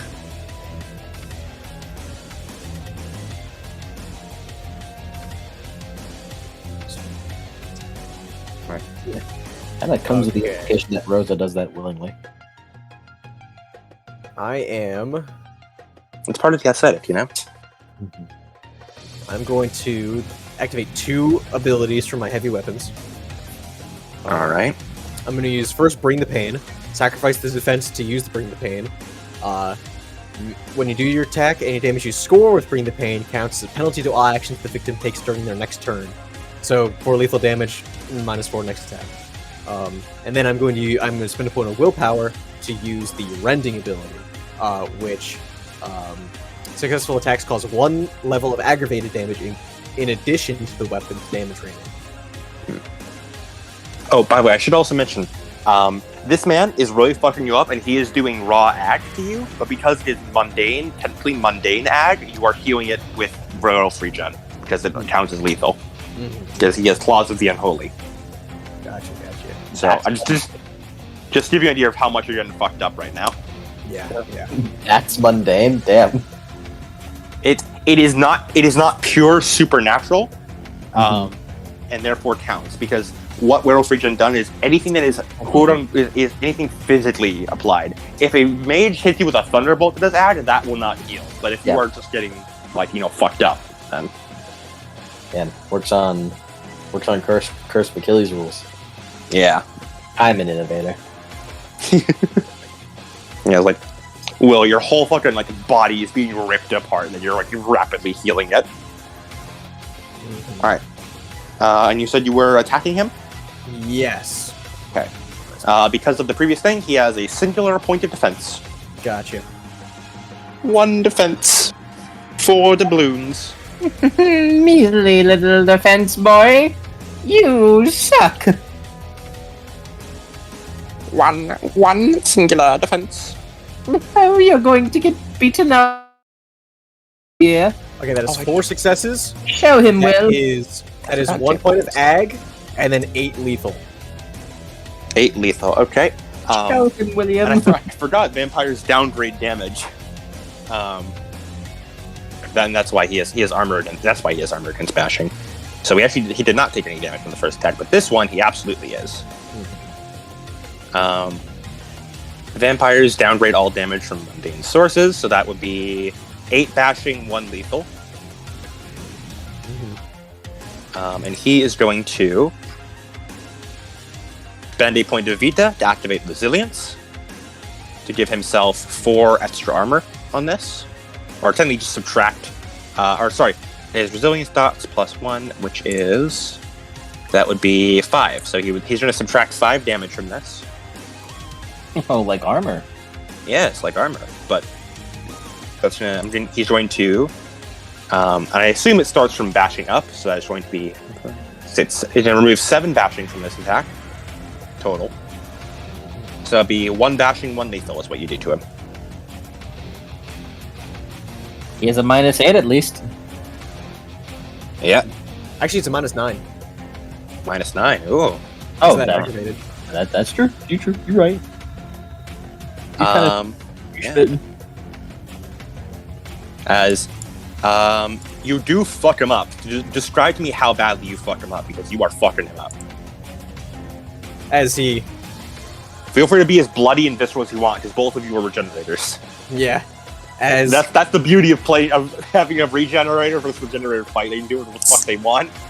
as he like holding the greatsword in one hand and like his claws in the other, he rushes forward as he holds the greatsword forward towards his chest. And he punches the back of the pommel into his chest, and then grabs the other side of the blade on the other side of his body and rips it up through his shoulder. Yeah, it's just like, you just cut this man in half as he splits in twain, and you see a bunch of organs fall out. As, damn you, that was new. As your organs are sucked back, you see the bones reform and you connect back together. No blood comes out though, as you know vampires don't bleed. Yeah. As then he plants his feet, and he's gonna fucking punch you again. 1 second. Do I have it? Yeah, he's gonna spend a point of willpower as he puts the sword up All right.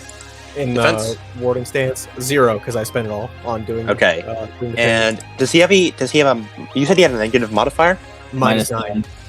-9 in addition to defense. Well, Technically he not. doesn't have defense. He Okay, so it's sacrifices just defense to apply the minus Okay. to him. Right. Okay. Cool. That is. Actually, no. Will is not going to actually do that. Just before this is rolled, he's not going to use the warding stance. Okay. I'm going to roll that back before it happens. All right. You gonna do anything else instead? No. Okay. And that's a -9. He's going to apply vigor again. Okay. Ooh, not great. He is going to all-out attack this and spend willpower. Cool. It's defense, William. 2 successes, and that is with vigor. That'd be 7 lethal. Gotcha. Armor applies, and when it's on your turn, it's all healed, unless he did ag. Nope. As he heals, he rushes forward, and you get ready to sort of block him, but then you hesitate as he slams his own arm into your blade to push it out of the way, and then rips his clawed hands right through your chest as he rips it apart, and he donuts you and sticks his hand at the other side as your blood spews across the parking lot. And you feel his hands close around your spine. You're like, oh, I gotta stop this. As you thrust your arm down and you break his. And you pull your blade up to sever his arm at the elbow, so he cannot break your spine in his hands. And he staggers back, his arm reforming, as you pull his other arm out of your chest and toss it behind you. You can feel the death rage encroaching on your mind as your breathing becomes more labored. Can't last forever, Wolf.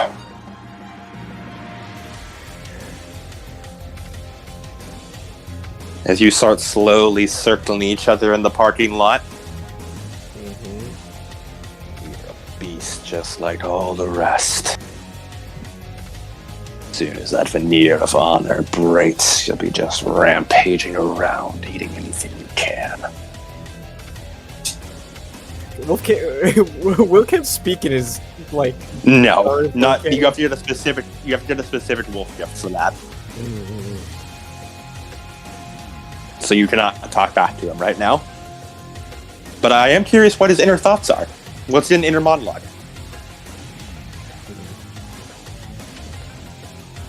Come on, wolf.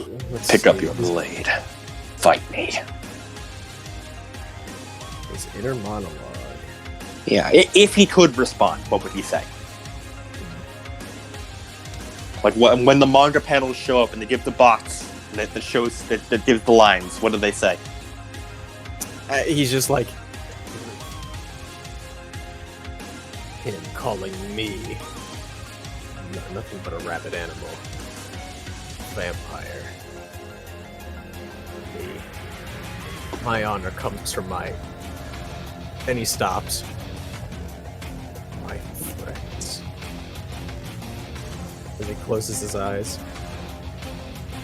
As you are in Garu form, you can hear it all the more clearly with your enhanced perception. The sound of the buzzsaws, the screaming inside the morgue.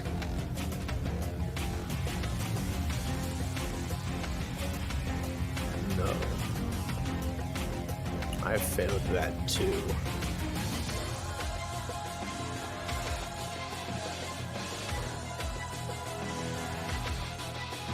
This is what this is. The ghosts. I believe I understand more. As he opens his eyes, as he rushes forward and with his claws, as he slices through his chest, as he's going to make a brawl attack using the brute force ability, using the killer ability, as he's going to all-out attack and take 8 again on this. Ooh, all right. He all attacks, so no defense. No defense on Mystery Man. Okay, so strike, which is currently Yo.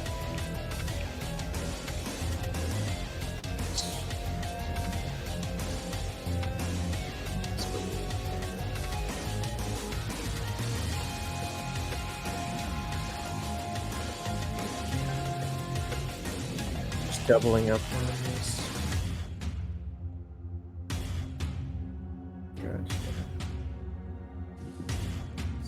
Okay. And then all-out attack adds a +2. +2, yes. Okay, so it's an all-out attack to do this.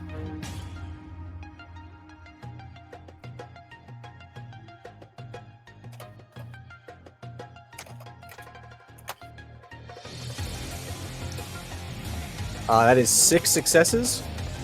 I believe his claws do currently. I think Garu claw. 2 lethal. Yep. 2 lethal, so that is a total of 8 lethal. All right.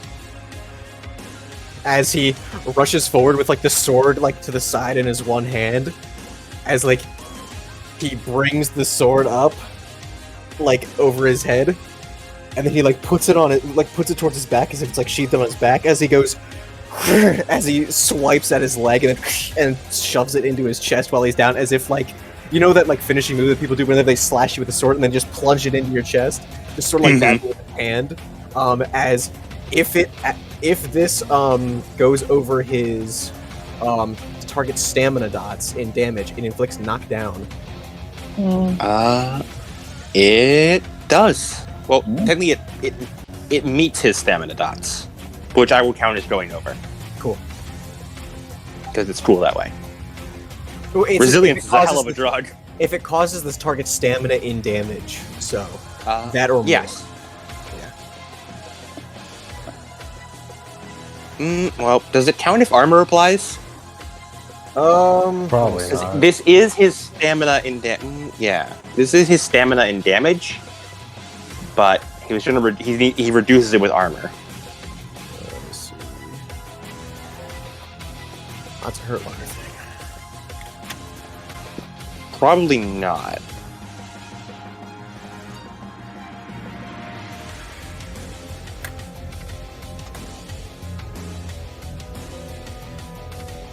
is this from? What's PTC? Promethean the Created. Why did Yeah, Prometheans make this? Yeah, it's because brute force is a Promethean fighting style.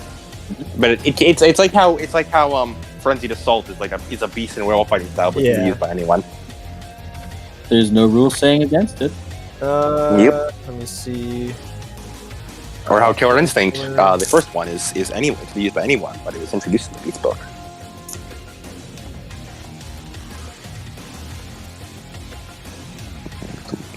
If the attack causes damage equal or greater than the opponent's stamina, he suffers the knockdown token. Okay. He's going to spend Resilience to downgrade that to his 1 bashing that he takes. Cool. But he does not suffer knockdown. But you do that's a little spooky on him. As you rush forward and you slice through his legs, and you see him start to fall down. And he collapses down as you pull up your claws and slam them right down to his heart. And you see he just barely grabs up and grabs your arm just inches away before your talons can pierce his heart. Give it up your sword already, Wolf! As he holds up a leg and kicks you back off him as he rolls to his feet. And you see the wound close up.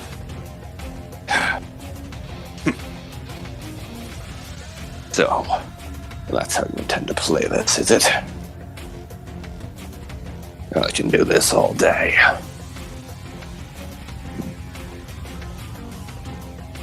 Why are you fighting here? Just self-preservation? Throwing away your sword so readily. Intent to embrace your heritage? Then I'll just need to humble you again! As he is going to make a called shot on your leg. Mm-hmm. And no defense, he all out attack. Yep.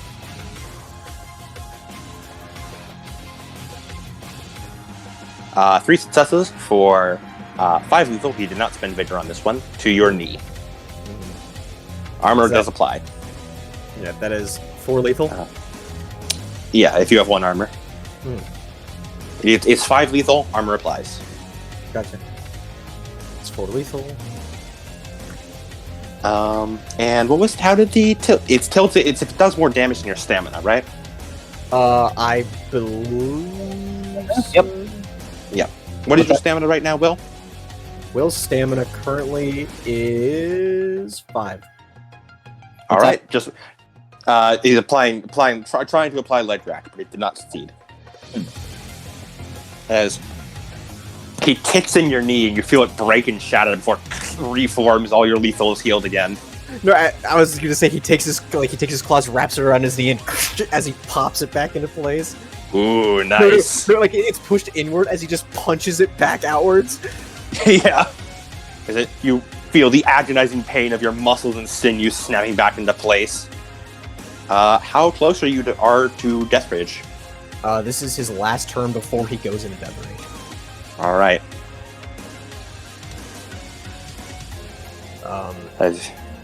Raising his hands once again. Is it on the final turn that you have Death Rage, or is that you get one more turn, and at the end of the turn, you have a choice of either continuing, gotcha, or you can it's freely shift into Dalu. Gotcha. So his next turn, he'll have to shift down. Yeah, his next turn, he'll get one more turn, and then your turn right now. This is your last turn, I assume. No, this is not. Oh, okay. This is no. Wait, hold. No, this is. Yeah, this is. This is your last turn. So after you take this one, whatever your next action is, at the end of your turn, you can choose to either enter Death Rage, or you. It's you can choose to either try and get one more turn in Dalu and get Death Rage, or you can reflexively shift back downward. Not reflexively, I'd freely shift downward. Okay.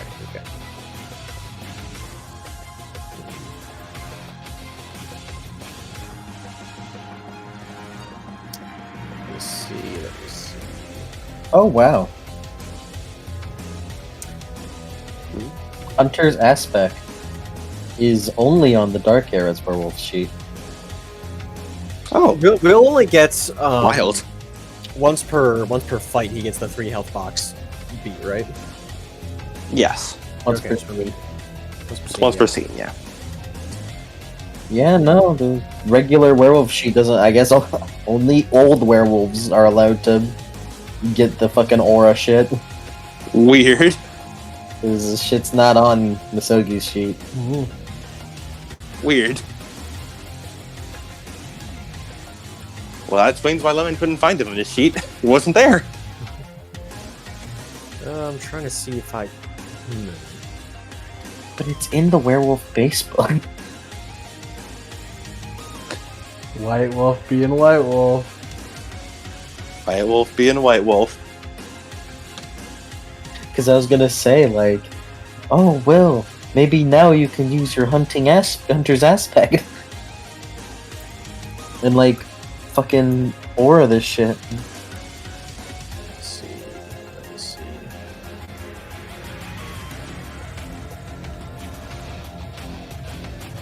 And then the mystery vampire uses the fucking beast and gives Will swooning. Swooning. That is something vampires can do with their aura. Are you a diva? It's called these. Goddamn. Then all types of vampires. They get 3 auras: the seductive beast, the monstrous beast, and I think like the calculating beast. Oh, you get the. If he were to do this, if Will's hunter's aspect, which is based on auspice, would be the swaggering condition. Swaggery. Let me see what that does. The exaggerated swagger of an 80-year-old werewolf. There it is. The exaggerated swagger of a Vietnam War vet. It's fucking funny. Alright, Will, what are you doing on your... It's your turn. What are you doing? You can feel the death rage pulsing in your mind. You feel like this is your last moments of free will before you either give in or try to get out of the father's form. As in, Father Wolf's form, not metaphorical Father Beowulf. Lineage man. How much XP is it to increase your renown? 3. 3. Shit. And you need to do something that Luna considers worthy. Yeah. If only. Like getting a mate. Which is one of the example things. Look, just go into experience that and get it in this fight. And Luna's like, oh yeah, that's pretty worthy. Bull. That's pretty worthy. Yeah, you can do it right now. Chance it. Okay. Okay.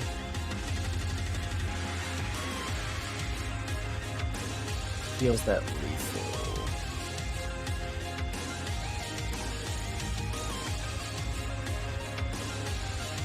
Okay, as he's going to swing the sword around again. Alright.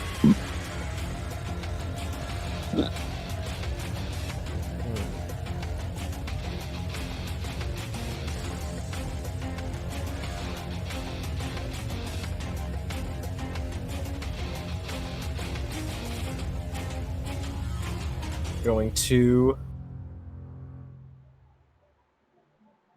once again sacrifice defense, bring the pain. Alright.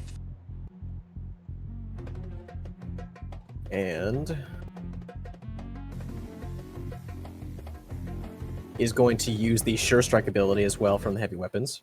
Sure Strike, reflexively move up to 3 dice from any attack pool to minimum 0 to add 1 to your character's weapon damage rating to the turn. The dice must be removed after calculating any penalties from the environment or the opponent's defense. Okay. So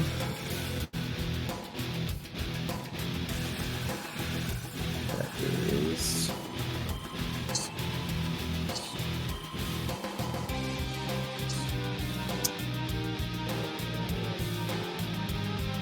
three. What's his defense? His defense is 5.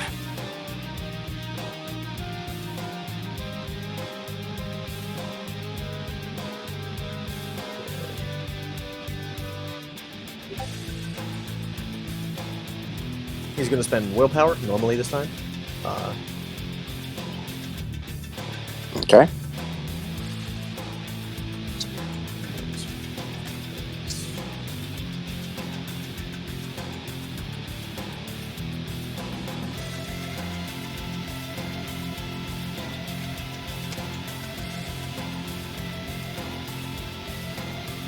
Okay.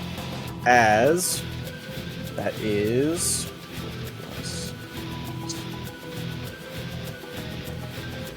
I'm trying to calculate this whole thing out.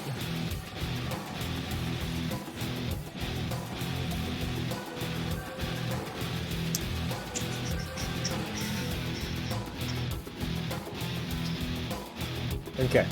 So that is 10 lethal. Ooh, okay. Which then causes a -10 to his next attack. All right. He is going to spend a Vita for resilience, but even that still is 2 lethal. No, 3 lethal. Or 3 bashing. As then he starts to shift down, as he then grabs the sword with both hands. As he rushes forward, like with his claws outstretched, as he like goes across the ground, like scraping it along the ground. As he then plants his claws in the ground, as he swings around and tries to cleave him in half, like some Farron greatsword shit. As you do, in fact, just cleave this man right in half. As he reacts with surprise, you sever the man's spine directly, and you sort of see the black viscous Vita flowing out as it flies across the ground, as veins spew out from both sides of his body and reconnect and pull him back together as he slowly stands up. Damn it. As he shifts down. Fighting more seriously than last time, are you, beast? When one has his mind, he fights clearer.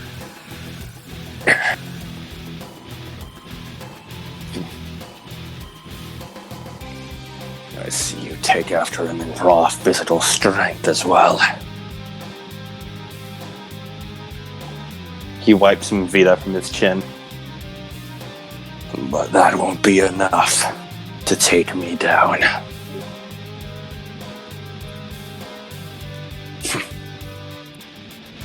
You giving up yet, Wolf? Are you? Will, what's your defense? His current defense is 5. Okay. As he is reflexively, as he's going to spend another point of willpower, and he holds the sword in a warding stance. Alright. I could have sworn I had fingernails before this battle. Bro's fucking fucking scared. Alright.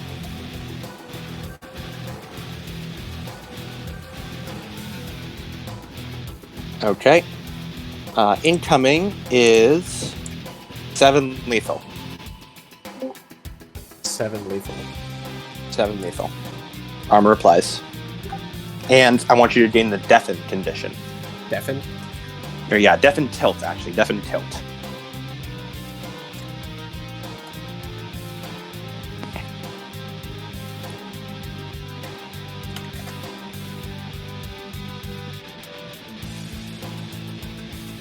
I just need to look at something quickly.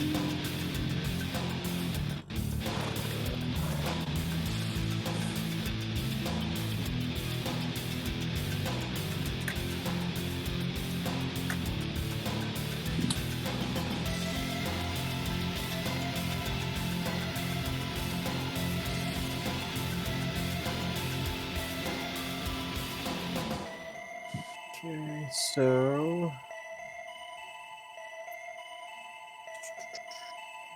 tilts, deafened, turns impaired.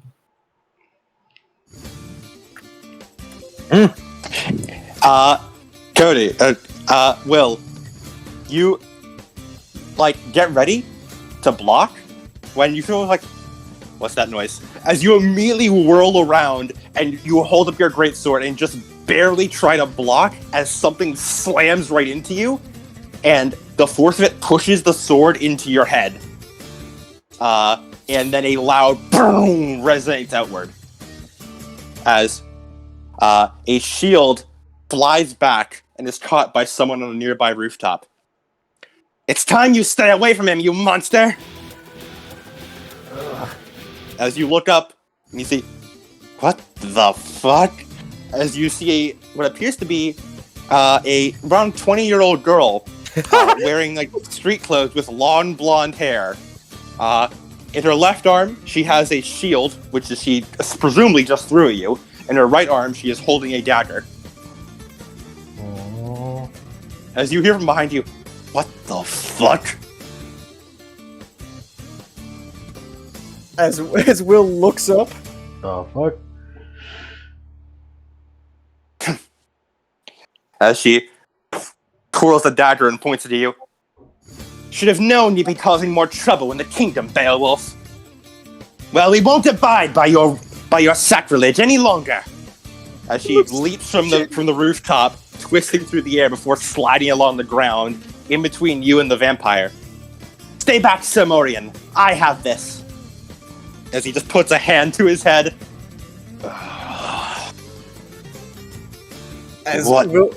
What is... He looks just as confused as you are. Who are you? You interrupted my fucking duel! As she holds up her dagger in one finger. Welcome. One of the greatest knights of Camelot herself. His eyes go like bug out, like, what the fuck? And I shall take you down, monster! You called me Beowulf.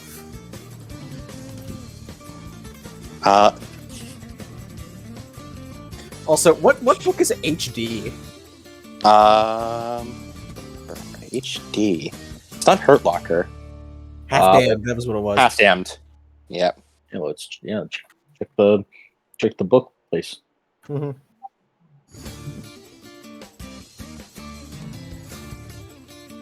You called me Beowulf. The vampire you sort of see. What are you doing here? How are you even alive? I know not. But I know it's time for me to stop you, as he points the dagger towards you, Will. I do not know who you are. My name is William Olsen. And if this is a challenge, then I shall face it. Very well. No matter what name you hide under, I won't let you cause any more trouble. She regains a point of willpower for her vice of stubborn. You fucker.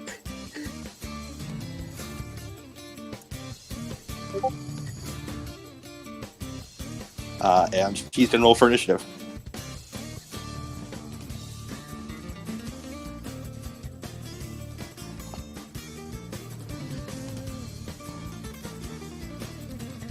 And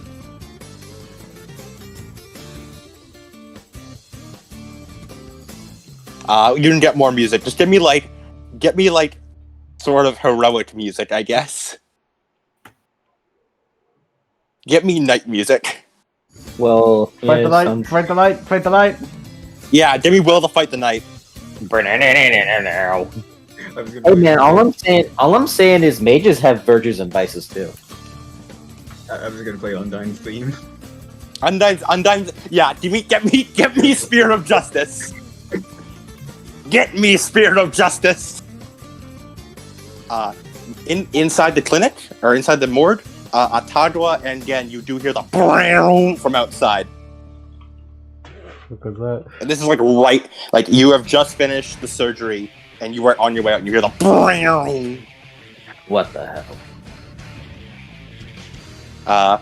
As it is this girl's turn. Oh, actually, hold on.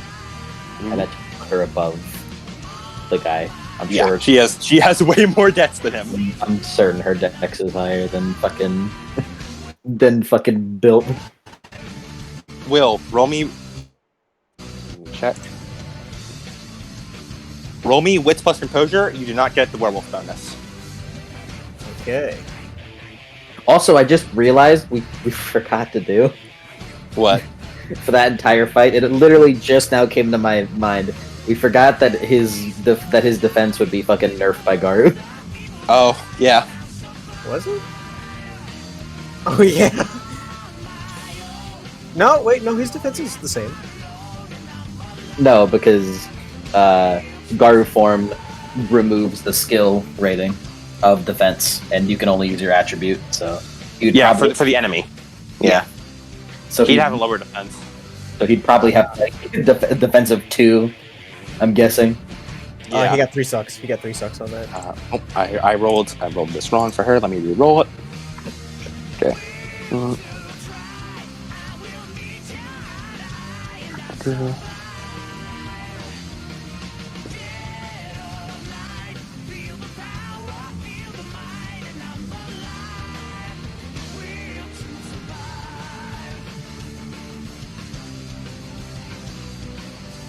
Okay. 4 sets. Okay. Will, can you describe to me how do you deal with this as he stands in front of you? What do you do to start trying to defend yourself? It's a fucking human. He can't kill her. He's not going to, and he's not going to attack her. It's all right. more about, what the fuck do I do? As she holds up a finger. Your stance. Despite being a beast, I see you try to stand like a warrior. Unfortunately for you, as she holds up her dagger and starts rushing towards you, I was taught to fight above my weight. As you get ready to block, and then as she hits upward and hits you right in the nuts. She aimed right for the nuts. Oh god! Oh my god! Right for the as she uses cheap shot. Damn it! That's my girl! Oh. Gareth, what did you do? Yes. Gareth! A knight of the kingdom once told me, when you're shorter for the opponent, she kicks again. Aim low! As she kicks a third time. It's nuts or nothing! It's nuts or nothing! Aim. She kicks again for the family jewels as she kicks another time. Oh my god, stop it! Takes 5 lethal. Armor applies. I don't know if armor should apply here. Armor, yeah, you know what? Armor does not apply. Is the cult shot to the nuts the same fucking minus penalty as I? I feel like the called shot to the nuts is like a called shot to the head. Yeah, that applies stun. But you don't have to. You don't have to size check. Yeah. Well, oh god, oh why? What did you do to deserve this? Why is she kicking you in the nuts? She kicked me in the dick. Why did she kick me in the dick? Why? Why does she keep kicking you in the dick? As he stumbles back.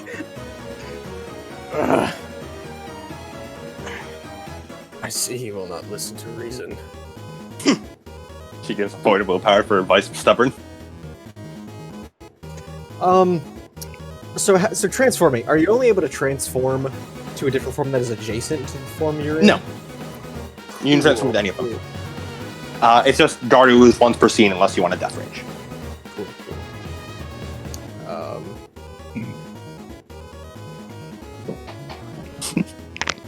As he like glances back to the clinic, what's his hearing saying? We're coming out, buddy. Well, the hearing says that the door opens and Misogi again. You see ahead of you Will holding onto his nuts. He's also covered in blood. Covered in blood. The parking lot is also covered in blood. A 20-year-old lady in like modern clothes but with ancient ass like weapons with long blonde hair and behind her, holding his head in both hands, looking generally disappointed, is the vampire from a few days ago. What the hell? What is this? As she holds up her dagger. Friends of yours, as she looks to Will. Is he stumbling back? Your quarry is with me. Don't worry about them. If that is how you wish to play, Beowulf. Sogi starts walking up. For the last time, Beowulf was my ancestor. I don't have time for this.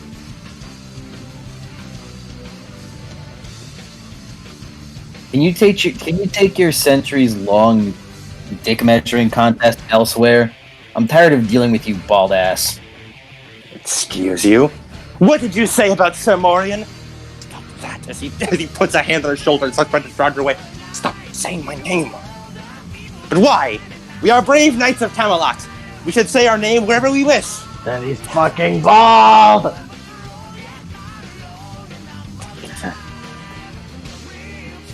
As he frowns. Look, we're busy right now. I really don't give a shit about your whole thing.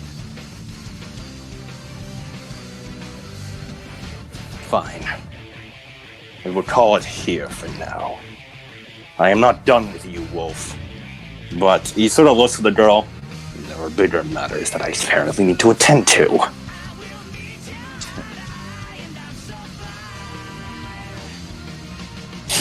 Hold on. Before you leave. What do you know of a godmother? He clenches his fist. What do you know of it? Based on your body language, you might know a little something that I might not. Are we speaking of the fairy godmother? As the lady looks between the two of you. No. What fucking storybook did you come out of? I am... Stop it. Stop. Not right now. Stop it.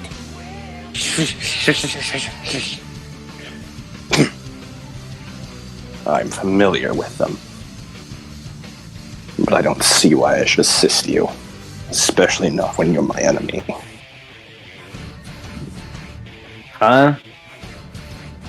Why the hell am I your enemy? Get real. Excuse you? I said get real. I don't know you, and you don't know me. I know enough.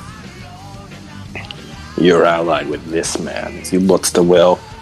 And that's all the information I need on you. Besides, I can smell the scent of death on you. No matter how much you may try to hide it.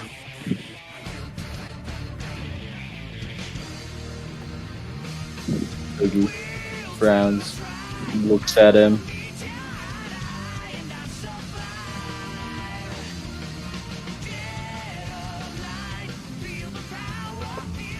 Right.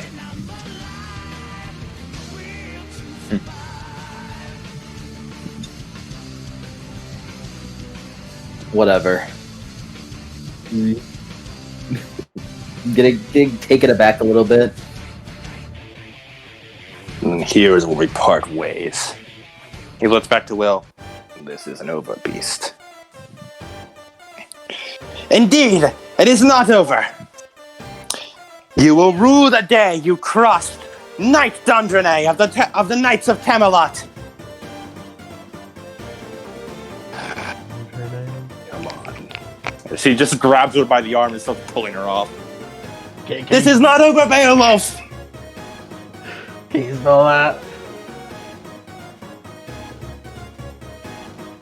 As you just left, watching what may have once been an intimidating man, looking more like a father pulling off his daughter from picking on someone way above her weight.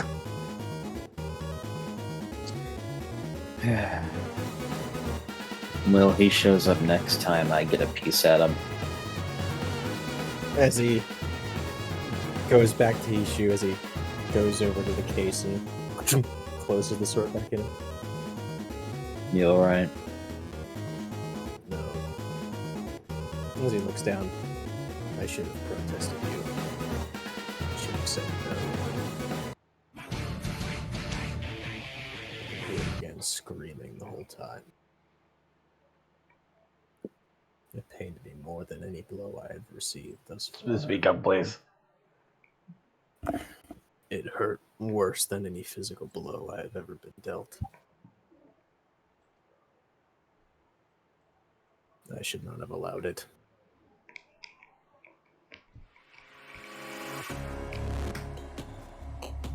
And I wish it didn't come to it. Did you find what you were looking for? Yes. This is why I didn't want you guys involved. You've helped. And it seems that storyteller was correct. Ghosts of my past are coming back to haunt me, it seems. Or Your past. You don't even know these people. Do you? my past. And Beowulf's past. That Sir Morian. He said that his sire was Grendel. Beowulf beating him to death with his own arm. That is why he seeks me. Called Beowulf a rabid beast. And me thus the same.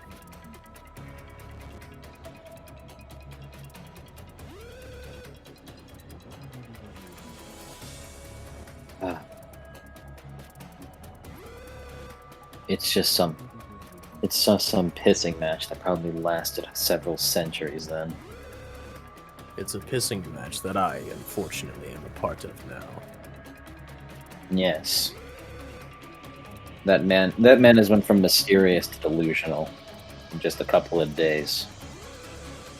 That he has.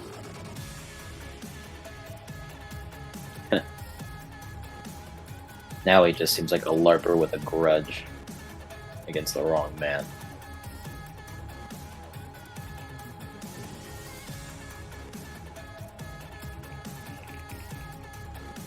If he ever shows up again, I'd like to talk more with him. That woman he was with.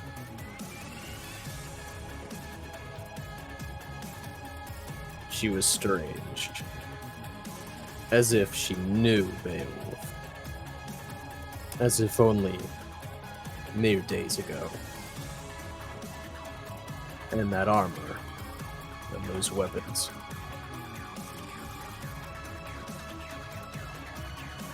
I am unsure what to make of it. Whatever it may be. Whatever she is, it feels fundamentally unrelated to what we're doing. Yes. The big guy, on the other hand, knows something. It's why if he were to show up again, I want a word.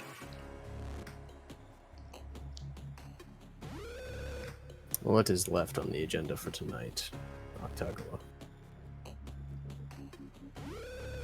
Right now, I just need to search for anyone. Now that I have the smell, I just need to search for anyone bearing the virus. If I find them, then I'll likely find where Inazuma is. And more than that, I'll likely find more answers to all this. Do you require assistance? I'd prefer if not. A part of me was hoping you would say that. I need a drink. What we're doing right now is a detective work. Far from it.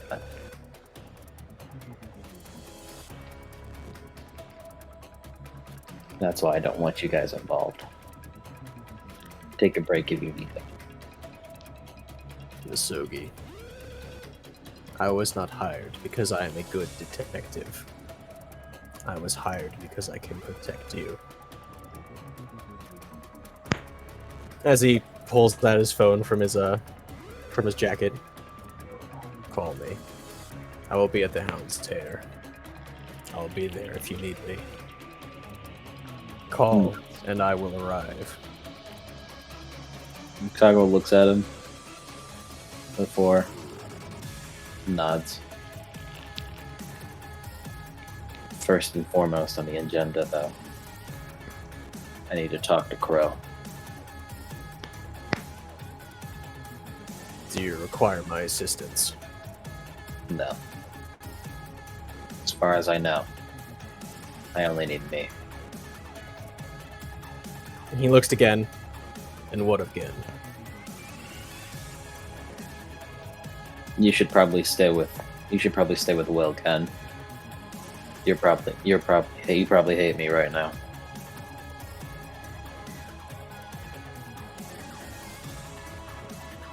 I wouldn't blame you.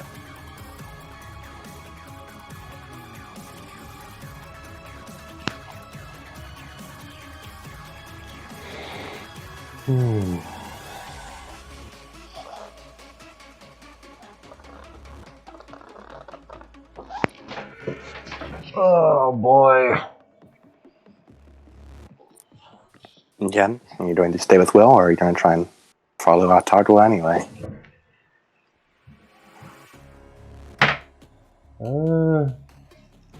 I was told to go with Will, right? Mm-hmm. I said you should probably go with him because you probably hate me right now. Mm-hmm. Little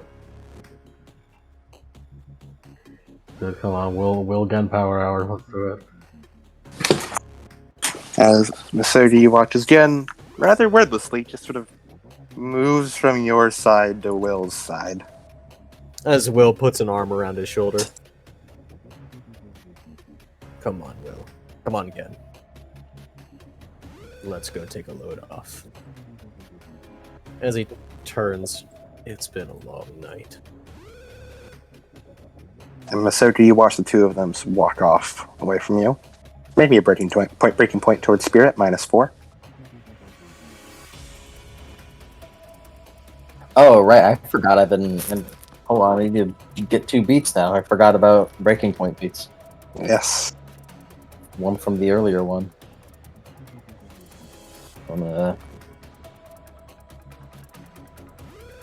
Let's spend willpower.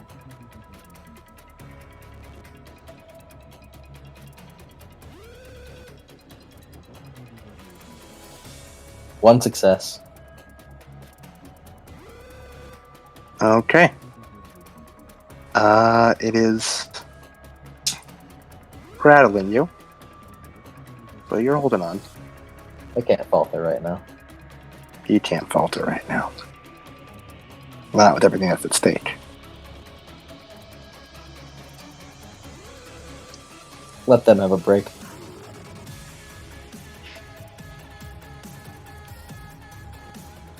He's gonna go to Ashley's house, Alright.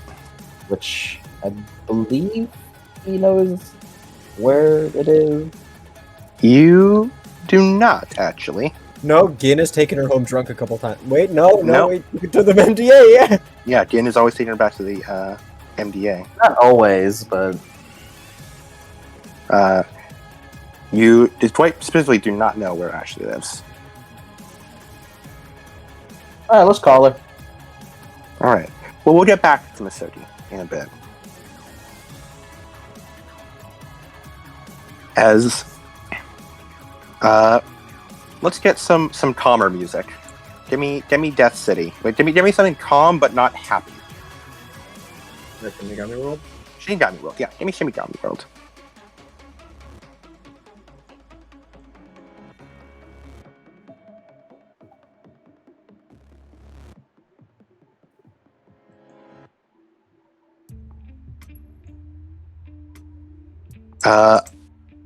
Will and Gen, did you guys take the van? You guys walked away, so I'm taking the van. Okay. You two are walking through the Chicago streets. We should have At taken the nighttime. van. Yeah, it's Would you guys like to take the van? It's too late. You took it from us. Nah, As you you walk- guys can take it. You guys can take it. Come on. Take your van.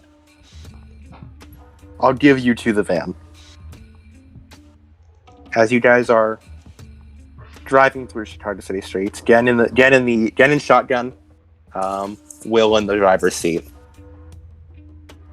Just sort of, probably a lot of awkward silence, I imagine. Do either of you say anything to each other? So, I'm sorry again. for what? I should have told Octagama not to go through with it.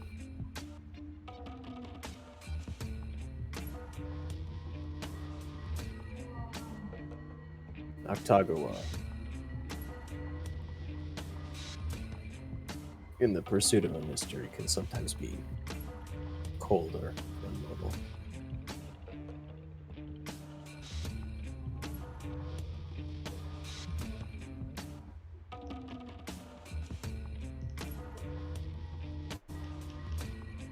I heard every second of it.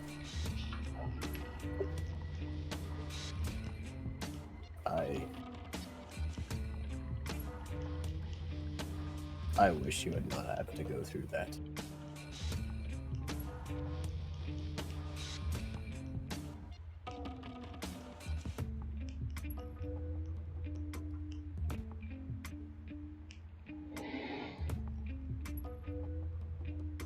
Oh. The awkward silence continues, with you two just stopped at a red light, tapping here and there on the driver, like on the, and then Will every so often, just sort of tapping on the steering wheel. And drive again, soft hum of the car, somewhat drowning out the sounds of the city. Again,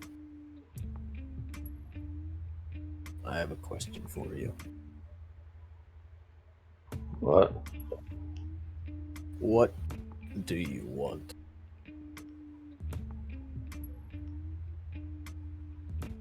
Not what I want for you, or what Misogi wants you to do. What do you want to do?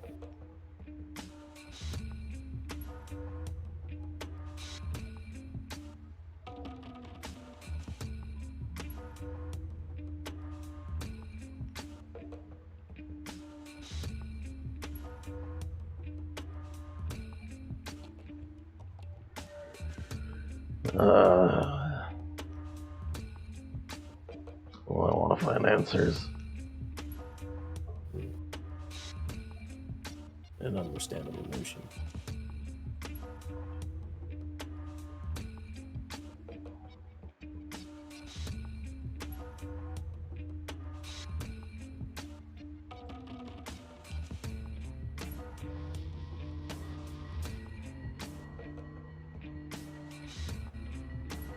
And that's it for Will. And Will, where are you driving to? He's going to the Hound's Hair. All right. As you pull into the Hound's Hair, and again, you haven't really spent too much time here. Of course, you know of it because you've followed Misogi here a couple times, but only Will really regularly visits. Mm-hmm.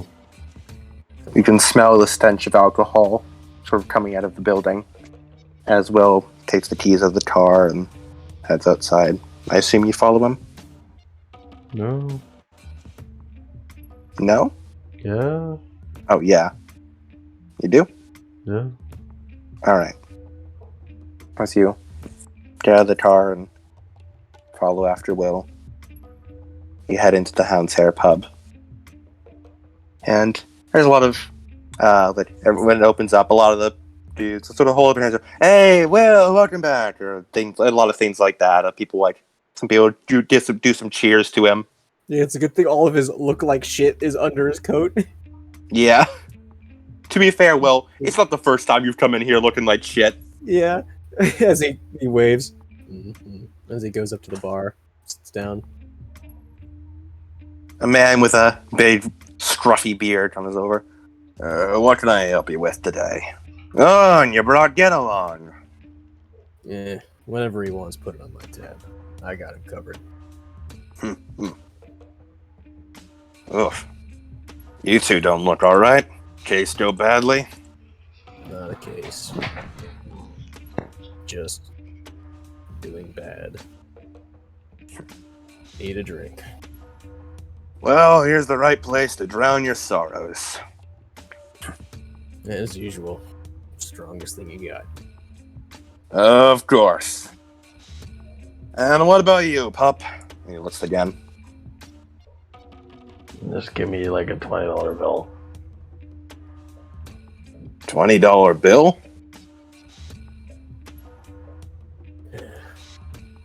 Whiskey? Whiskey. Give him a glass of whiskey. No, give me money. He doesn't. What do you need the money for, kid? I'm gonna go somewhere. Sure. As he pulls out his wallet, gives him a $20 bill. Go nuts. I'll take the whiskey. Alright. As he goes around. Again, you're handed $20. I have all the power now. And the man behind the bar brews up some drinks and brings 2 glasses. Like, normally these are drinks that be served in shot glasses, but for Will, they're served in just full, like, drink glasses. And 2 drinks are put in front of him. I'll throw it on your tab. He downs the whiskey in one shot. Slams it down. Won't even make you roll to resist. You've had enough. You know how this is. I do remember I had Will write down all of the bartender names. Mm-hmm. whatever in his old sheet, but now that old sheet doesn't exist. The old Will is dead.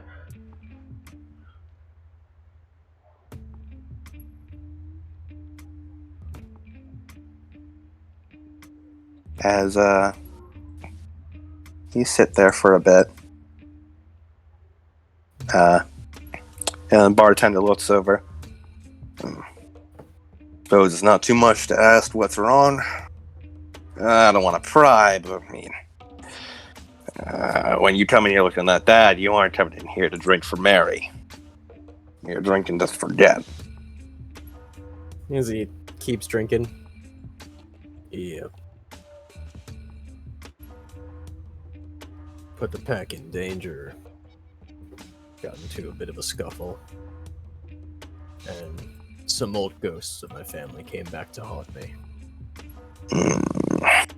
Nods. Family troubles. Always get them. Always the worst. Yep. Let's see. He pours himself a drink.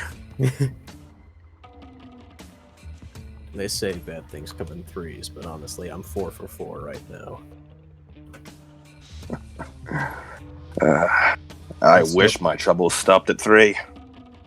Well, let's hope the hangover fills number 5 as he drinks it. I can drink to that. As he takes another big gulp and drains the glass.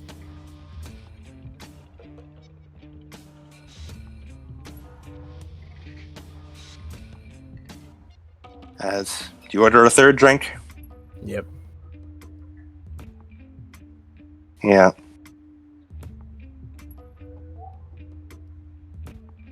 As again, you sort of sit there for a while. Every so often, someone like looks over at you, but doesn't really say much.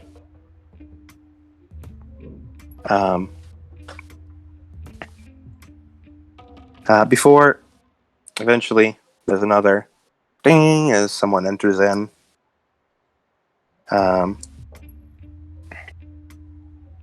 And that's music change for now. As someone enters in, and excuse me, is this? I still can't do a voice. Excuse me, is this a bar? As I'm Will looking for directions. As Will sighs and looks and sort of glances back. You glance back, and you see a man looking about 20 years old, with jet black hair and eyes like a deep blue ocean, wearing a white sweater and glasses, as he's holding a file close to his chest and looking around. As he stops, seemingly have not noticed you. He sort of like he turns his body a bit more, as like his jaws sort of agape. As he taps the bar, another. As he looks back down and sort of tries to make himself look smaller. Sure, another. More of the strongest stuff? Make me a cocktail that's stronger.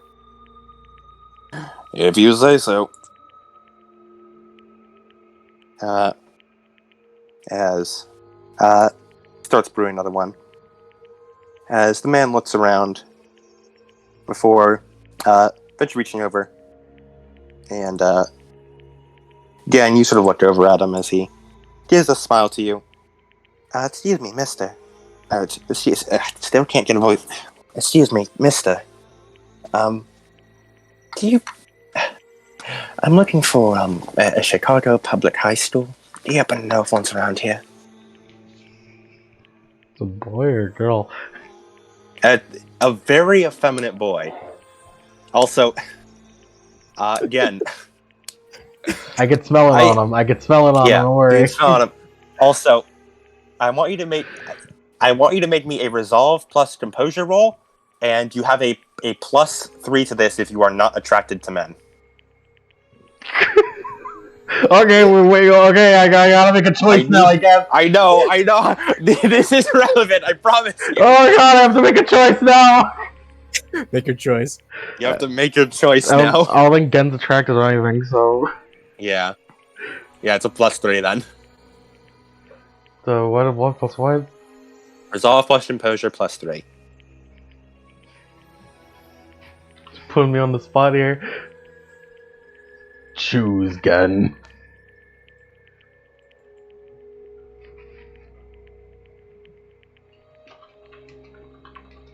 Choose, Gen man.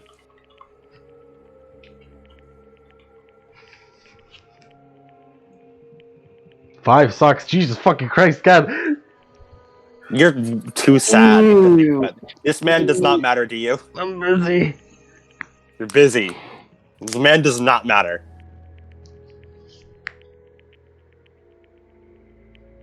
You got a phone? Yeah, as he pulls out a flip phone. Not even you have a flip phone. What the fuck? Even Octavo got me a regular phone. What the fuck? Yeah. Oh wait, are you asking? Please tell me you're not asking for my number. No, I was gonna like. Oh, thank God. I thought you had Google Maps. Google Maps. Oh, that's that newfangled Google thing, right?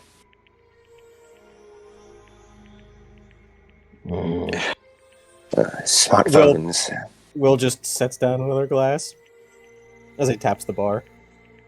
They start brewing up another one. Could you use the Google Maps to help me find the directions? Do you happen to know how to use it? Do you have a phone? I'm gonna have to draw him a map, aren't I? Yeah, and you roll me int plus computers +2. Will has like a hand over one side of his face. Mm-hmm. What are you doing over there?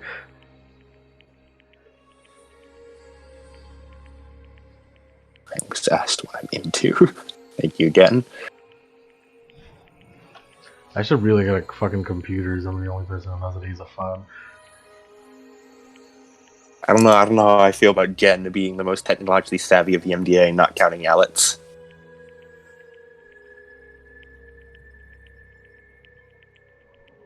If only Fang were here. Fang would know how to use a phone, but he's asleep at the MDA right now. The office. Will grabs the drink. You start downing another one. He drains it. Just $0. Wouldn't he be asleep in the car? Yeah, Fang's asleep in the car, that's true. Fang's chilling out in the car. Gen realizes he also doesn't know how to use Google Maps. Well, thank you for trying. another. As another drink is placed down.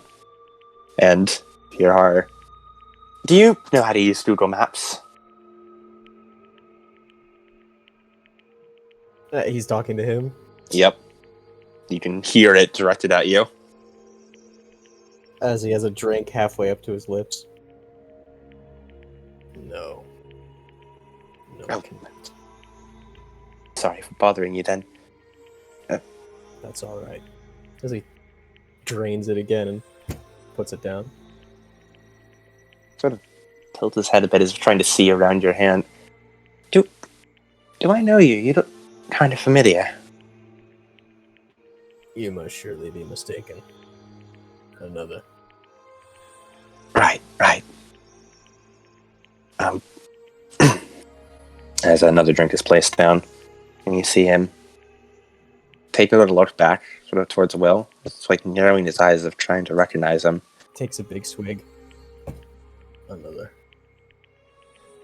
Before the man goes off and asks another patron for directions. You guys just drawn him a regular map. Do you want to go find him and try and help I'll him with a draw him regular a map? regular map on a napkin. Wits plus streetwise. I have Streetwise. Call me Gen Maps. Gen maps. Gengo maps. No, just Gen. Gen. Gen She pronounced Gen. Gen pronounced Gen. Said wits or what?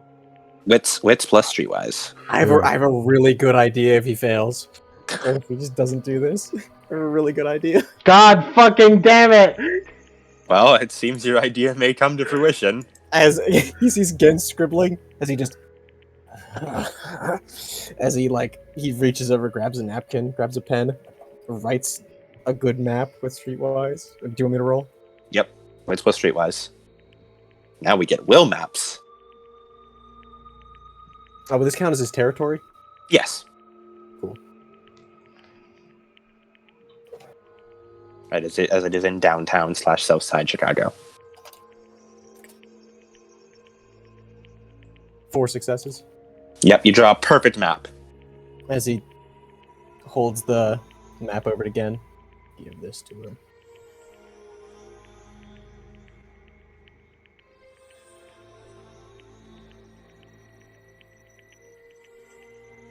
Again, you're being handed a map to hand to that other man. Mapification. Mapception. Do you take it and hand it to him? Yeah. You take it and you go over. And you tap the man on the shoulder and hand it to him. Oh, a physical map. Oh, so much better. Thank you very much. He sort of looks at the map. It goes to the high school as he requested. Yeah. And sort of stares at it for a sec. Oh, sorry. Thank you very much. I'll be on my way. So he bits up, sort of adjusts his briefcase again and follows the map, and he's going to leave the pub.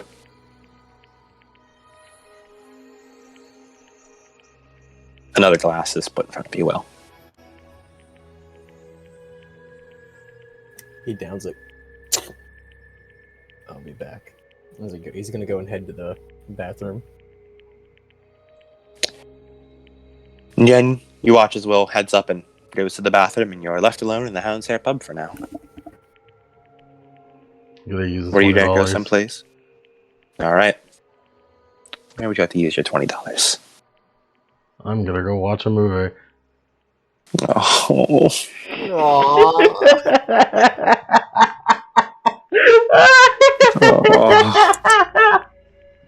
Oh. Oh, I knew it too. Oh. I was waiting for it. Get a beat. Give my beat, motherfucker.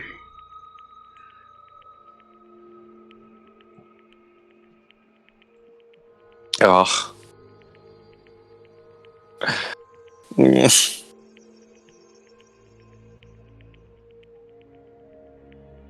I'll focus on Will, and then I'll focus on Gen. As Gen, you head out to go to the nearby movie theater. Yeah. And Will, you enter into the bathroom. Yeah, he's in the bathroom. Is there anyone else in here? No. You just enter into one of the. Do you want to go into a stall or just like the sink or? He goes to the sink. Yeah. As Those he circles goes- always under your eyes. You wonder. As he fills his hands with water and starts splashing it over his face. As the water starts dripping from his face.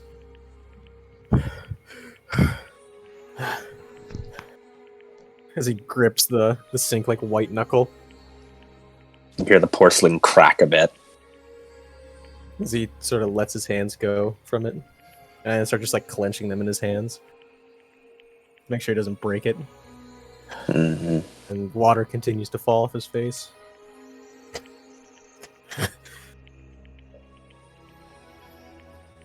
Will, roll to resist death rage. Fuck happened? Resolve plus composure. Mm-hmm. This is a -2. Hey, bro, please don't fuck up. If you fuck up, shit's gonna be bad. Yeah, like I don't know what's gonna happen if I don't. Why is this happening? What are you doing over there? What's your problem? This is such a fucking bad roll right now, dude. Oh, fuck. You should have used willpower, you idiot! As well, I have any of that left. to your horror, you feel it build up inside you. Bro, we better have an Eldoth in that fucking bar. It has been a long time since you felt death rage. Does he have like a couple like seconds of lucidity? You have a lot. Death rages are actually broken up into two things: Wasuim and Basuim. Wasuim is what is known as the light rage. It is when it is the pre-death rage, when things are tough, when you can feel your heart pounding in your chest and you want to sink your teeth into everything that comes your way. But you have just enough to hold back.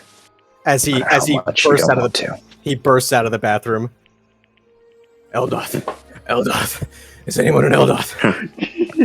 Oh shit! As one of the bartenders drops a glass, you hear it shatter as he runs over and places a hand on your shoulder as you feel the death rage be pulled from your body. Jesus Christ, Will.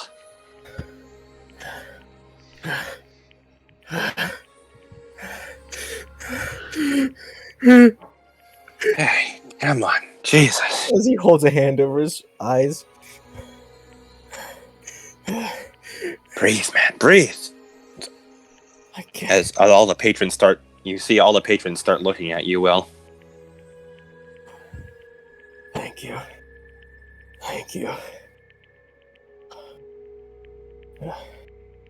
As he pulls out his phone.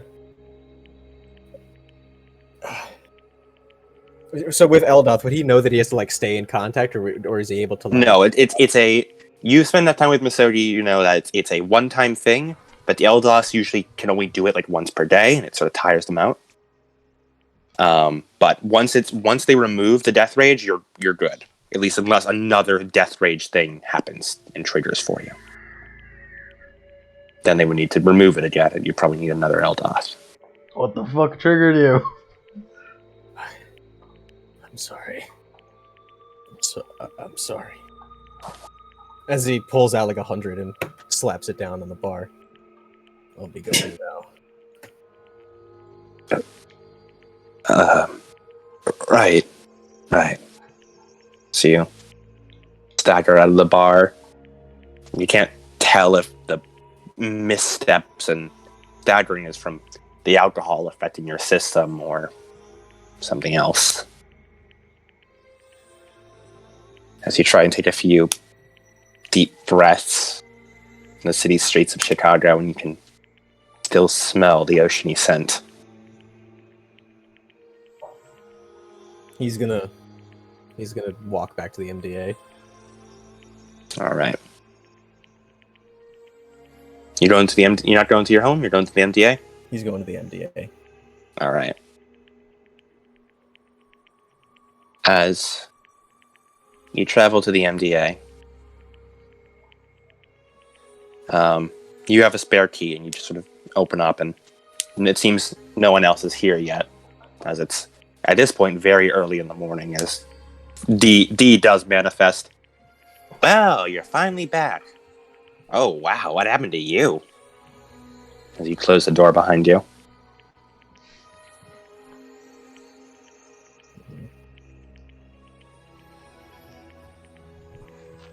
Nothing I wish to talk about at the moment.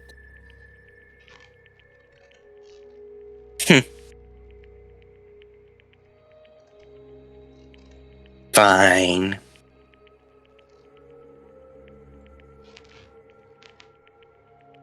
It seems that Tagua isn't back yet. As he is going to lay on the MDA couch.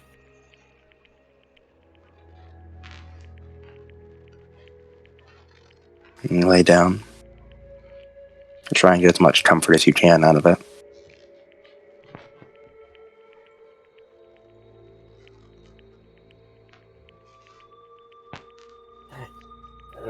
As he sits back up in a jolt. As he stands back up with leaving the sword as he walks out the door again. And where is Will headed? Will is headed to his home. All right. Is there anything specific you're going to do here, or are we going to cut away from him?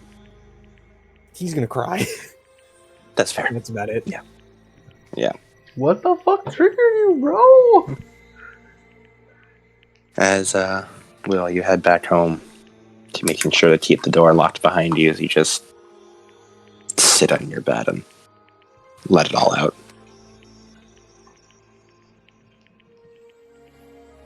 And, let me...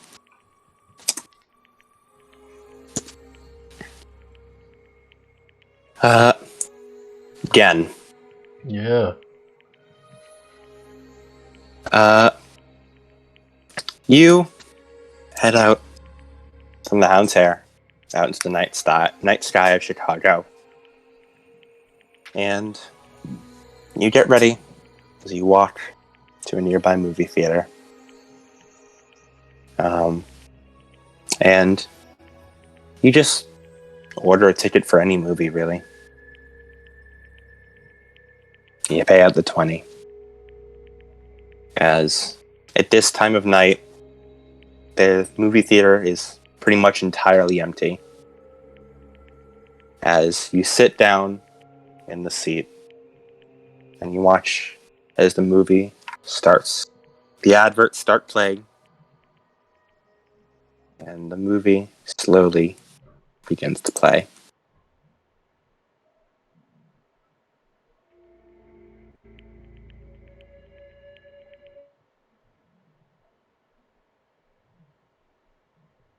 And again, you did one thing. You fulfilled a little bit of the promise.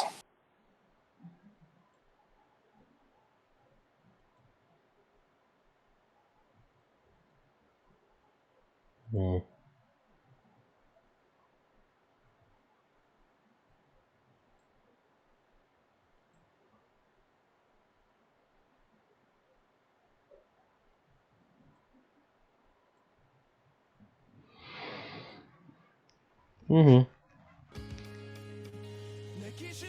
Yeah. That's what we're waiting for. There it is. There it is.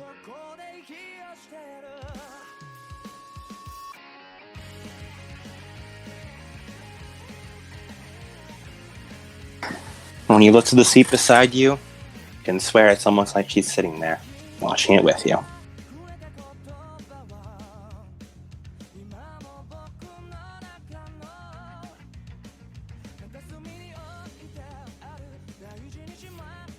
Again, I want you to move your harmony track one closer to 5, whichever direction that would be. As you are, and as a step closer towards harmony. Okay, I'm 1, 2, 3, 4, 5, 6 dots. If you're at 6, do you move it to 5? I was at 7, so I moved. You're at 7? Yep. You move it a little step closer to 6.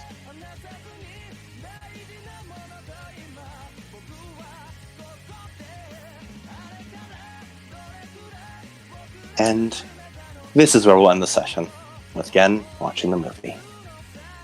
I do have one epilogue. What was that? What was the movie in 2020? Yeah. And not just 2020, a 2020 that does not have COVID. Yeah.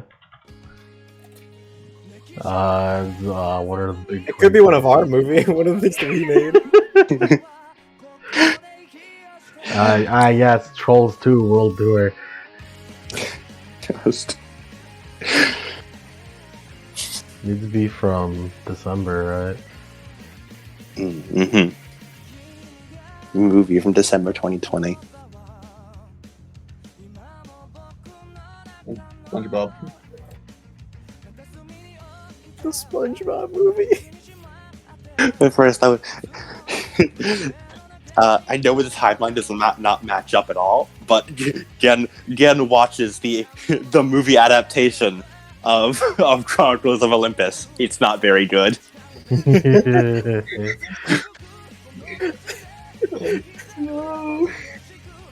Logan Lerman in a really shitty wig is Danny. Yeah, the SpongeBob movie, Sponge on the Run, or acclaimed movie Scoob. Mac is played by that one dude from the fucking Maze Runner. That one dude who everyone jokes about. I genuinely want to know who got the Grover treatment in the movie. I would say Mac is black for some reason. Because he runs fast. Oh no! You know that's why they would do it too.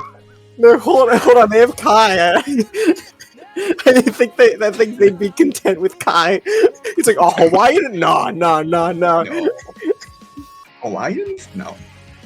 Could also be Sonic the Hedgehog. Should make it really funny for Gen to just be like silently crying while watching Sonic the fucking Hedgehog. That's funny too. I like that. He's crying in the same as Sonic in the final battle. Yeah, you got him, Sonic.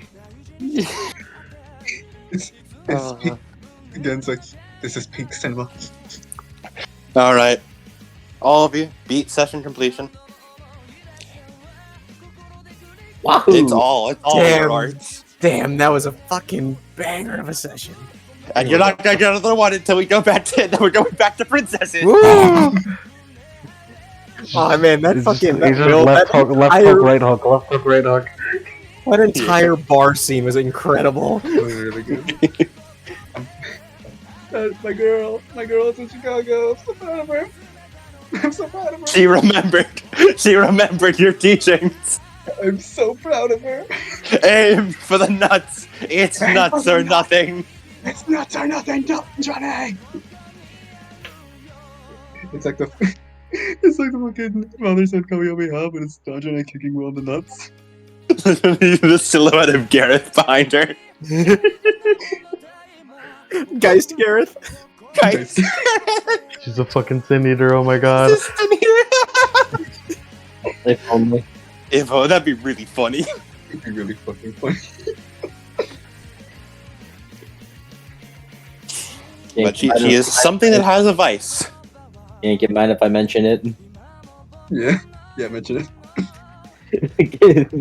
His original character concept for fucking Pirate City there was Gareth Geist.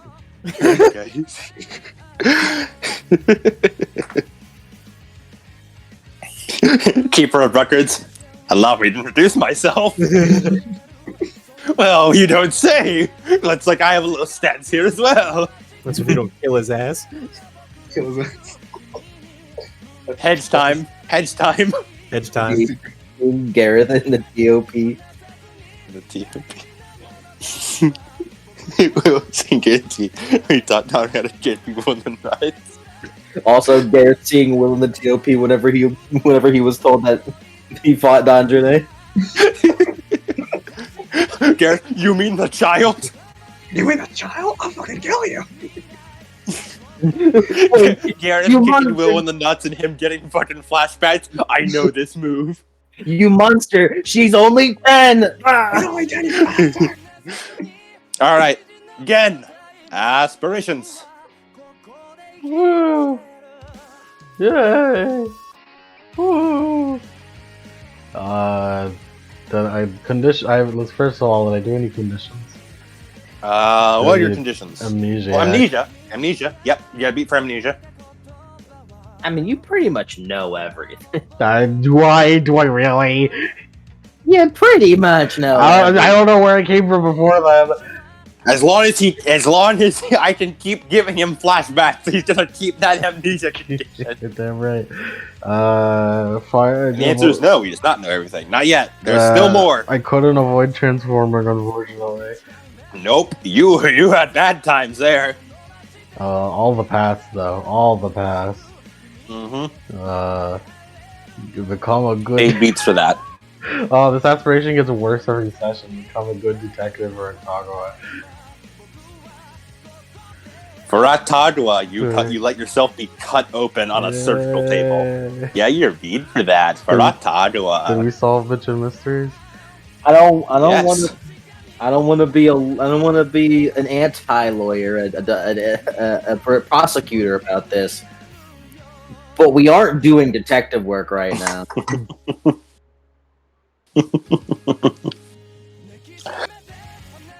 I'll still count it for Atagua. All right, that all your beats? Okay, I need one more. No, that's all your aspirations? Yeah. Yep. Will, my man. My man. Aspirations. My man. My man having a panic attack in the bathroom. My man. Hey, my man. You wouldn't stop raging for, motherfucker. What the fuck? I don't think he. I literally think he did nothing. He did nothing. He did not do any of his aspirations. I love that every time I have an arc with a Cody character, my instinct is, what if I make them miserable and unable to achieve any of their life goals? Exactly. Yeah. And it works every time. It works fucking every time. Let's go off one by one. What's your first one?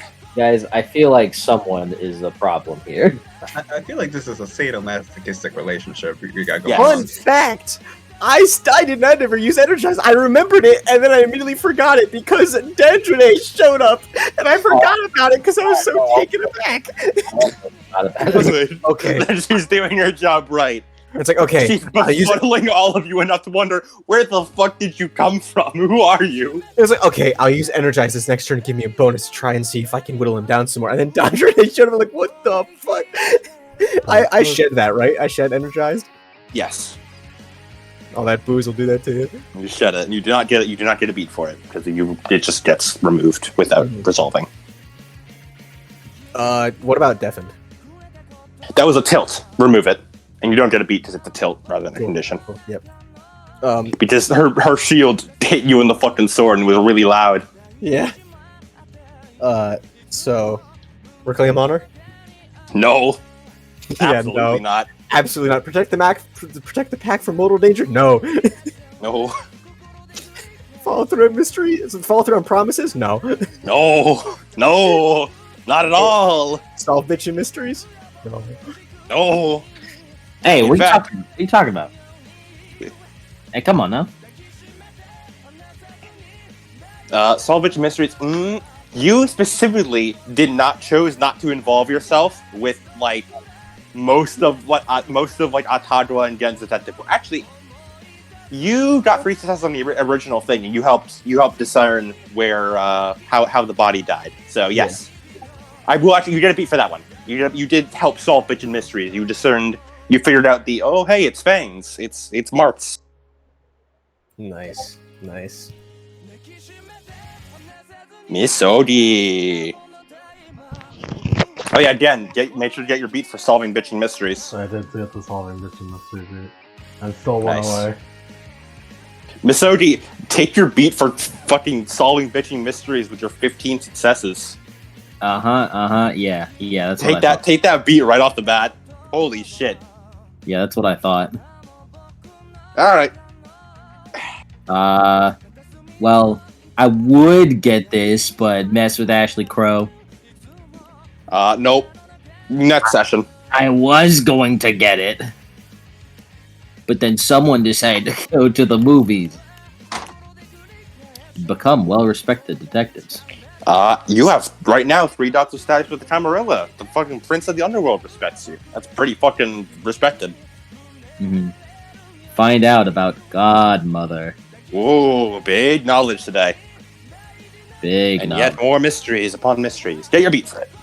Hunted Inazuma and hunted Ashley. Right now, you're kind of hunting both of them. Yeah, those bastards. I'm getting lonely. They're getting lonely. They've been away too long.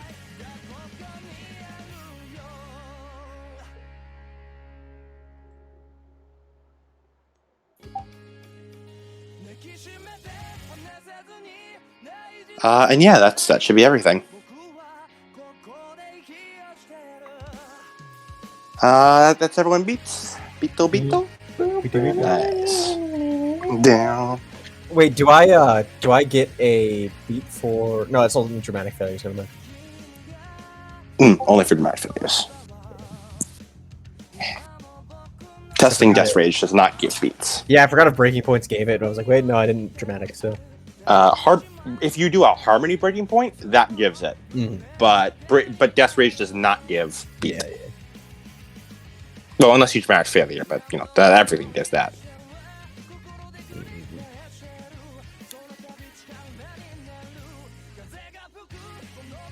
I'm gonna let this play out. This is a banger. Damn, this shit's fucking I great. mean, it's funny because because Adam, whenever the fuck season 2 Chainsaw Man comes out, you'll see that the Curse Proctor job. Did it? It did. Ballin'. I'm trying to think of what specifically. Fujimoto loves movies. Oh, yeah. Yeah. Effort. Yeah, it was All right. Sorry, Boonder Shreds. I need to shut you up now. Misogi. Misogi. Dogs. Mm-hmm. That's me. We're gonna focus on you walking through the night. As you pull out your phone, you're gonna call Ashley. Mm-hmm. Yep. You type in the number and you flip open the phone. And you call. Good work.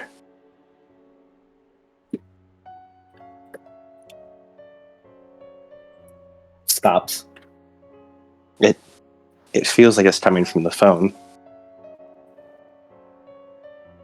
I always knew you still had it in you. No matter how many years go by. So proud.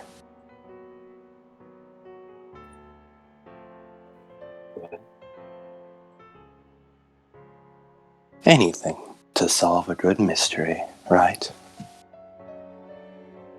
Has he called yet? You blink a few times, stare at the phone. Nothing was actually there, it seems. You think? It wasn't real. Couldn't have been. You hadn't even called yet. I'm just staring at a normal phone. Eyes wide. No. You hold it up to your ear again. Nothing.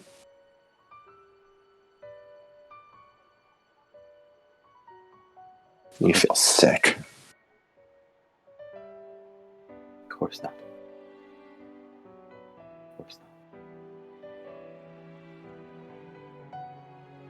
You were gone. Have to be.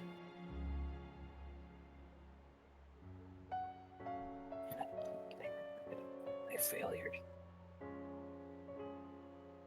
He takes a moment, trying to catch himself.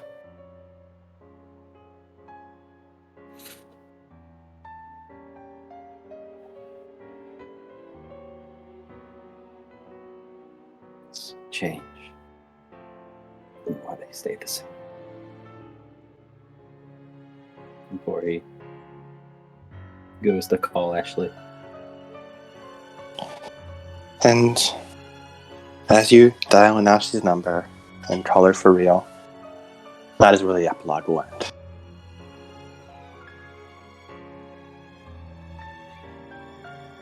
Hands shaking as he lifts it to his ear.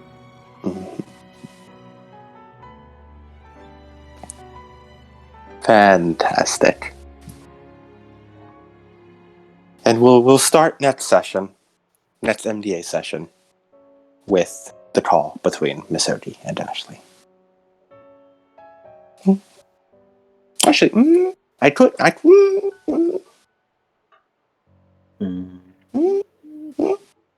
No, actually, no. Fuck it. Keep the epilogue going. Oh my fucking god, that's Kumagawa's theme? Yeah. In the anime. Yeah. Why is it so good? It's so good. Dude, it's fucking ballin'. Ballin'. There's a reason why I was like, hey, watch the Kumagawa shit. Ballin'. It's a good ass song. What a fucking loser. He's a loser. Good loser. This song gives me chills.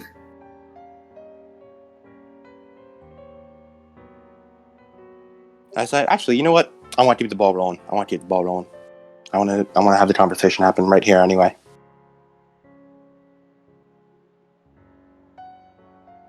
As Miss Odie, Ashley does in fact pick up. Who is this? It's Octagawa. I fucking knew you looked at my phone, you jackass. Yeah, I did. Huh?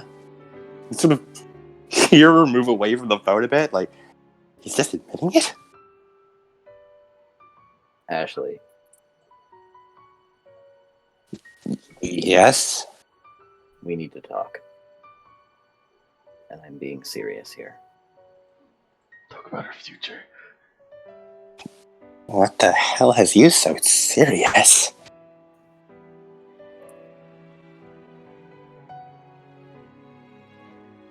I need to discuss something with you.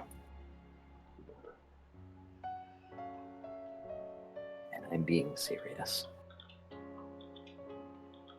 This isn't any kind of prank or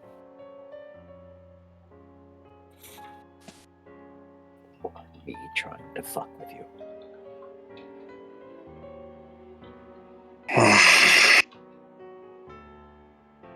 Fine. Where? Where are you at? That's classified. I have a car. I can get wherever we need to meet. Did you go to Hyde Park? So that's what this is about. More than. Fine. I'll meet you 1 block away from the scene of the crime. He hangs up and goes to walk. And that's where we'll end the session. As Masoji walks to Hyde Park.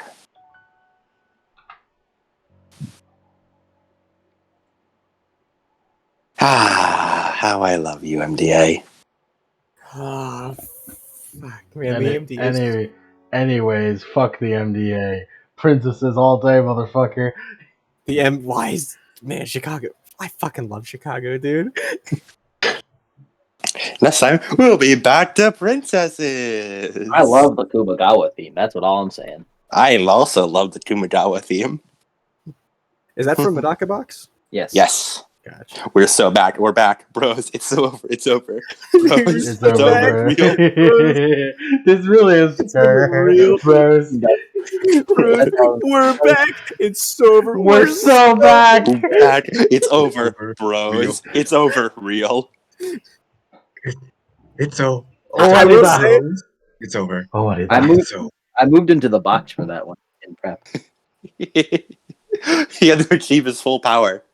Yeah, I had to get to the box for that one. You're in the titular Medaka box. I am in the Medaka box. whenever that whole thing happened with, well, I like for some reason emotion came over me and I genuinely got actually choked up. Good. Like that part where he was like, he was gonna say, I'm fine, I need to go. But then I went, and I like sucked in air and I was like, okay, this is what we're doing. This is all we're doing. Oh, what is that? I like that. I like that whole thing. That fucking scene was great. I was like, It was you know very what? good. He'll go to the Hound's hair because he wants a drink and it's a flesh touchstone. You know that's it. And then that happened, and I'm like, fuck yeah. The We're So Back being mania. Mania. We're so back. Bros. We're back. It's so over. We're so back. It's So over. Bros, it's over. Real. It's over. Here, let me send you the scene lemon of this song. It's probably the one you think, but I'll send this in. What's Become gonna as. happen next time on Princesses?